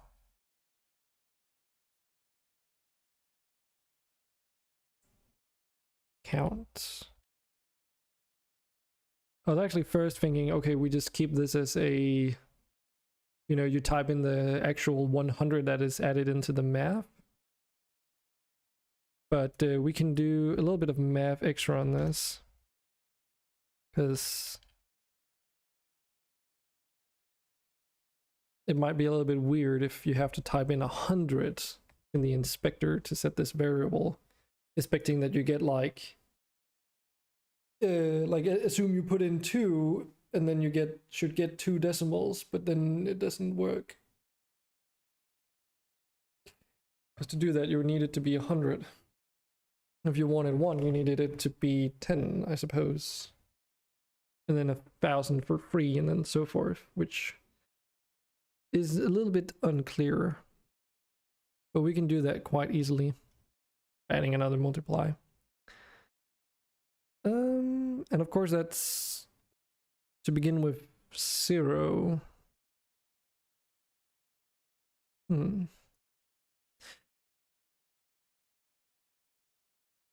want to be dividing with 0 by accident, so might want to do like a little bit of a fail-safe there. Let's just see. Unity variable set min max. Yeah, to the range in the inspector.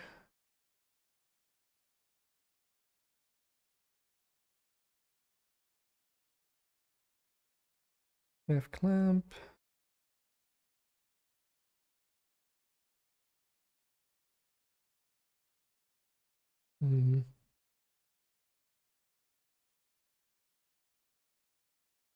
Surely there is a way to set that. The range min to 5 and max to 50, but I know that the map size will be minimum 5, max 90, or maybe 50.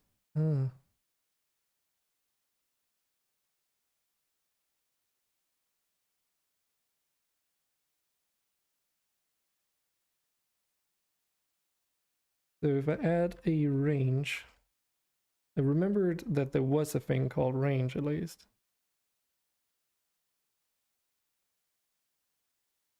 Then that's just added on top of where we define it.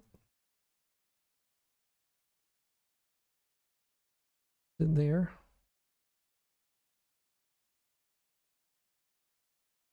To make a float or int variable in a script be restricted to a specific range. We can set it like from 1 to, I don't know, 10 decimal points would be more than enough.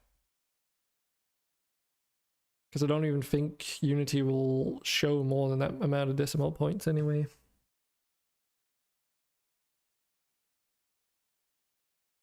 But that at least makes it ensures that it doesn't go to 0. That's the main point of it. Right, which I need to tell it to set it to 1.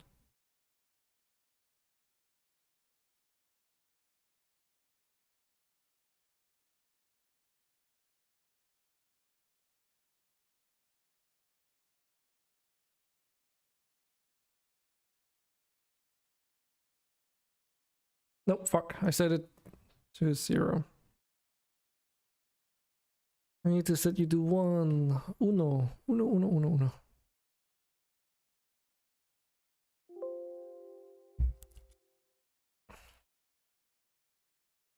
Try that again. Set it to 0. Good job on the logics there.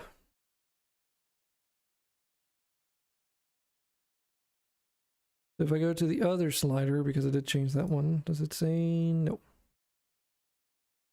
He does not say 1. Might be because it's already initialized. What if we go to some random thing and say slider? What? Oh, right. It's not called slider because it was a generic thing. So it was settings to UI variables. If I add that, is it set to 1? Yes, that's all I needed to know. Good. Good.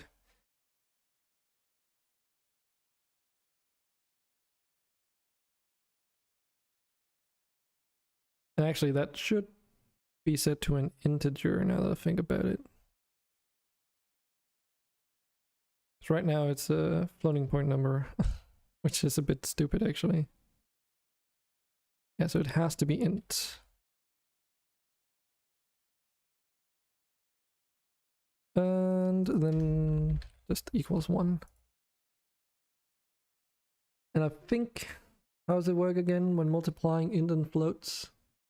If you multiply an int and a float together, does it matter which order you do it? And does it matter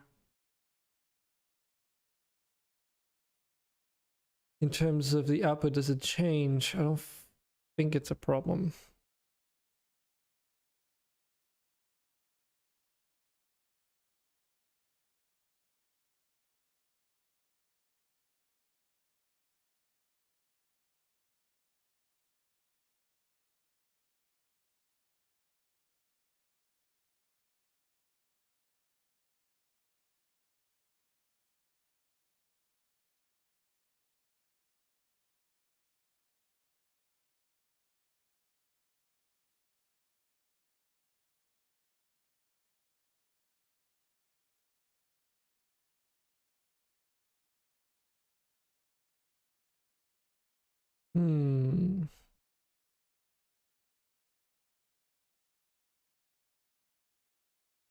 I wonder if that would be a problem. We'll see.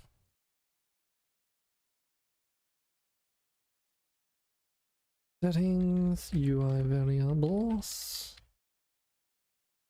count, I guess. Get that.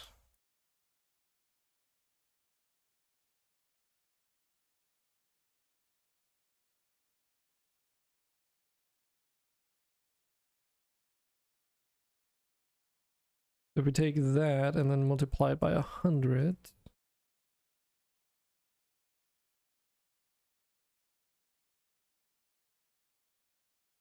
Wait.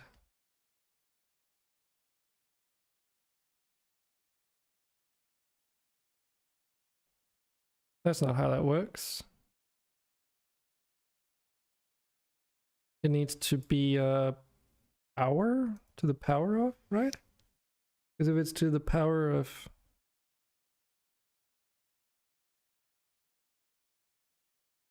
returns f raised to the power of p. So it'll be 1, actually 1 raised to the power of 2 and so forth.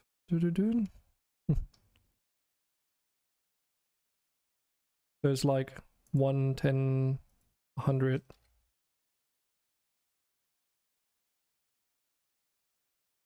So 1 to the power of 1 is just 1.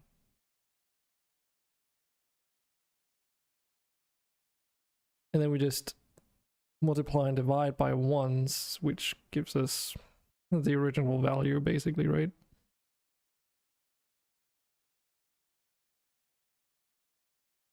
So if we want 2 decimal points, and this is where the logic is a little bit flawed in the naming of that one, I think, because if I want 2 decimal points, it has to be free. But I can still make that work.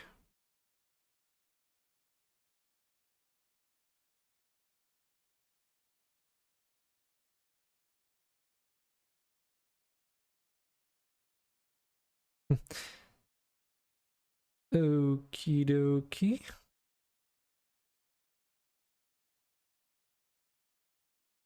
Or is that because it's the wrong setting? It was the wrong setting. Still doesn't do exactly what I want it to.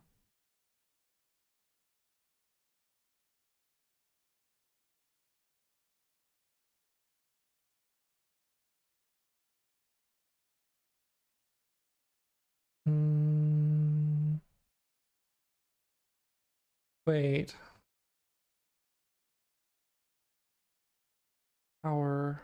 Because 1 to the power 3 is just 1 times 1 times 1.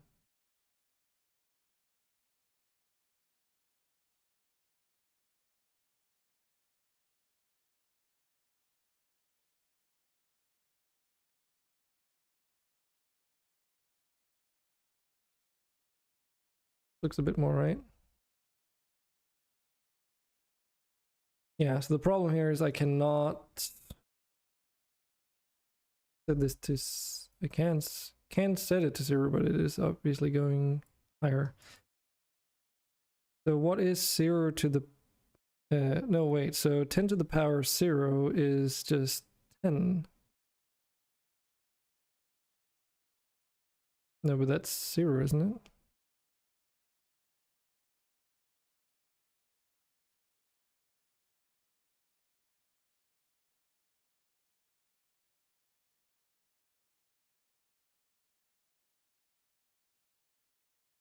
No, 10 to the power 0 is 1. Okay. So I can actually make it go towards 0 now, or from 0 to 10. Because that was the problem if I didn't want a decimal point number, but the thing is, the only case where that's true is if it's set to whole numbers anyway. And then, you know, it doesn't really matter. It is still gonna do the rounding though.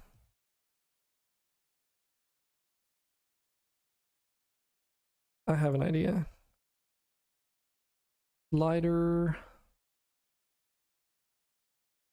whole number. Slider whole numbers get. So if we get that setting and we can make a branch. So we only do the rounding if we actually need to, just because why not? Be a little bit fancy.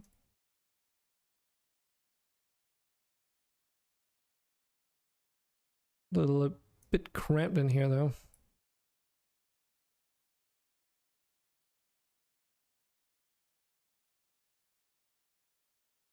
Get all this map out.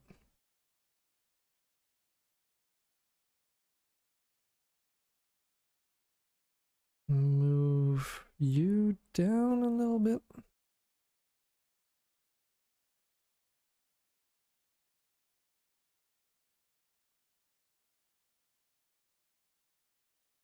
There you go. Like, where did it go? So, whole numbers. If it's false, we need to do the rounding.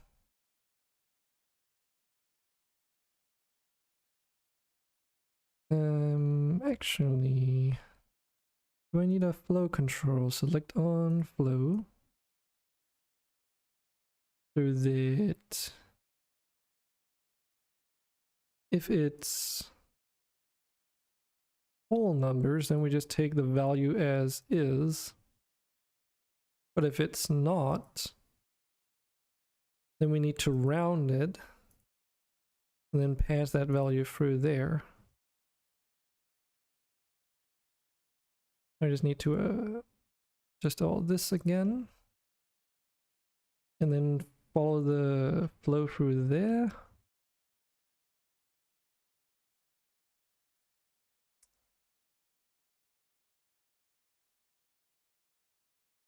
Round to decimals desired. This is pretty self-explanatory though. The rest of it, that is. So, since it's set to that now, it means that it's just gonna not do the rounding.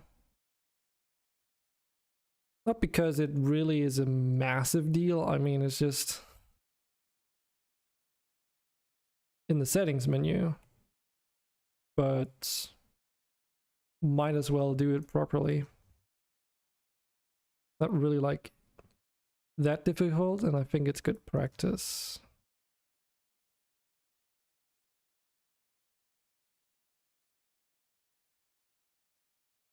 So, turns out that the slider is actually having the most functionality of everything so far.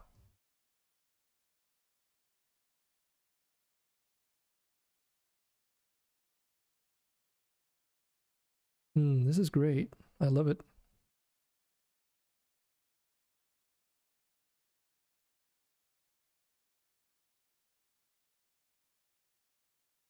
Yes. And it just works. At least on the settings part. But if it adjusts the slider, everything else should be changed too. But yeah, this is a little bit more clear now that you cannot, this is not an edit field, but this is.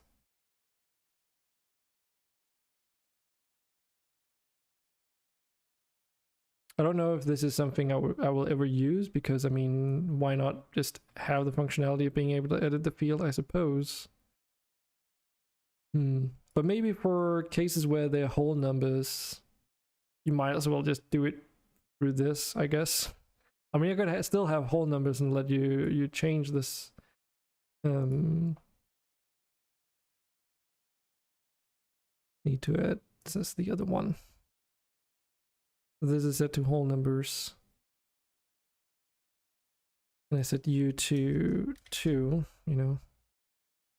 Actually, just for 3.5, what will you do then? Then you'll round it up to 3.2, and you'll round it down to 3. Okay, so it does the rounding as well. Nice.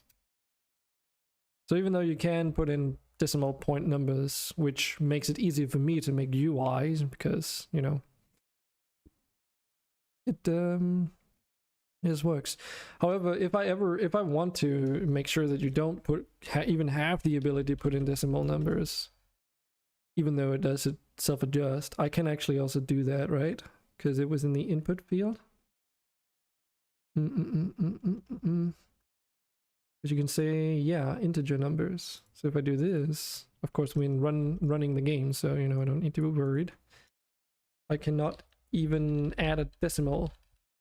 Like, it just doesn't let me, so. And everything is clamped, so you can type in whatever you want, but not actually set it to whatever you want. Cool, it just works. I'm very happy with this. This UI is turning out to be pretty sleek, if I may say so myself. I'm very happy with it.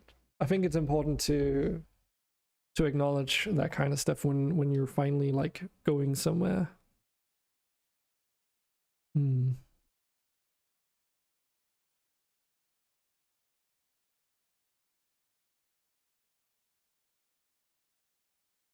Okay, what's the time? Let's see, how long have we been working for today? Oh, almost 1.5 hours. It's not a long work day, but we've accomplished, although it doesn't seem like much, we've accomplished quite a lot of few things that needed to be done. Okay, let me just take a moment to think. Is there anything that we haven't done that needs to be done? Can't think of anything.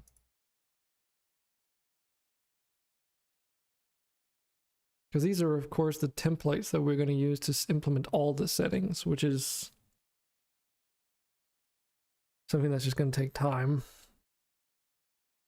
But hey, it's the first example of graphic settings that can be adjusted from within the game. And now that all this is working, it shouldn't be too much of a hassle. Well, I mean, you know, I need to figure out how to actually access the wise settings, because there's like some kind of interplay there, so we can adjust the volume levels of the game. But once I figured that out, then setting it up for like a wise settings manager, or setting up the wise settings in the settings manager, shouldn't be so hard. I don't know how the keybinds work either, so that's another thing. And of course, graphics is currently very centered on post-processing only, so there's also things like resolution changes and such, which I don't even know how that works in when you're playing it for your Unity. But that's kind of what the next step for this settings menu would be. Of course, there's some things in relation to sounds, like the toggle button or toggle setting.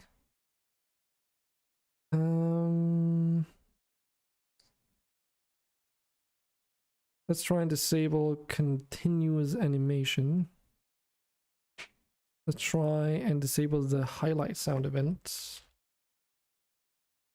Just because I want to see and experience what that is like. Of course, we do need to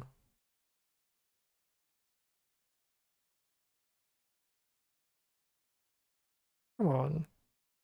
I know I pressed play. I guess Unity just eats up your entire budget.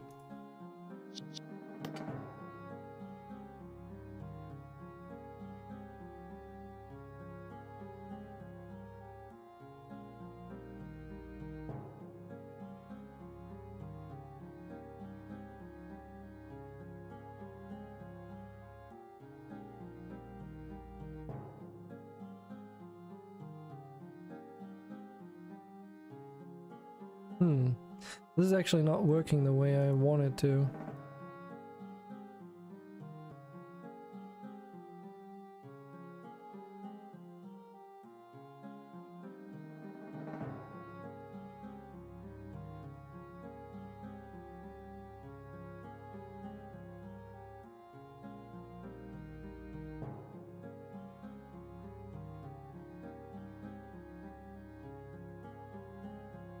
So I cannot have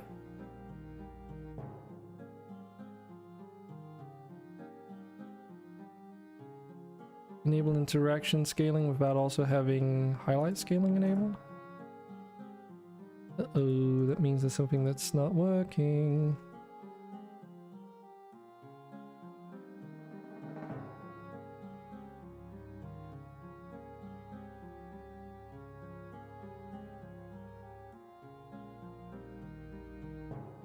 That was the toggle button, yeah?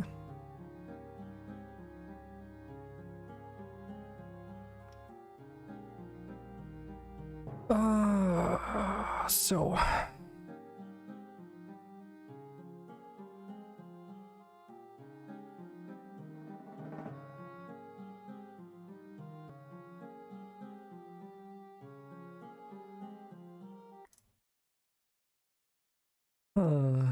okay, so what happens when we click this?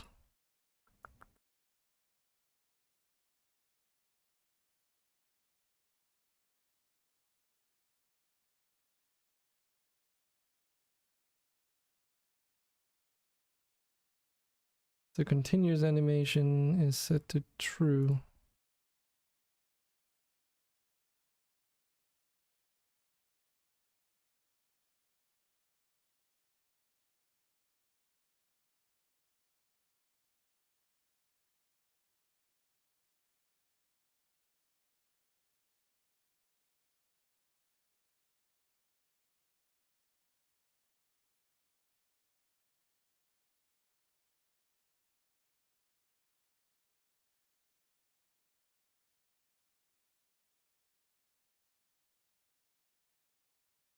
This would turn it off.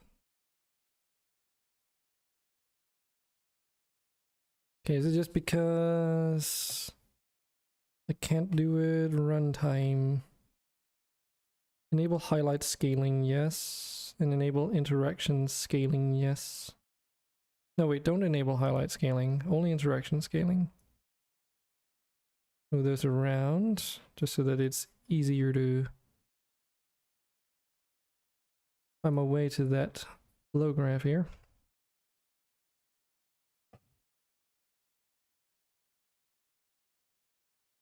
Because there are some variables that are interdependent, so saying this during runtime is probably not a good idea. Because then it might not behave as expected.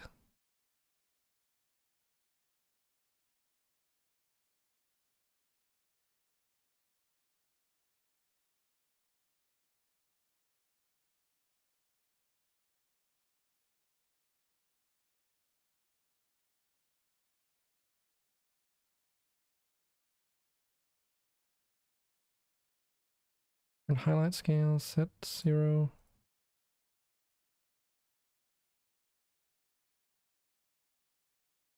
But yeah, this flow toggle is disabled. Which happens when you click it.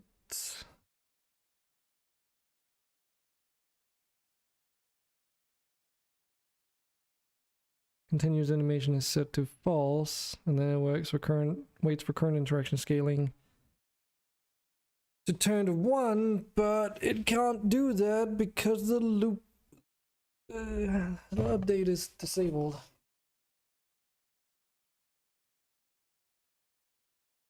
And then when it's turned off, it should set current interaction scale to 1.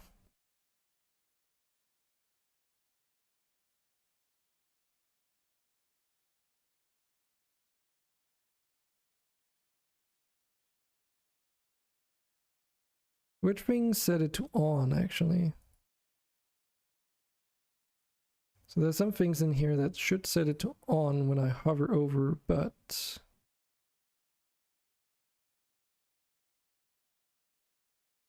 enable highlight scaling is set to false. Yes.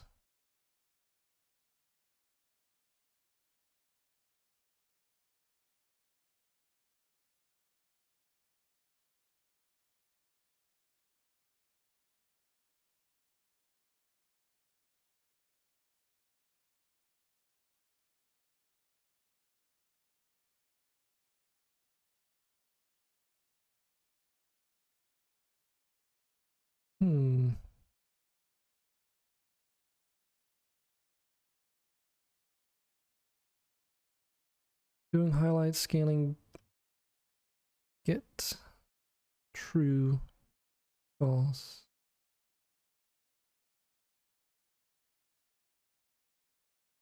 I'm missing like a branch here. Because if continuous animation is set to false, then it should not do the continuous animation, which happens up here.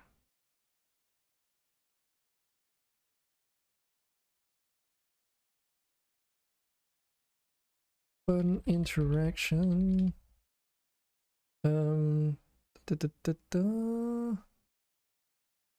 Continuous.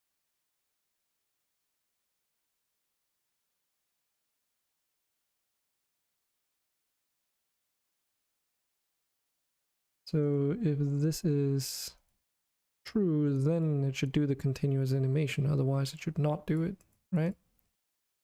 Is that good enough? Oh, that breaks things.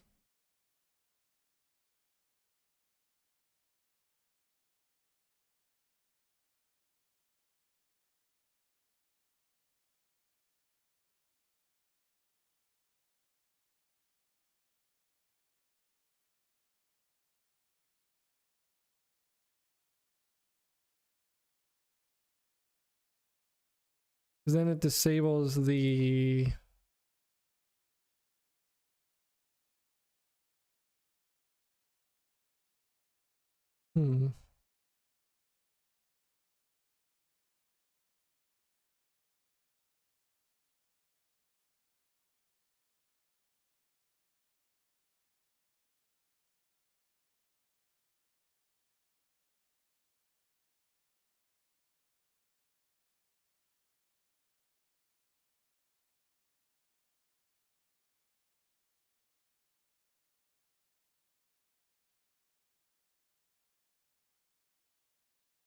Could just be because I need to do this the right place.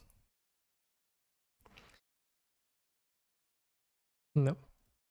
I mean, still could be, but also this thing here.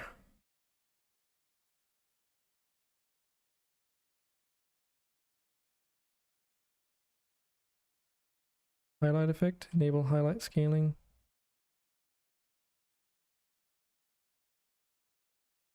Doing highlight scaling, and then it goes to over there, but it should only do that if it's basically allowed to.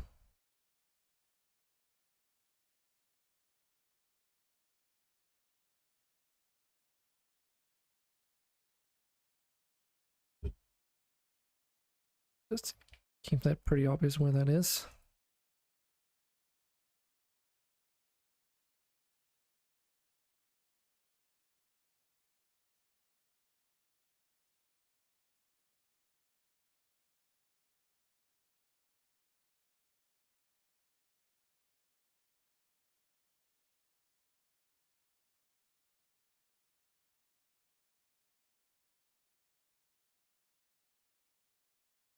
And now at least doesn't enter up there. Let's just restart just to make sure that the it's not because some variables were set to some in between limbo area and it's catching everything and making it stuck.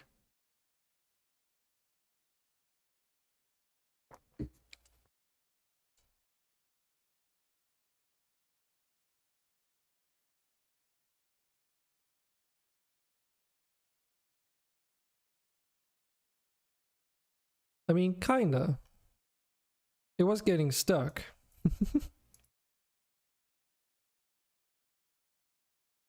So continuous animation is false.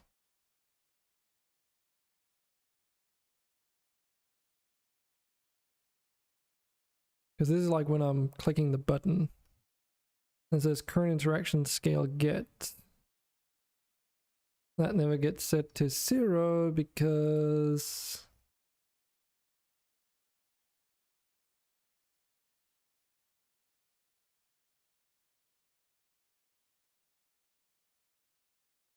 this toggle flow is never enabled.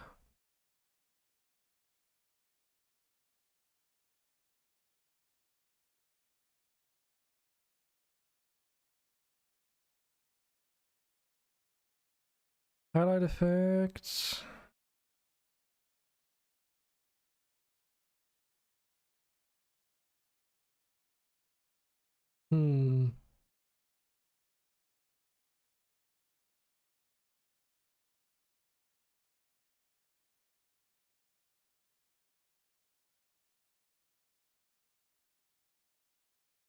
Right. Whoops. Because highlight scaling needs to be enabled, but not continuous animation, right? Is the whole idea, at least, behind all these bools.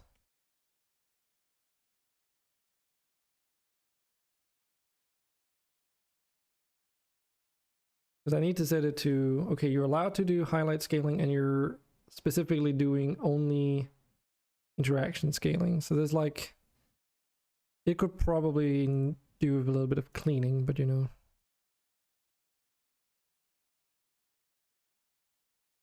Yeah, so good.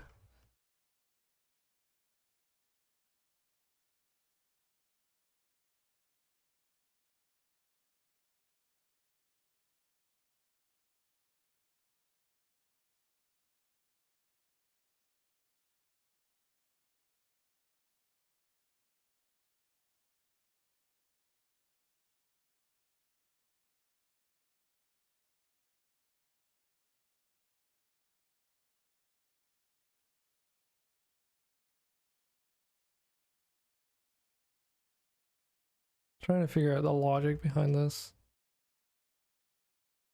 And when it's turned off, it sets current interaction scale to 0 and flow loop is enabled to disabled. But it does not set the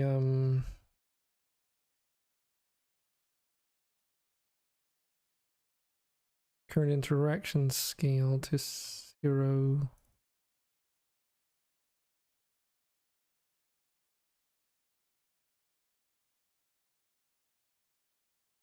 Hello, Unity.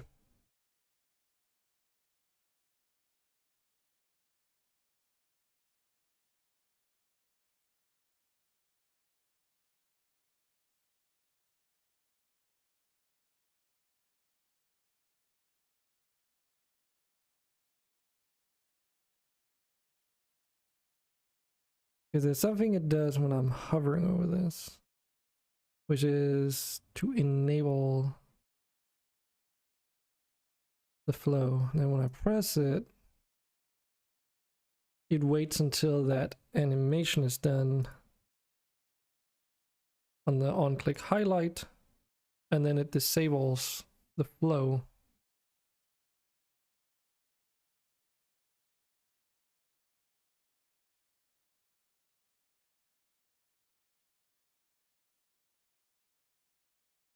And that's where the continuous animation makes sure that if continuous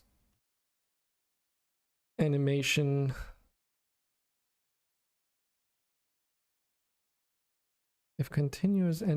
is set to true, then it should not turn off the flow, because like the update basically, because if it does, then it doesn't animate while you're hovering over it.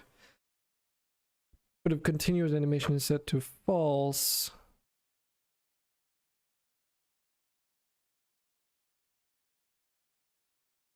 then it waits until your current interaction scale is 1 and then it turns it off. But then if you click it again without moving away, it's still set to off because there's nothing that turns it back on again. Since there's nothing on clicking that enables, like does anything up here.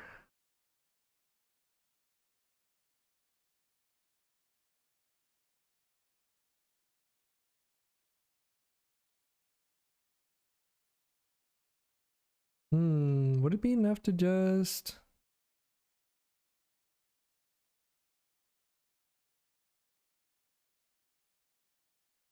weave it up through one of these?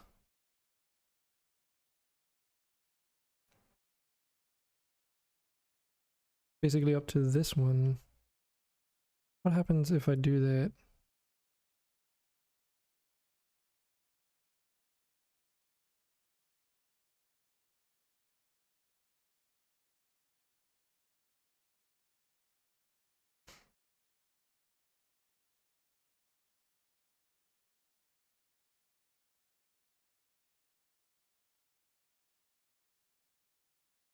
Play button click sound, play button highlight sound.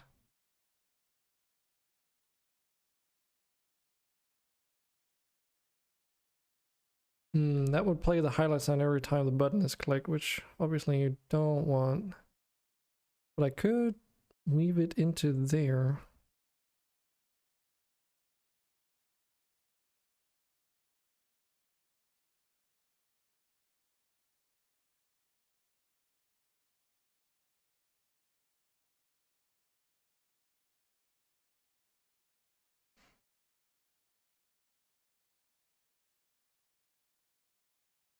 And since I'm pressing on the button, it's like similar to just always being inside of the area, so there you go.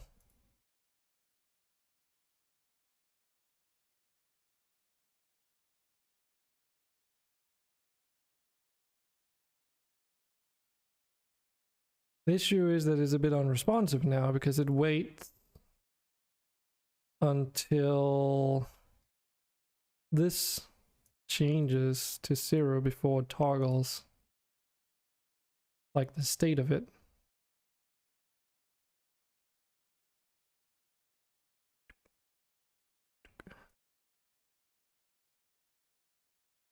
Because it waits for the animation to finish. So that means if you keep clicking it, it never changes based on how many times you click it. So if I click it once, it enable, and then once again it's disabled. So if I click it twice, it stays disabled. Click it thrice, then it's enabled. 4 times enabled, you get the drill.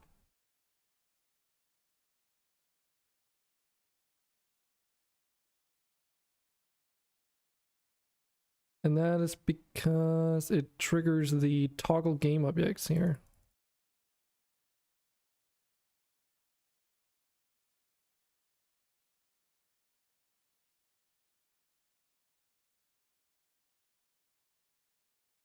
What if we...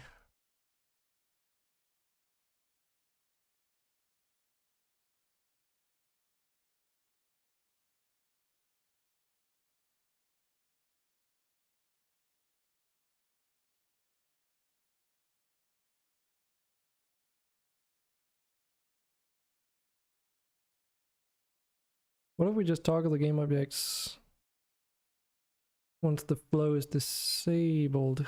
Would that be problematic?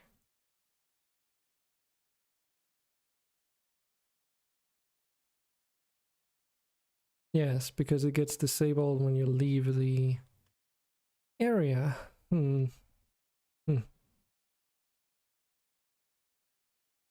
is a problem where it's because it's doing the toggling at the end of all the other interactions. And it doesn't get to do this until all of this logic is done doing its thing. So it basically gets stuck. Is there a good way around that?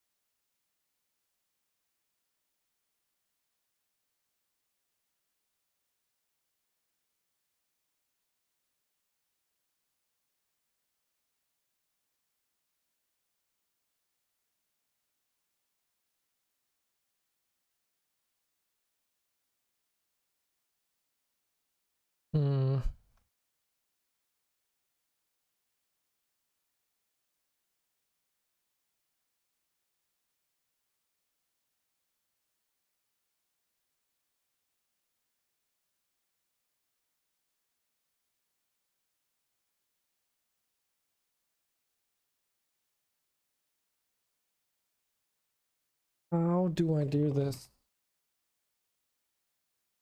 without breaking things?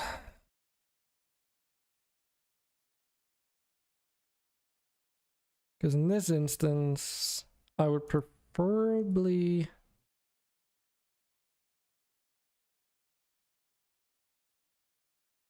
trigger this button immediately as it's like change the state of it as soon as it's pressed.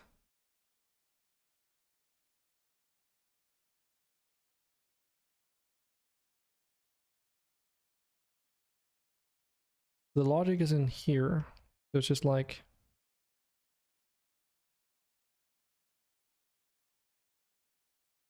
a toggle in this case. And then when it runs that, it just sees, oh, are they active? Then change it to the opposite of what it is.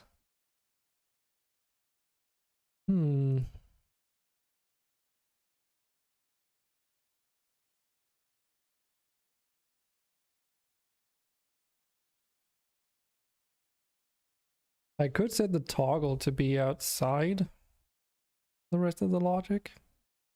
So the toggles, they are triggered immediately before everything else, and then buttons, they trigger after the effect. The toggles before and then toggles after, while. Toggles before, then buttons after. The reason why we want to do it after for the buttons is because menu, for instance, when we press the return to game button or a new game button, we might want it to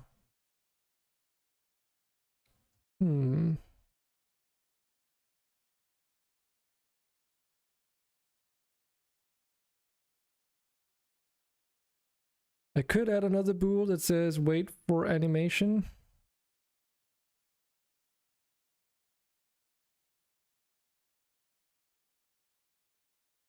And then based on that setting,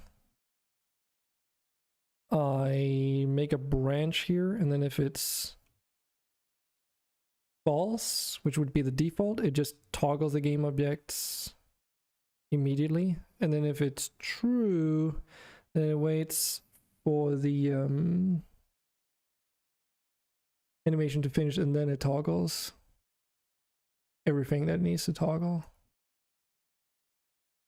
Because then that functionality would work for both the toggle and the buttons.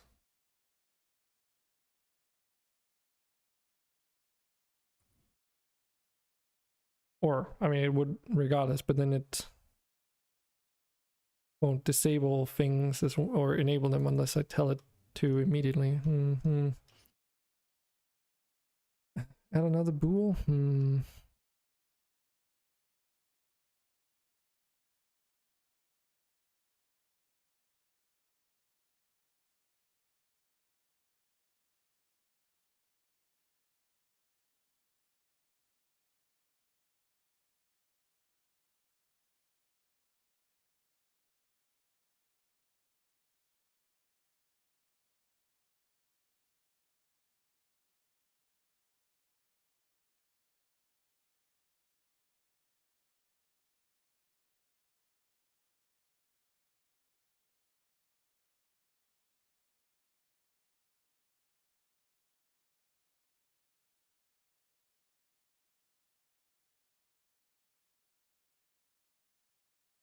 Let's try it, see if we can at least get it to work. Let's find continuous animation.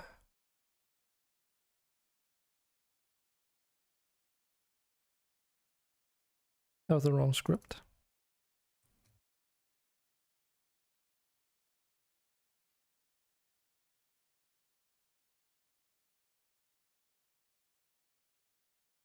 So it's another bool, and we call it wait for animation. And we default that to be true because for the most cases you want to wait for the animation unless it's a toggle. But for everything else you usually wait for the animation because otherwise why are you animating it? So since the default is, we assume we're always animating by default. And then we also want to wait for the animation. That should at least also make it less of a pain to integrate without having to go and edit all the buttons in the game. Because it should be on by default. Because this is kind of like an edge case too, with the toggle buttons, since I mean, it should be pretty obvious that it's an edge case because it took me this long to realize that this would be a problem. But you know.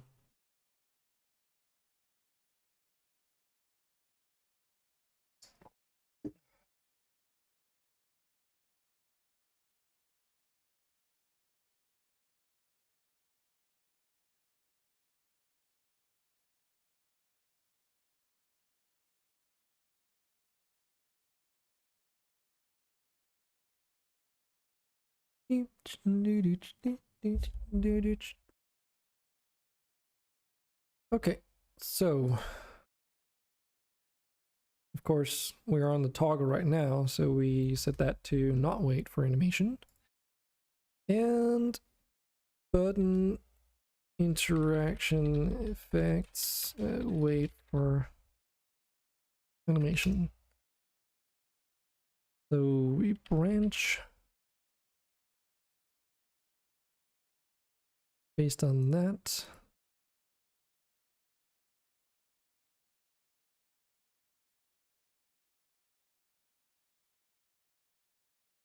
So what's the best course of action here?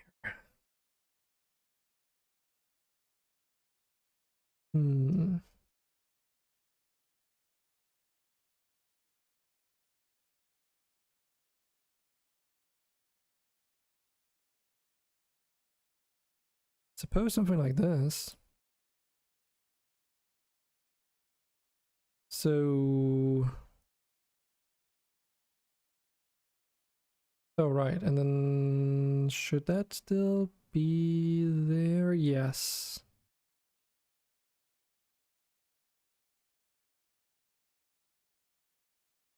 But only in this case, I think. No.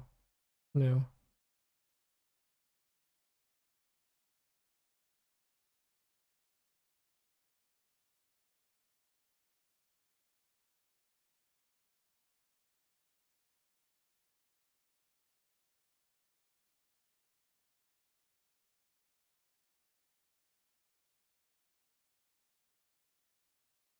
In this case, we do this.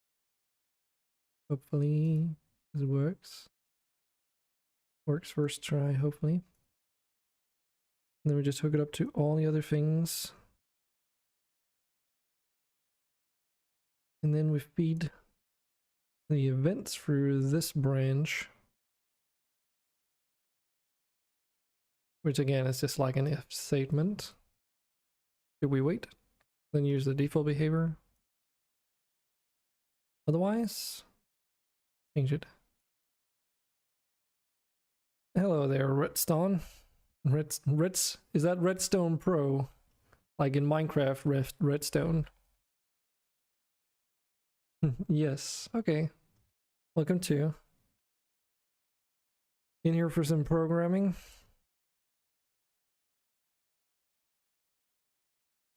Really hope this works. When you were 10 or so. I know that feeling. Oh my god. I made my first username back when I was actually Lego related. Didn't take long for me to change it to something else though.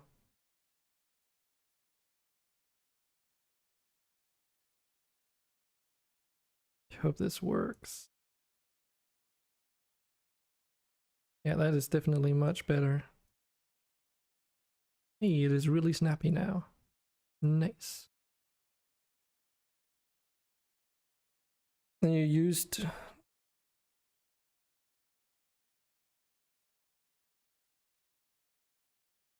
Are you too used to typing Redstone Pro 31?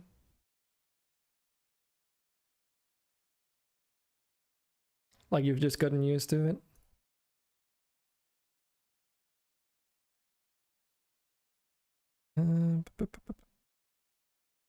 It's not as bad as your old name. Dan the Man 311. Yeah. Oh, I could come up with ones that are way worse than that.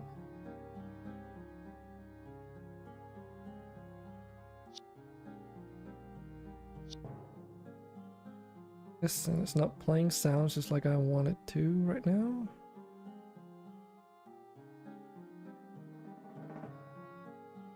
NGO 311 with spaces. Oh dear god.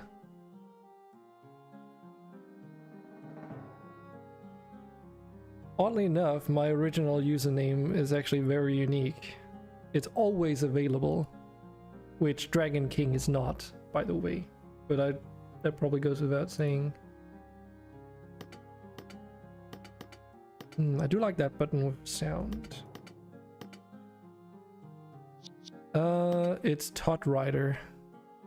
Totrider.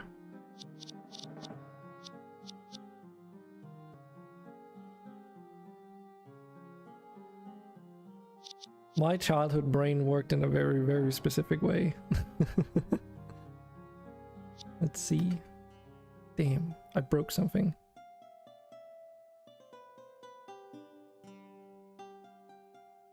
Leanad. All right.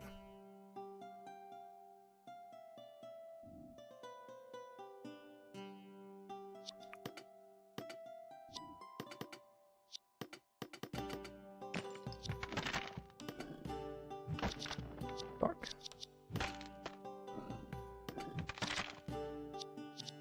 This button got stuck. Okay. Enough of the sounds. Being so loud right now. Name spelled backwards. Ah. Ah, clever. Pulling a Dracula move on that one. So oh shit. It's been a while since we've been in the main menu. This button is kind of stuck. What happened on the logic side of things, I wonder. Wait for animation true, so it goes up here. But then, that's... Okay, maybe that's not such a good idea. You done any, real programming, Redstone? Speaking of Redstone, I mean, you could consider Redstone to be real-ish programming.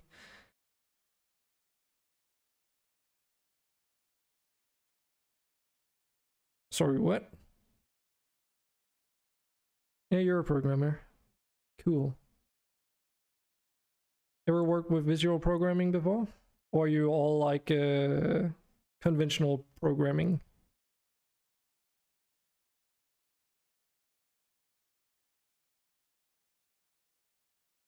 Scratch. I think I've heard of that before.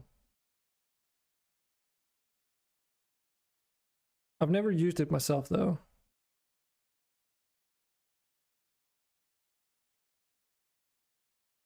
Some reason I'm thinking, is it Google or something like I don't know who made the Scratch, because that's like visual programming, isn't it? Or what is it exactly? I'm just guessing right now. I don't know if you can tell. Oh my god, I completely borked this. Oh fuck, it's because of these. It's because of these. Damn, okay. Let's just try and undo that. It's hard because you're dyslexic? I kind of figured. It's funny though. I've got multiple friends that are dyslexic, and some of them are also programmers. I can only imagine, like, I guess it's not really funny, but I can only imagine the pain. Scratch. Oh, I love it when these web pages appear in my native language. Udforsk idéer om find på. Where's the fucking language on this shit?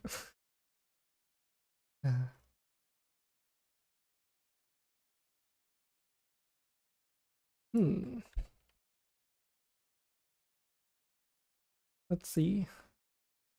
That's just the examples. Okay. Just like block-based programming.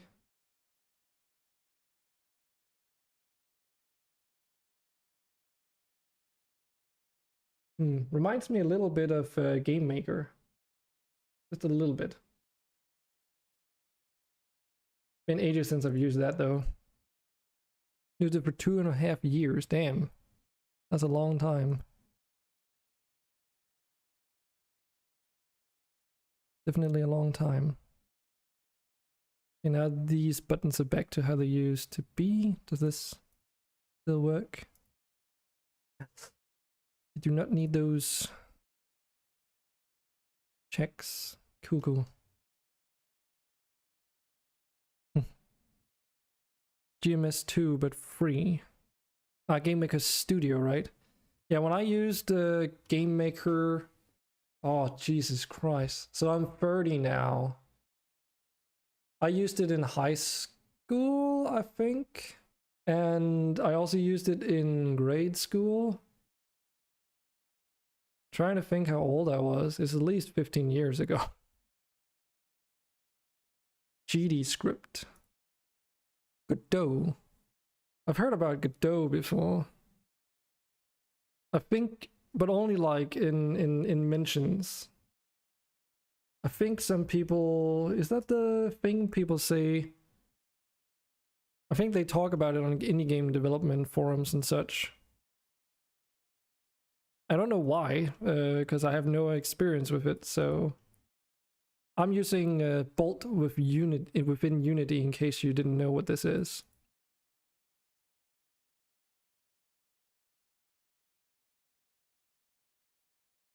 But I can't remember. Is Godot also a game engine?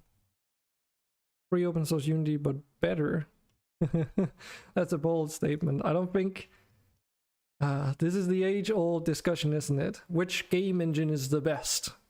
If you go to onto any indie game developer forum, everyone's gonna like... There's always gonna be someone who asks that question, and there's always gonna be a myriad of answers for all kinds of reasons.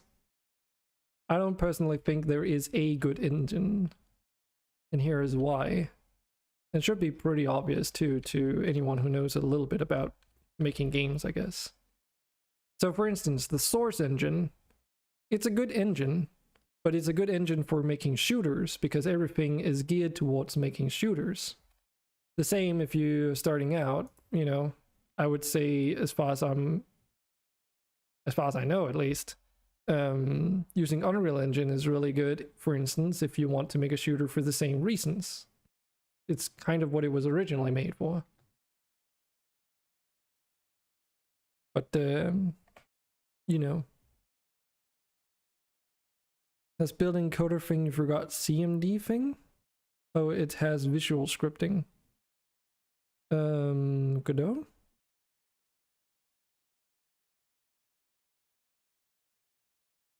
But just to round that thought off, I suppose, from my own experience, my classes have all been in the Unity engine.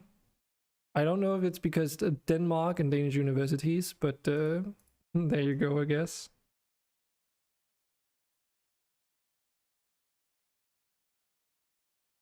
40 megabyte? Like, you mean the engine?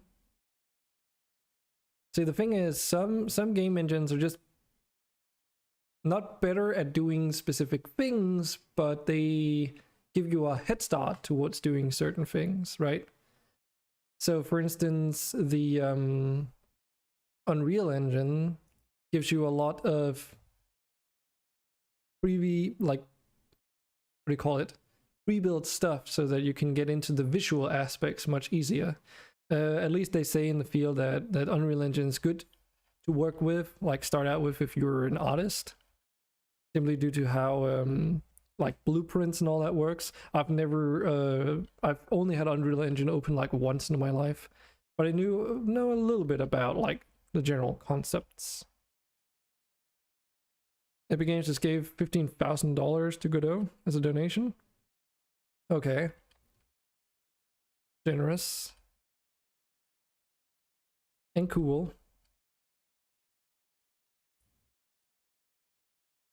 But yeah, I think one should use the engine that one is most familiar with. I mean, heck, I even know people that they exclusively develop games using Game Maker, right? I mean, they've ditched the visual scripting part and jumped into just making scripts directly, but they still use exclusively Game Maker because that's what they know, which is, you know.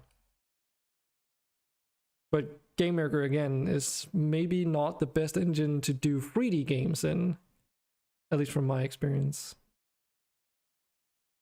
Sure, we can take a look at that. The engine you waited for. I mean, I didn't really have time to wait for an engine, but thanks. Assuming that I waited for this.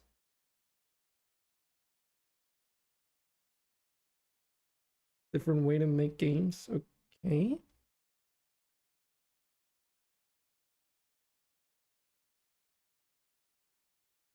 Nodes for all your needs.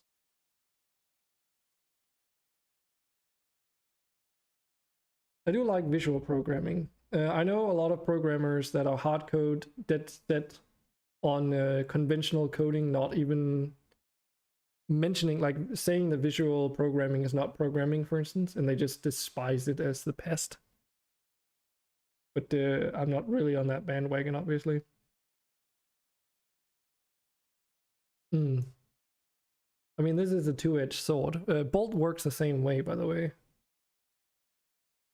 If I change something, like right now the game is running. If I change something in Bolt, and there's like this fucking editor thing, where if I scale this too small, Unity does not like it. There we go.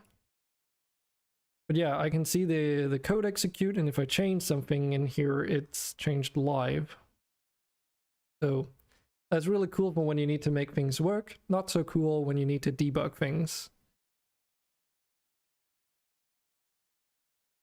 Run it on anything. I don't think that I mean, maybe that's an issue for some people, but I don't know. I've never really had the issue of not being able to run like Unity on even my, damn, how old is it now? 5, 6, 7, 8-year-old laptop. So I do appreciate like Blender over, say, 3D Autodesk Maya, for instance, due to its lightweightness and not hogging all your memory. But I mean, I can run either program just fine. It's just Blender is definitely my go-to one, but that's also because it's free to use.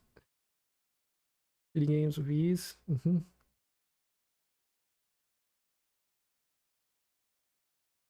C#, okay, cool. And C++ visual scripting using blocks. I want to see the visual scripting. Okay, I was not intending to go to the documentation page, but okay, I know what it is. Can we get this as a bigger image, maybe? Yes. Godot is very fast. I don't know. Unity seems pretty fast to me too. I don't know what being fast means, really. I wanted to see this, just to see if it's...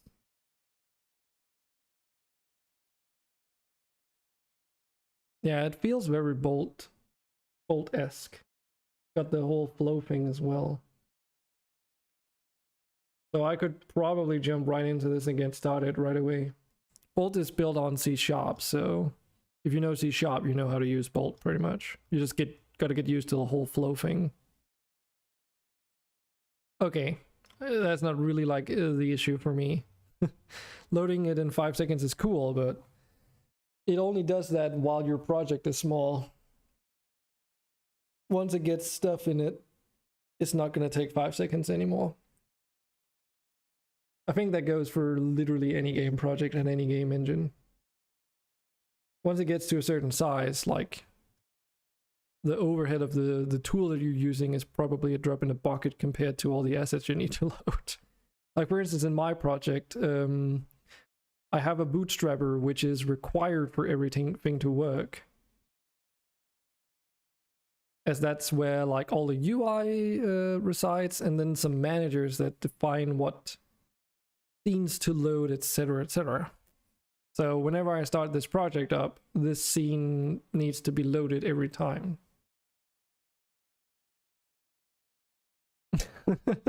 Because yours is shit, lol. That's maybe. It does take quite a while to load Unity, but still, it's like maybe 5 to 10 minutes, like definitely not 10 minutes, I don't think. It's about 5 minutes or so, and I'm more than happy with that. I'm so used to like I play RimWorld, by the way, and I've so many mods on there that every time I want to play RimWorld, I need to set aside at least 20 minutes, 10 to 20 minutes to just load the game. So I think I can deal with 5 minutes. And when I develop stuff, it's usually for multiple hours on end, so it's not a big deal. But it's cool though. More options, the better, because it improves the competitiveness. I've just been working on this project for so long that, you know, I can't just jump game engine. That would have to be like in the future project. And even then, I don't know if I would even want to do that, because now I've got like a bunch of scripts and everything made in Bolt and C# script for Unity, using Unity's framework. And I can't just, you know, take that onto a different development platform. If you used Kato, you would go to the bathroom and load it 20 minutes ago. Probably. But yeah, I'm pretty much done with what I wanted to do today. Because the next things I need to start on are a little bit more grindy, I guess. Oh, thanks for that. I stream game development Tuesdays, Wednesdays, and Thursdays, so if you're around, you definitely have the opportunity to drop by. Who knows, you might learn something. Or you might learn me something. I'm not a pro whatsoever at this. I've done many stupid things using visual programming. You want to see something really stupid? This. The main controller. Which is just... as they say, it's a unit. It's an absolute unit, and it's a mess. It's a horrible mess. It works, but it's a horrible mess. Come on. Why are you doing me like this? There we go. Like your cat. No, probably not this bad. I don't think anything gets this messy. So there are some things that are done absolutely terribly, and the inspector should be a pretty good indicator on how bad we're talking here. You see all these variables, right? Yeah, all these variables belong to one script. She's a chunky unit. Okay. This is my script to contain all the variables. This is... let's see, where does it end? It ends here. It's 2,217 lines of code of just initializing variables. So, this requires a bit of an explanation, I guess. So number one, I have not split up the functionality of some of the core functions of the game into their own controllers. The reason why there's so many variables that are declared is because the variables that you can initialize with Bolt are non-serializable, which creates a myriad of problems, especially when working with version control. So what that means is, here, if we go to the inspector, for instance, Bolt has this component here called variable. So I can add like variables in here. I like just call it test, you know? So you add a test variable and you call it something, and we define it as an integer and we initialize it at 3.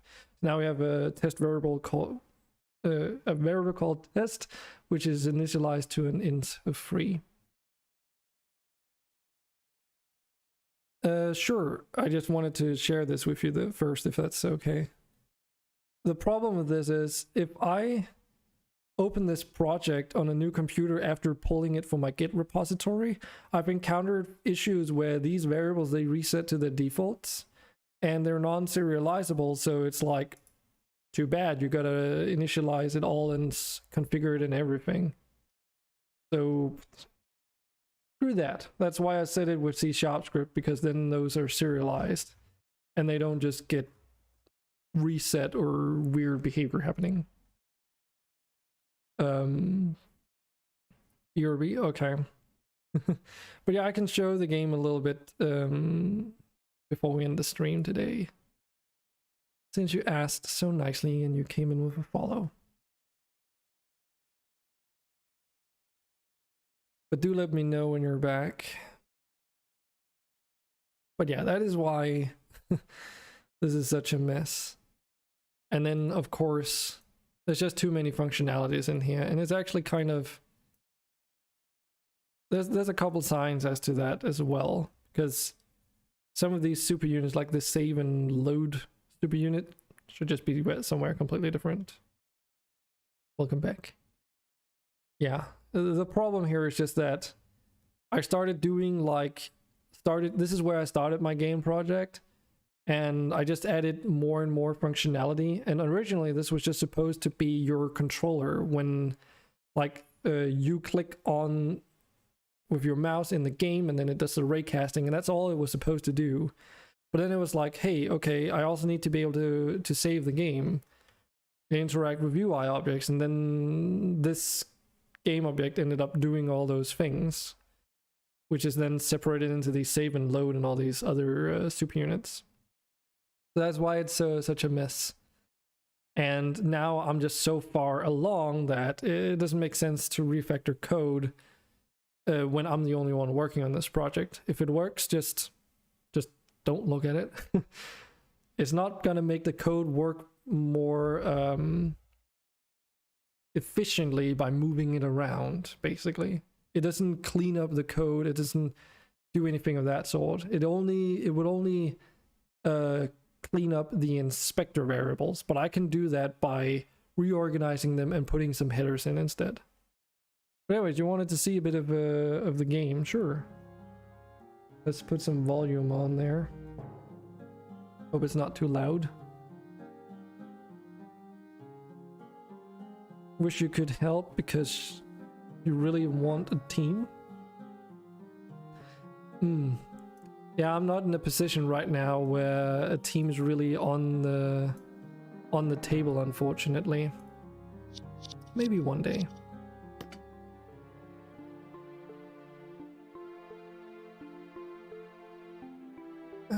Let's actually put that in full screen. Oh yeah, I'm on the right hand side. Okay. Okay, let's set this right away. This is my little game. Just need to set the blur effect, it's a little bit strong. Might need to have 2 decimal points. So do I need to explain the game, or do you just want to see gameplay? Because it's actually pretty simple. It's all about collecting resources and buying upgrades and collecting and completing quests. And there's currently like a couple levels that you can play. There's actually a playable demo of this too, by the way. So if that's your thing, you can actually also go and play it right now. It's an earlier version of this though. You're making a 2D game like that, okay. I'm just gonna skip through the dialogue. But in space, yeah, mine is heavily fantasy themed. So the first quest, like real quest I guess, is collect wood and stone. Already collected wood. And the way it works is every time you click a resource, you get the primary resources that you see in that pop up.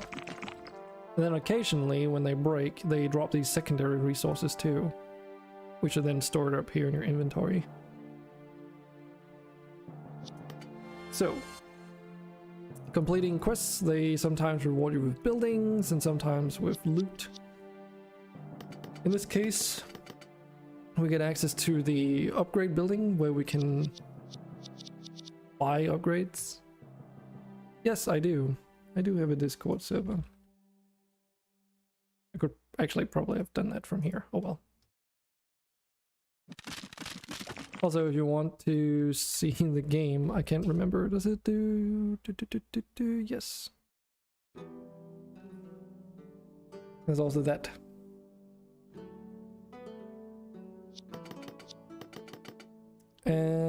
Yes, and for the next stage we need to upgrade our tools. So there's also different completion requirements for various quests. This is basically like a tutorial to show you the main parts of the game, but it does continue a little bit into the next game. I also currently have these auto collectors implemented in a very basic fashion. They just collect one resource of every single thing in their vicinity.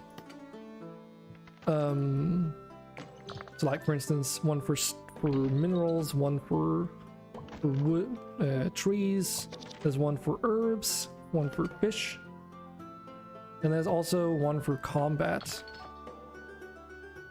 So for instance, if I wanted to fight these sheep tokens here, I can also put an auto combat monster hunter down or do it manually. What's a little bit different about those though is that they're enemies, so they don't drop resources whenever you hit them. Wouldn't really make sense to like I don't know, if it's a cow, if it were to drop meat every time you hit it, you know. But instead they just drop it as secondary resources. Anyways, a big focus that I wanted to get across in this game was the exploration part. So some levels have, or most levels have, these secrets that you can also find. And it's all 3D. You can move and like completely rotate the camera. You can zoom in and out, that kind of stuff. Like all the basic like controls of the game are pretty much implemented. It's more like the actual features that need a lot of work though. Like for instance, upgrades right now hint that there's going to be more than one tier, for instance, but they're not implemented. You want to make a VR headset? Oh, that's definitely not a small feat by any means.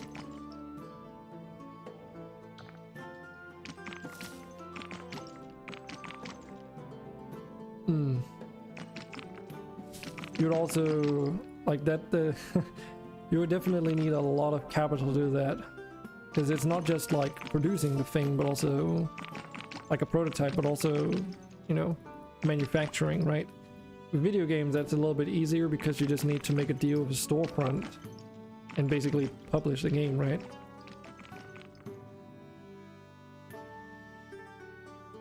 And I'm aiming for a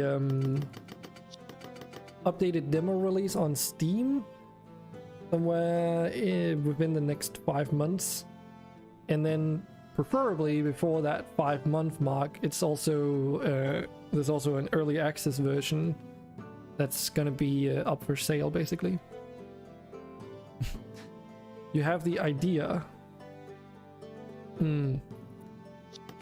Having an idea is not always enough, sadly.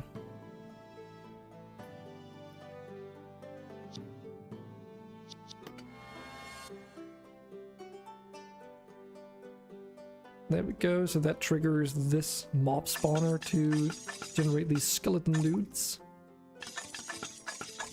Actually, like less than a month ago, there was no sound in this game, can you believe it? I didn't even know how to use Wise, which is the sound engine I'm using for this. But yeah, for the next quest you need a kill streak of 5 skeletons, which is why I was killing 5 of those.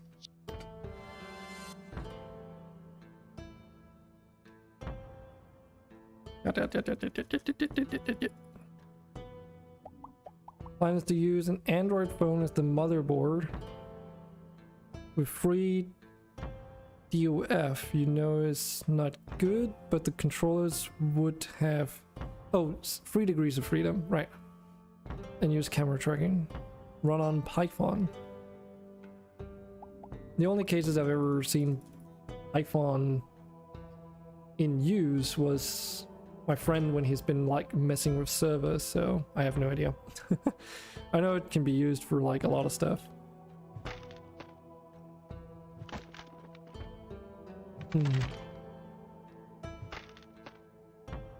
But then you would need some kind of way to mount it to your face though.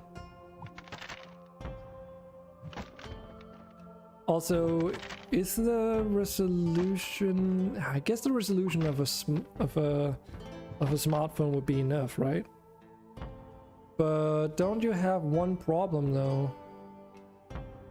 I don't know if that's what you mean with degrees of freedom, because you don't, like, you only have one screen. So I guess you would have to split the screen in half and then render each half of the screen as separate, like, perspectives, right? Yeah, a 3D printer, that's what I expected. I kind of saw that coming.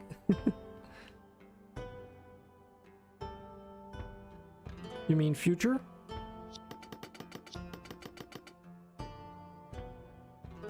Also, that was like basically the tutorial, just giving you a like a rundown of all the different mechanics. So we can embark to the next level. And I hope this works. I had some issues with this was not working. This is a mechanic that I'm very happy with, which is actually like a happy accident, let's call it that. So when you leave a level, you have the ability to save them into a bookmark, and you can have up to 5 level bookmarked, plus the one that you're currently progressing through.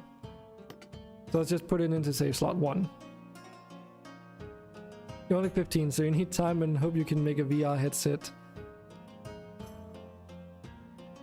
that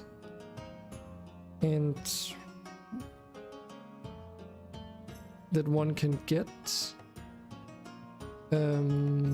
That anyone can get. Okay.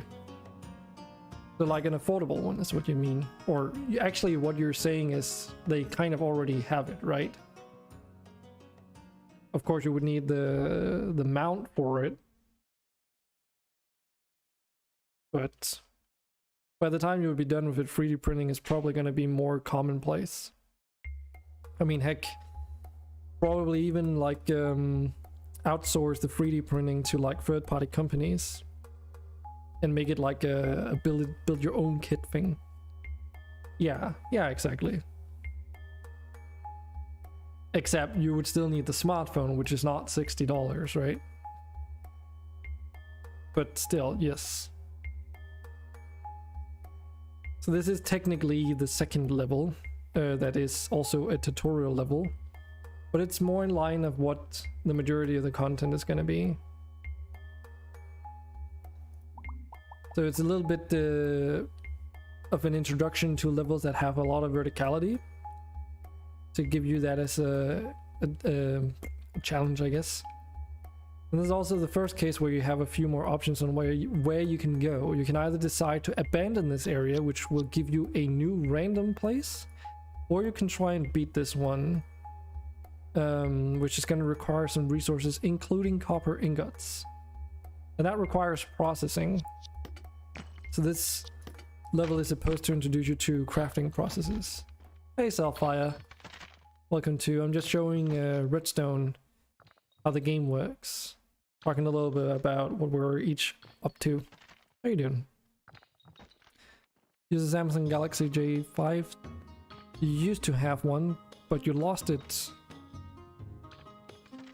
But they are like $45 to $20, I assume you mean. Or what? I actually have no idea how expensive phones are. I've never had to pay for one. So. No, not today. Not today.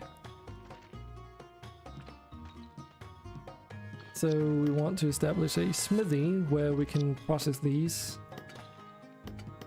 And I actually need to check something here.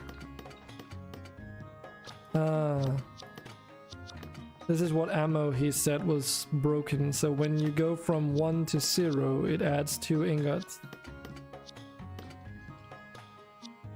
If you go from any other value and down, it does not give it to you. Interesting. Yeah, that's a bug I need to correct. Because it also gives me the copper back, just as it's supposed to. Yeah, instant, not just instant smelting, free smelting. It's not a feature. Because it gives you resources for free.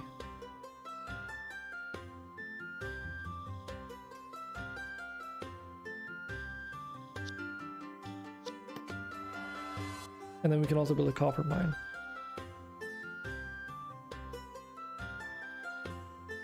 Oh, okay, redstone. Well, thanks for dropping by.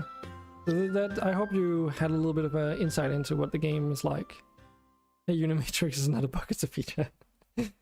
Not exactly. Not meet the requirements. What do we need? Stone? No. Wood? Yes.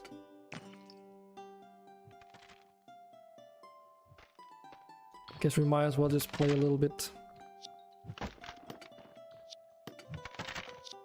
put that on to save slot 2. Oh, this is Selfire's favorite level. Don't worry, I'll get around to it.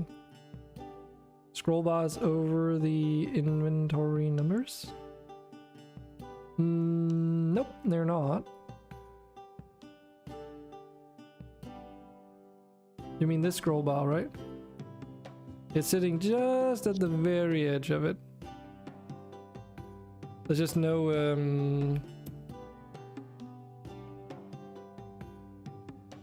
what's the fuck? I keep forgetting the name of it.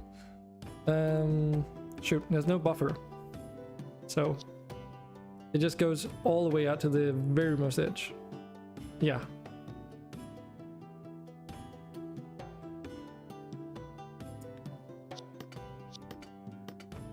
But it seems like this is all working. Yeah, border. No, it's not. That's not the word I was looking for. And I've been messing around with nothing but that for the last, like, today and yesterday, basically. And I still forget what it's freaking called. So that's just my brain in a nutshell.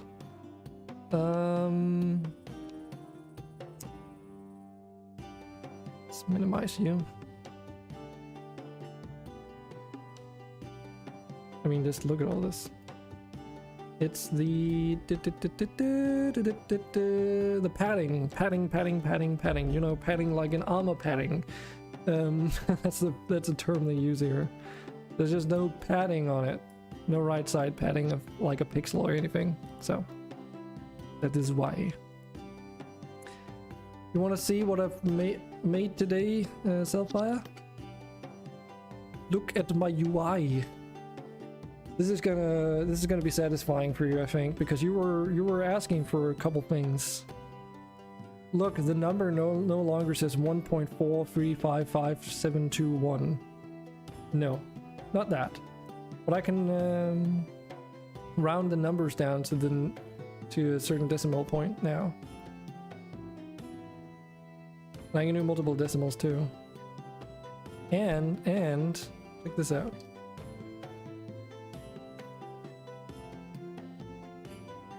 You can type in your own value too, and it adjusts the focus distance.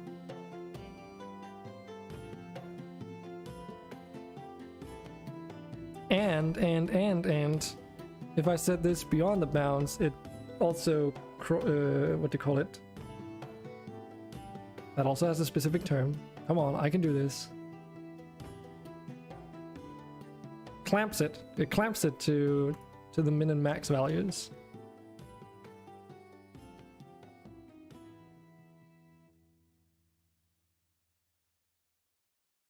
I also changed the toggle button to work a little bit differently.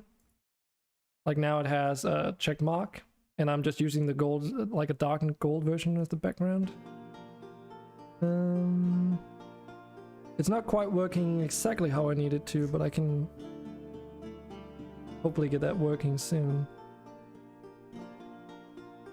No, you cannot type text in this whatsoever. It doesn't allow you to.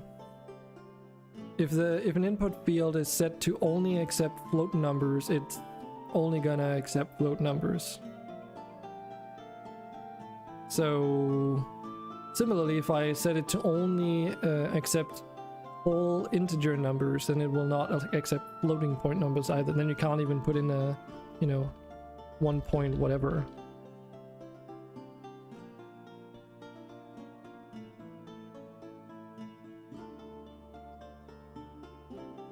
It's going. It works. Comma does not work either, because that's like a European thing. Or at least I know Denmark uses comma instead of punctuation. But yeah, the drop-down menu works. Other than getting the UI element to behave, setting up the actual functionality was super simple. The most complex functionality is actually in the slider right now, believe it or not.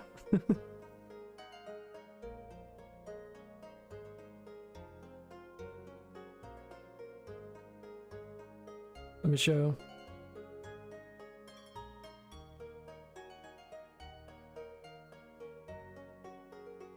This is the, like, just ignore this top left half, but all this down here is to make the slider work its magic. And that's because, you know, you have to do some math stuff, and you have to get the event from the slider in a specific way. And then we have the, not the input field, the drop down here. This is the drop down in comparison. It's just this. It's literally just take the event and the value and pass it on to an event trigger. Done. That's it. That's literally it. So, well, since we're here,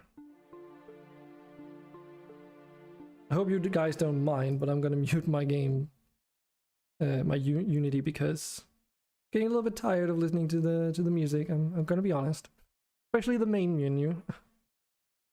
But let's find the toggle button, because it doesn't quite behave as I need it to yet.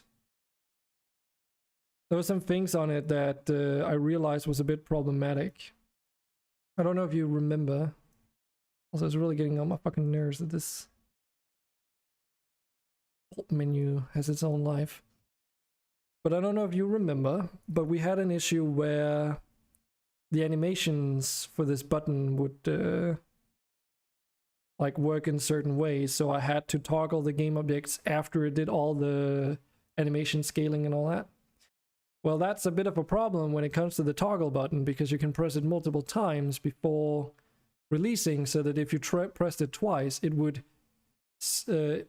disable it and then enable it, but visually it wouldn't update until it had done the animation, like the clicking animation, this one, which obviously it doesn't do now. But right now it's still pulsating when it shouldn't.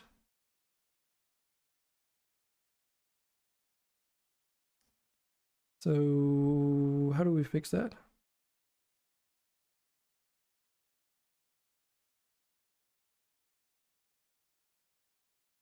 Because that's up here.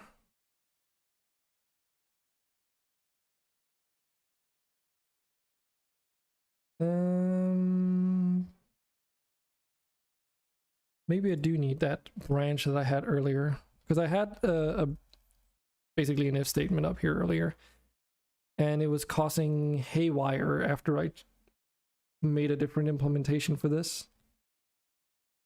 Button interaction. Wait for animation. So if you are set to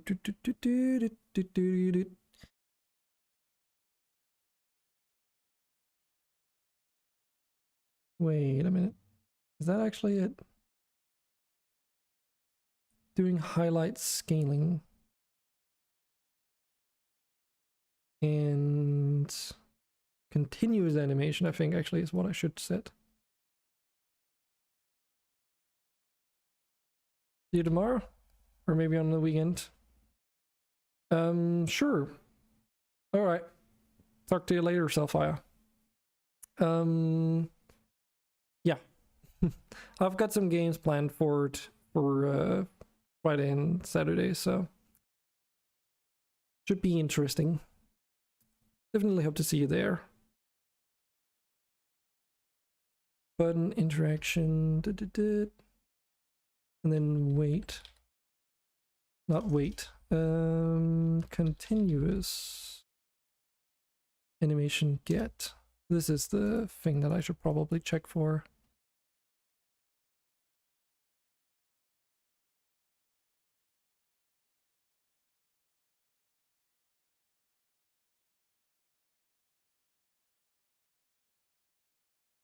Let's see if this breaks anything.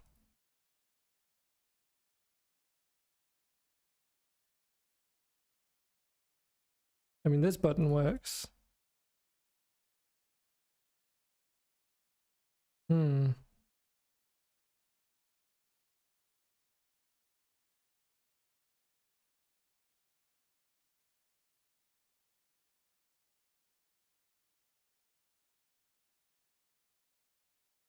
I'll need to add another decimal point for that one. Oh, it's bed for you. Oh, okay. Well, sleep tight, Cellfire.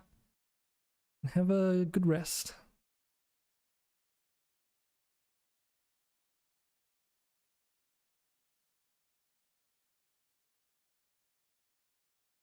I mean, it animated, but did it do it the way I wanted to? It animates really quickly. What's up with that? Let's try and just go out of play, restart it. What about you, Unimatrix? What are you up to, if you're still here?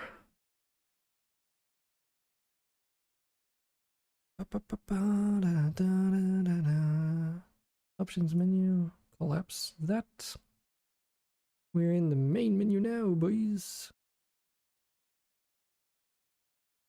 Not that one, not that main menu, this main menu. And then it's the new game button.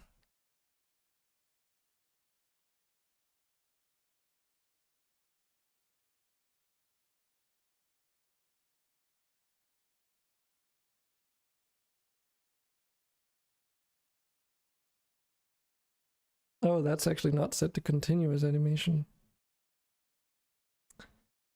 Then I cannot just do that, I don't think.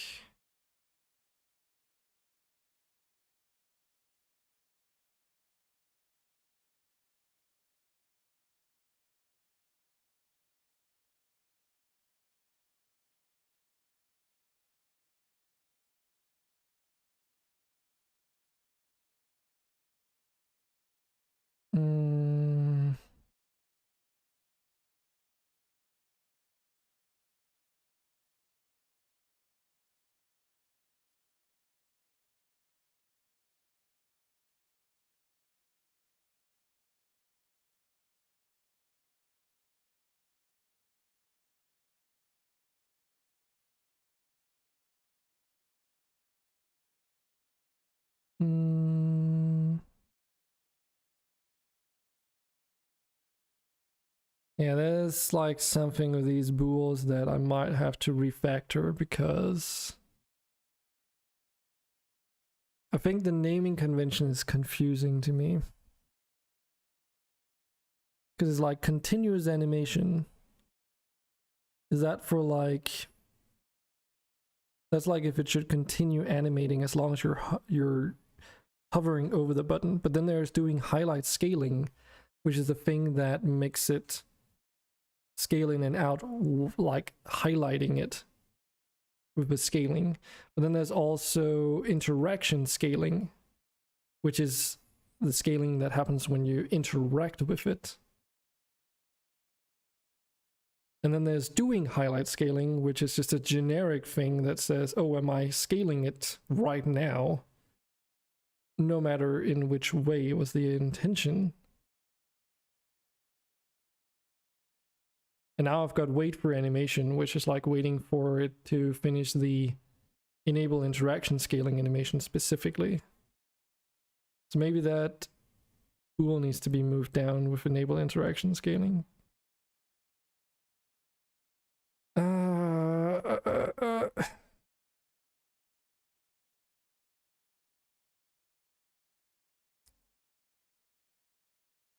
Button interaction effects.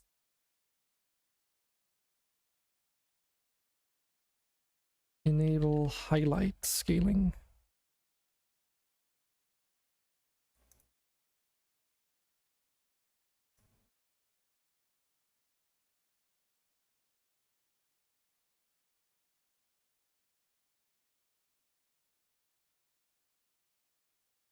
Yeah, and I can't do that as the bool check here because I need that to be true for other things. Remember to breathe? Yes. This is like one of those cases where there's just too many if this then that, and they're not consistent in how they're used, I think. Hey, blue key. Seriously though, this is fucking a mess. It's probably just the logic that is flawed here. It's going. I'm currently trying to address a visual edge case with toggle buttons that I don't want to scale up and down when you're hovering over them. And I can get that working, but then it breaks something else.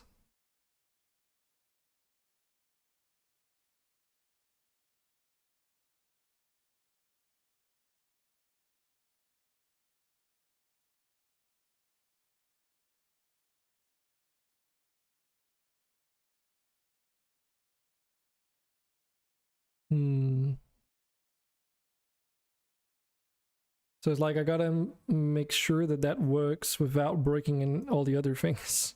That's the difficult part right now. But other than that, I've actually made quite a lot of progress on this. It's almost getting to the point where I can say that it's done. Like, it's also looking much more clean now. So, is that? Break it all? Preferably not. Preferably not. Enable highlight scaling needs to be enabled. So what things are not enabled? That would be continuous animation.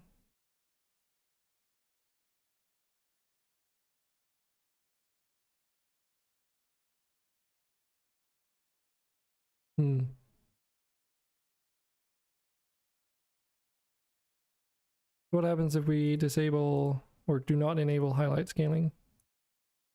Then it just doesn't do it whatsoever.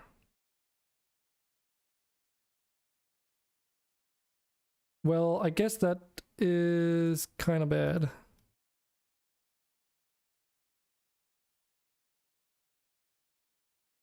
Why is that? Enable interaction scaling is true. Yeah. Okay. But then it gets here and it's like enable highlight scaling get.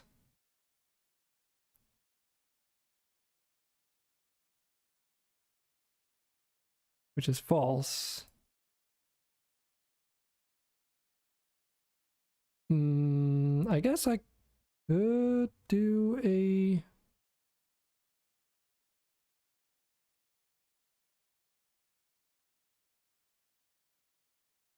extra edge case bool check here. Is a little bit messy, but basically if this is then false, then we check enable interaction scaling if that's still true. If that is still true, then we still need to do some things here, of course. And then it goes down there.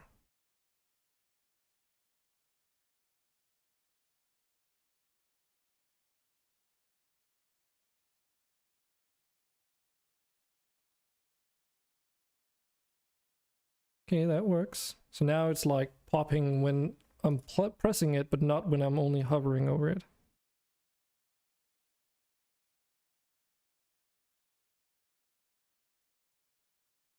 Everything else seems to be working as intended.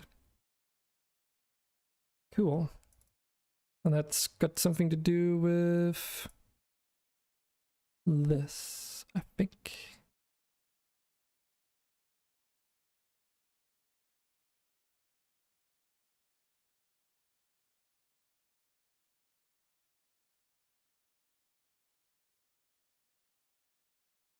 It's a bit of a messy solution, but I think it works. I'm about to be pretty spent for today, though. Almost been 6 hours. But look at this, Blue Key. Look at it, if you're here. Still, I've now cleaned up the numbers. So I can assign, like, set how many decimal points I want it to be. Isn't that fancy? And you can type in numbers directly, and it not only changes the settings, but it also changes the slider, and you can't go out of bounds either. It works. I mean, works. I also got the drop-down menu working. It doesn't do the scrolling on mouse wheel thing, but you can set settings in here, and when you load the game, it loads your saved preferences.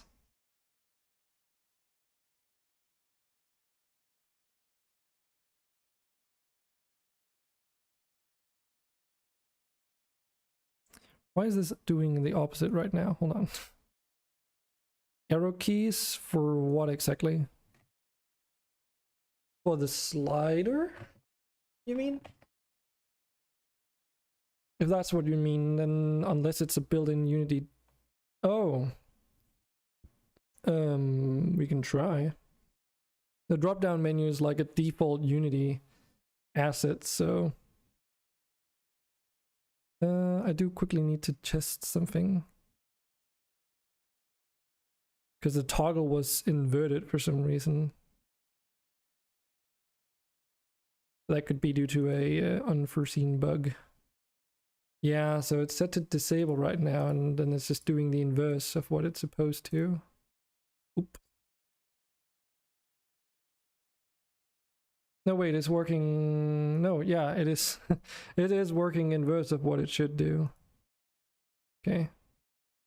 Probably got something to do with how this button state is set.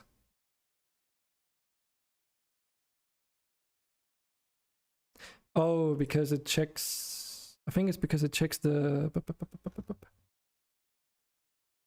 Well, let's just take this. Yes, you can actually do that. The effect is subtle, but I can actually see, at least on my end, that it darkens the selected one. So yeah, that just works out of the box. You can actually also do it on these. I don't know what increments it does it in, though. 0.2 in this case. There's probably like a percentage, like, based off of... Yeah. That would be 10% increments.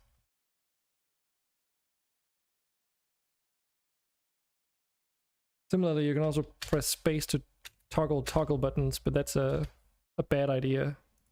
It actually breaks things, I notice. No, wait. Hold on. Okay, it doesn't break things. But you can also toggle buttons with space. Wait, maybe it does break things. Yeah. Wait, why is it doing the... Why is it doing that now?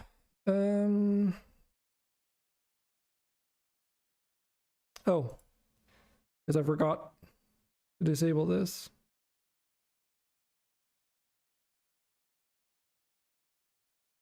So far so good, but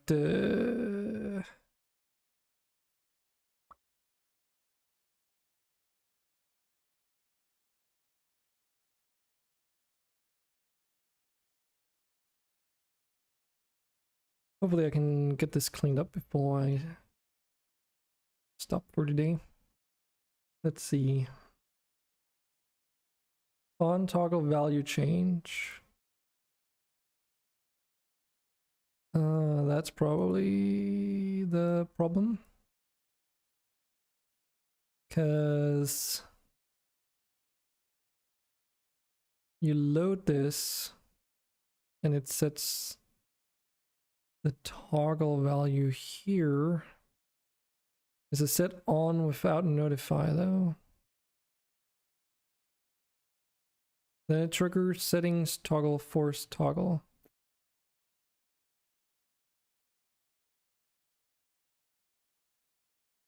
Could just be because I should revise how I'm implementing this, but let's see. What we want is the settings manager. Because this would be where again? DOF enable here. But then it's doing what now?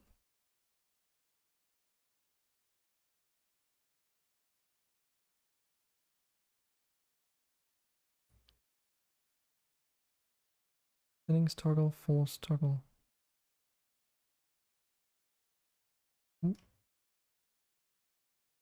What?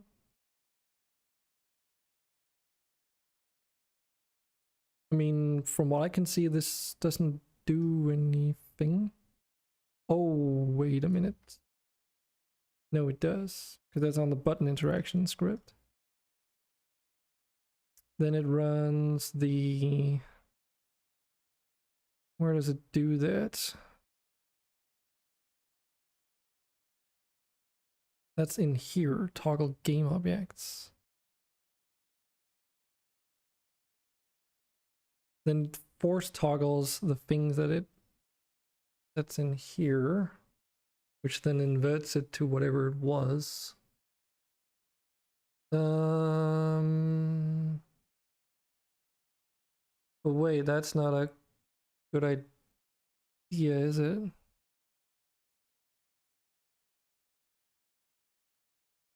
I don't think that's a good idea.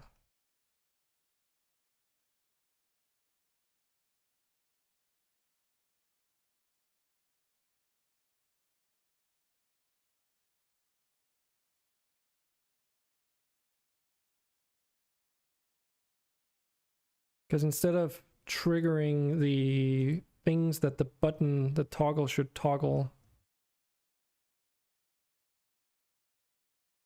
I need some rest. Maybe. Yeah, I was intending on stopping a little earlier, but... Come on.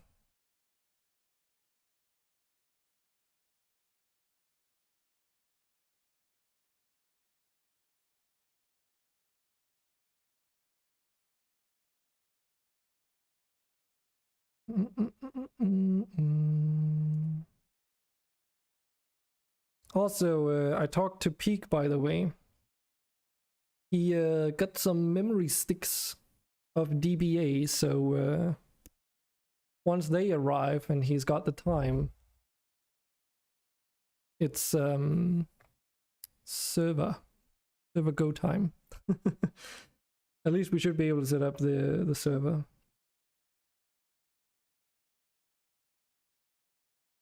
It's UL? What? What is UL?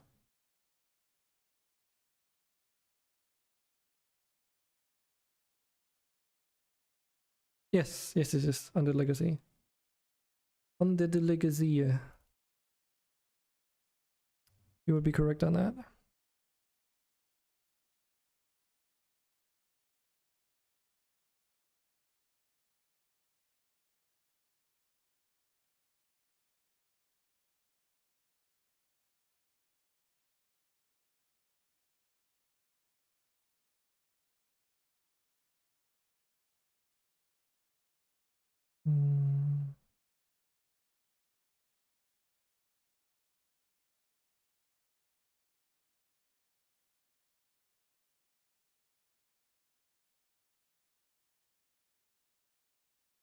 Night 10 and you're so close to getting your first car. Ooh, someone's been speedy boy.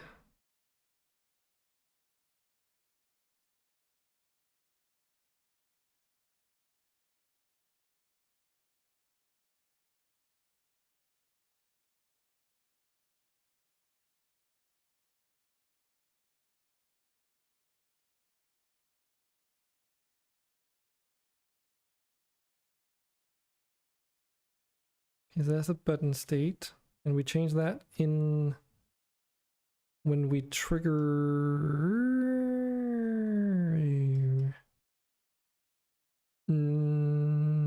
Actually,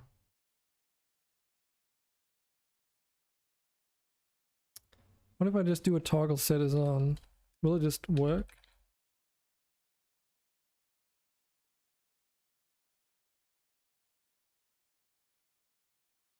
Right now I'm doing what's called set is on without notify, but I might actually be able to just do this. And then send this value along there. Try and see if it works. Got an impact driver day 8, so wheels and motors are easy to get now. Cool. I actually talked with that other streamer a little bit about Undead Legacy 2, and he said he had the same exact experience when it came to plant fiber, but he was also like so tired of punching grass. And then he actually went on and asked, so how are you supposed to get all this? Is this on balance, or am I missing something? Then they said, like, try scrapping those hay bales, basically. So yeah, it's very intently designed that way. Hay bales. Yes.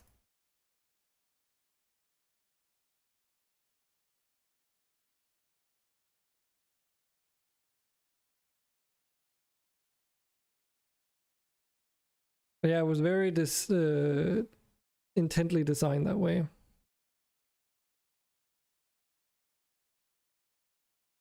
Was it enabled? It is enabled.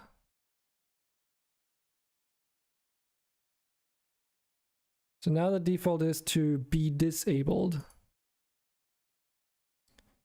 If I start the game now and I say new game, will it be disabled? It should be.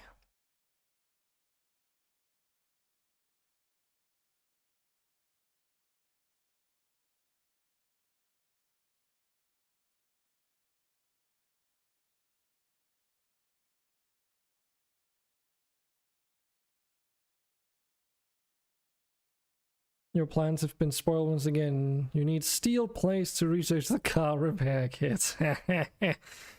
Yeah. Okay, so it's definitely disabled. What if I go into the menu? It's still disabled. Cool. Yeah, and I think the logic checks out because it just checks whether the value is changed. But if it's changed from false to false, then it's going to pass on the false variable and then set the setting to false. And if it's changing from true to true, then it's still going to send along just the true variable. And then when you load the game from the save data, it sets it to the default values. And then whenever you open the UI, it updates the UI regardless. So I don't even need all that fancy logic. I don't need even that custom event trigger. I don't even need the toggle is on quietly. I can just do this, which I think makes sense given how all the others similar flow graphs are working exact same logic. Okay, there's one more thing I want to do today before I forget. And that is for the slider variables. Let's see, is it this one? This is the input variable. Currently set to 1 decimal, but I want 2 decimals. This is also, by the way, made so that if the slider in this slider component is set to whole numbers, it's going to completely skip the decimal count conversion and just truncate, like clamp down the value to full integers out of the box, and not even do the math on it, which is pretty cool. Not like super expensive to do math, but hey, it's something. But yeah, for that setting, you definitely want to have 2 decimal point numbers, because this is a fine-tuned setting. Now, this is very important, like at least this one so far I've noticed, because this is dependent on your screen resolution. If you're running 2K like myself, you might want to have the focus distance set further away. Now that I think about it, I might actually have to set this to be allowed to be even higher, because if someone has a 4K resolution, it might need to be even higher, because pixel wise, I guess, I assume that's something to do with it. It uses your screen resolution to calculate the distance from the camera to a position in the scene. So if you've got a higher resolution image, it works differently. Also, I found out what the kernel size does. I mean, not like explicitly how it works, but at least what the visual effect of it is. Let me show you. Of course, it's very blurry, just deal with it. So we go in here and I set the default is small kernel size, and we set the focus distance to right up in front of your nose. You notice that the higher the kernel size, the more blurry it becomes. But it's blurry based off of distance. So if it's set to small, then things need to be fairly close before they are very blurred out at the moment.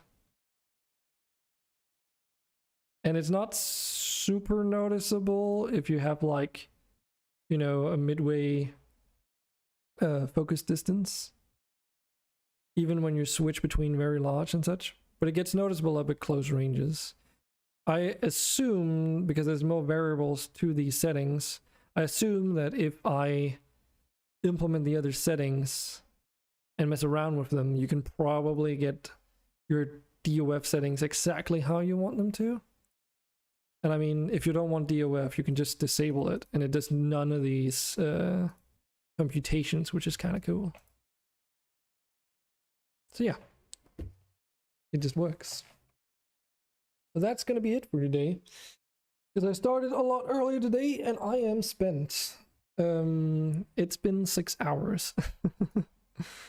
But I have gotten a lot of stuff like polished down now. Like the UI also looks much more clean. It's a bit more obvious which things you can interact with and not. So, in my opinion, at least, that is left to be seen. Yeah, 6 hours and 15 minutes and 14 seconds plus counting. Ugh. But yes, that is all I got for today.